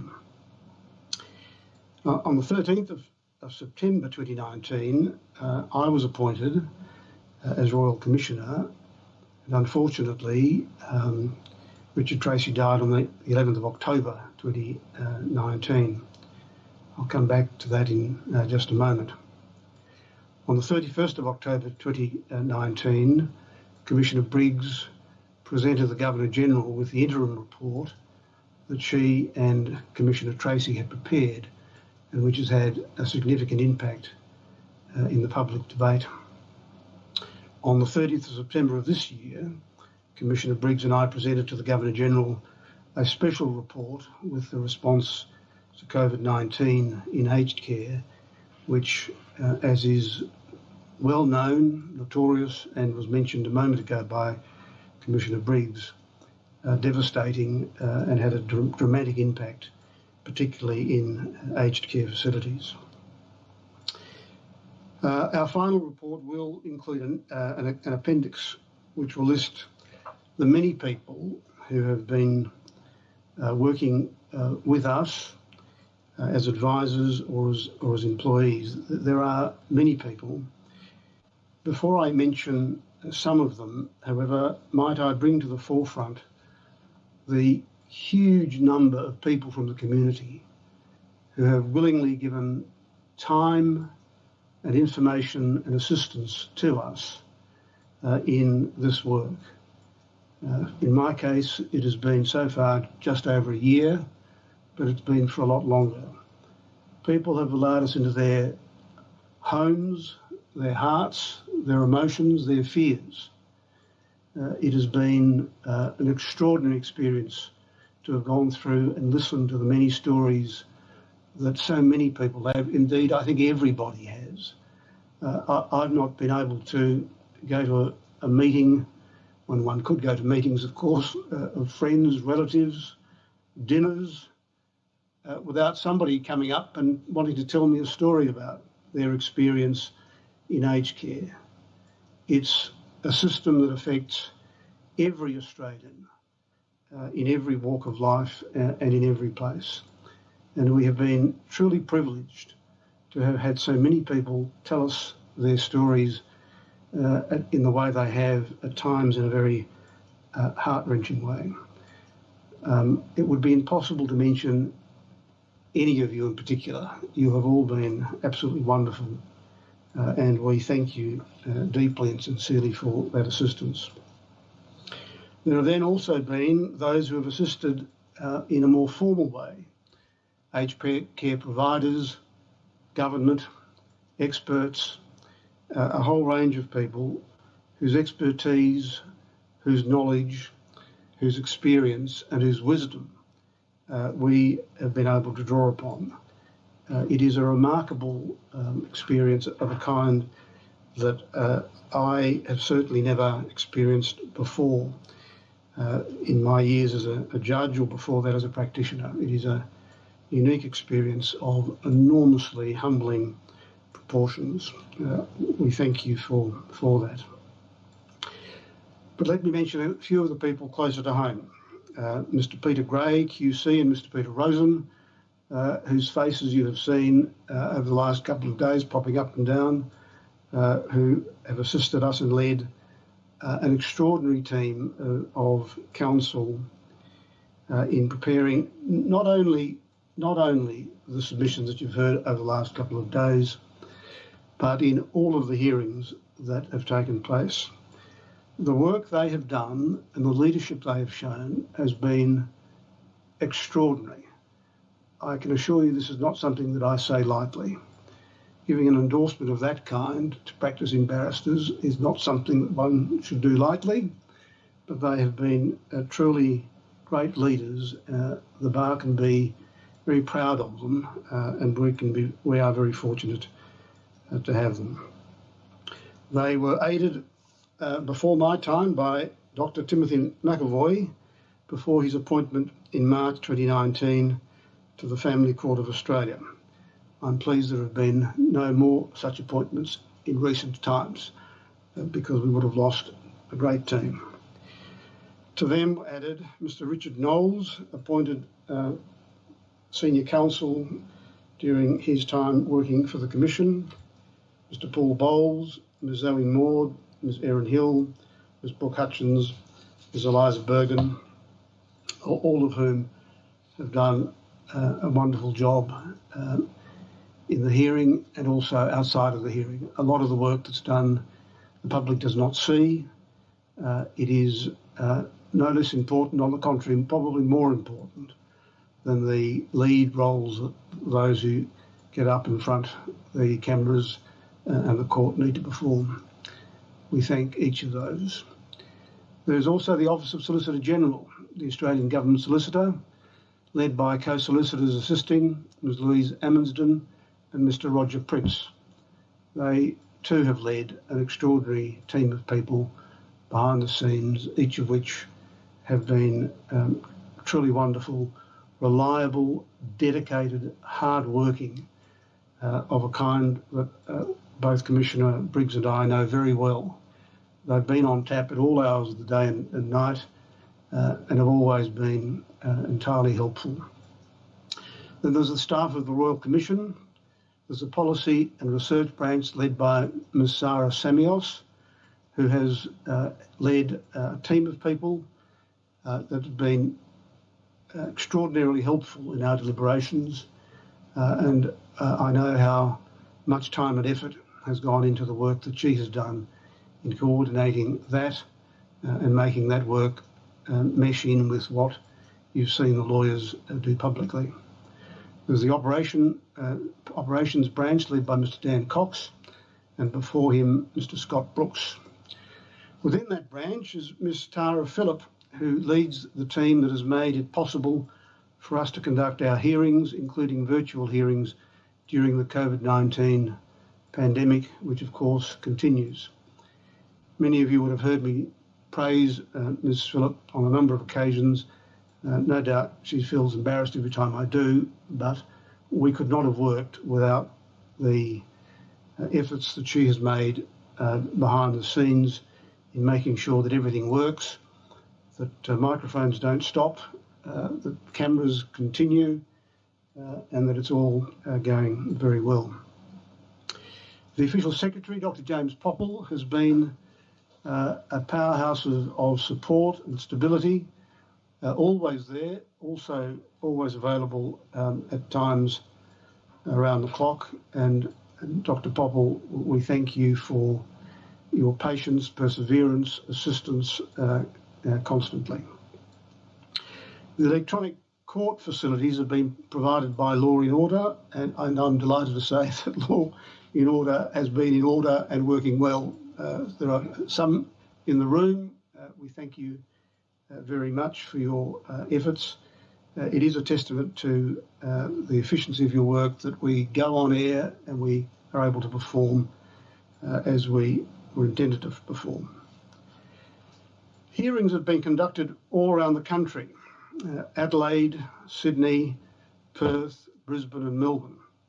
Some have taken place in the Commonwealth Law Courts, and we need formally to thank the Honourable Justice James Allsop, Chief Justice Allsop AO, and the Honourable Justice Will Alston for enabling us to use the facilities when we have done so. The Supreme Court of the Northern Territory in Darwin, where the Honourable Michael Brandt, the Chief Justice, was our host.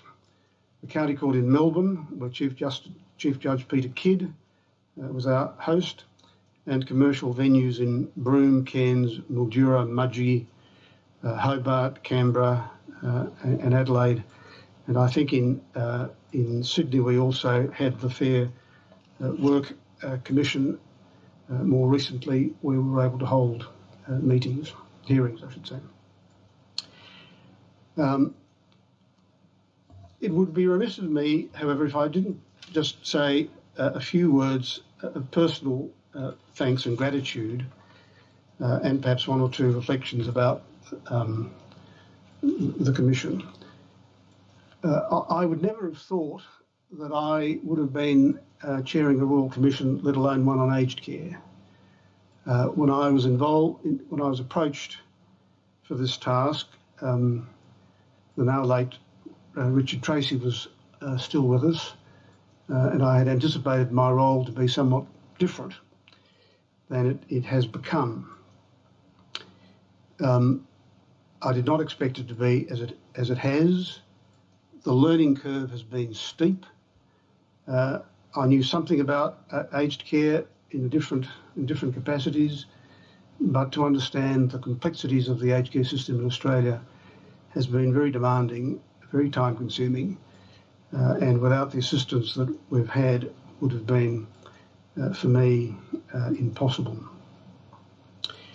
Then, of course, COVID-19 hit, and that made the process even more complicated and personally more difficult. So, to that extent, I need to repeat my gratitudes, but to make them personal gratitudes for the dedicated and hard-working team, all of whom have been respectful, always available.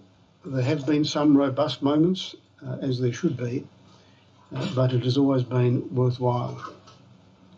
I'd like to think that we are now in the home stretch. As I looked out the window earlier on in Melbourne, it doesn't quite look like the spring carnival season, but then Melbourne can often not look like that, even when it is spring. However, spring and summer is a time when thousands of flowers bloom, and hopefully with that context we may be able to feel enlivened and enriched as we embark upon what I hope will be the home stretch in this very important task. And it is an important task because the challenges are very great. The challenges are great because they arise in all sorts of ways that are sometimes difficult to deal with. We have seen many failures and many shortfalls, but the ones that are most difficult to overcome are the failures when things are working as you would expect them to be working, as Mr. Gray said a few moments ago. Good people, well-intentioned, doing the best they can cause the biggest problem to fix a system without a complete overhaul. That is why that memorandum that Council referred to yesterday and today of 1997 was so important. I might just ask the operator to put up paragraphs 4 and 9 of that memorandum, because what we see in that memorandum is government working as it's supposed to be working.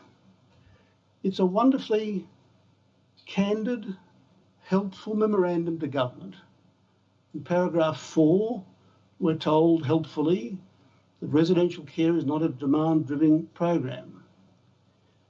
And then we're told about capping. Capping was put in place. And that paragraph ends by saying it has saved billions since its introduction and continues to do so. The system is working well. The ministers are being informed candidly and helpfully. But we see in it also that it comes at a cost. Paragraph 9 is another illustration of that. If the operator could possibly go to paragraph 9, where the memorandum helpfully tells the minister about the growth being unavoidable. And then there's an alternative to a demand-driven system. And it's the last sentence that struck me.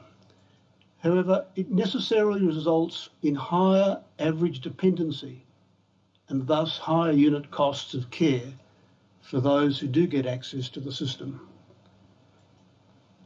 Those that have the lever of government do have these instruments. They can do these things. It comes at a cost. There are savings, to be sure.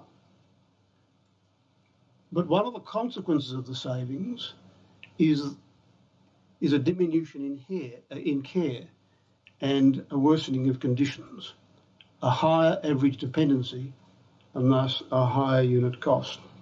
We might take that down. Thank you, Operator. Aged care has had lots of reform talked about in the past. It's been reformed at times in the past, and it has had many reviews.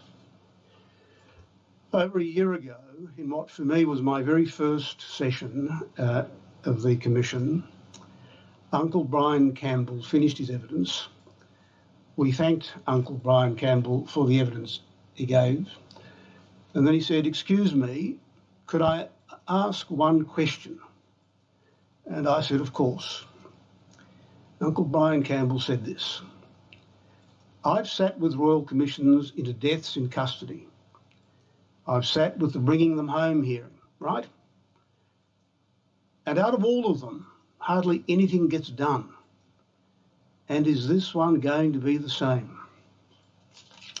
Well, I indicated that I hoped this would not be the same, that it might be one where we might get things done. And indeed, I went on to say, "Well, I'm pleased you've asked that question, Uncle Campbell, and we might put that in the report when it comes out, the need for something to be done, and that people like you come to these commissions to share your stories so that something gets done." You know, we've all heard the well-known expression about the more things change, the more things remain the same. There's a variation of that expression that, given my ethnic background, I can happily say comes from a Sicilian writer, which has a cynical twist to it. In the book The Leopard, the twist is this: if we want things to stay as they are, things will have to change. What we don't want this Commission to do is to bring about changes for things to remain the same. Mr. Gray, it's customary for judges to end a hearing by saying that they're indebted to counsel. Indeed, it's so common that's often said in a formulaic way, but that's not said in a formulaic way in this occasion. We are indebted to counsel, and I mean all of you, Mr. Gray and Mr. Rozen. We will consider your submissions carefully.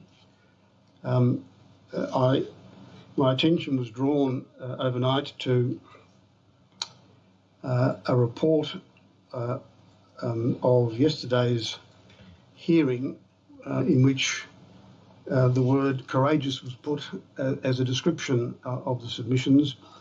The writer of that report said that it wasn't being used in a complimentary way. Well, let me use it in a complimentary way. The submissions are perhaps courageous because they cause us to ask about what system we want and what system will best serve the future, whether it's a system that has the features that you've recommended or others. Might I, in that respect, simply join with Commissioner Briggs in seeking responses to the various matters that you've raised with us, and to ask the question, is what we have as good as we can get? Thank you. We'll adjourn. The Royal Commission is now adjourned.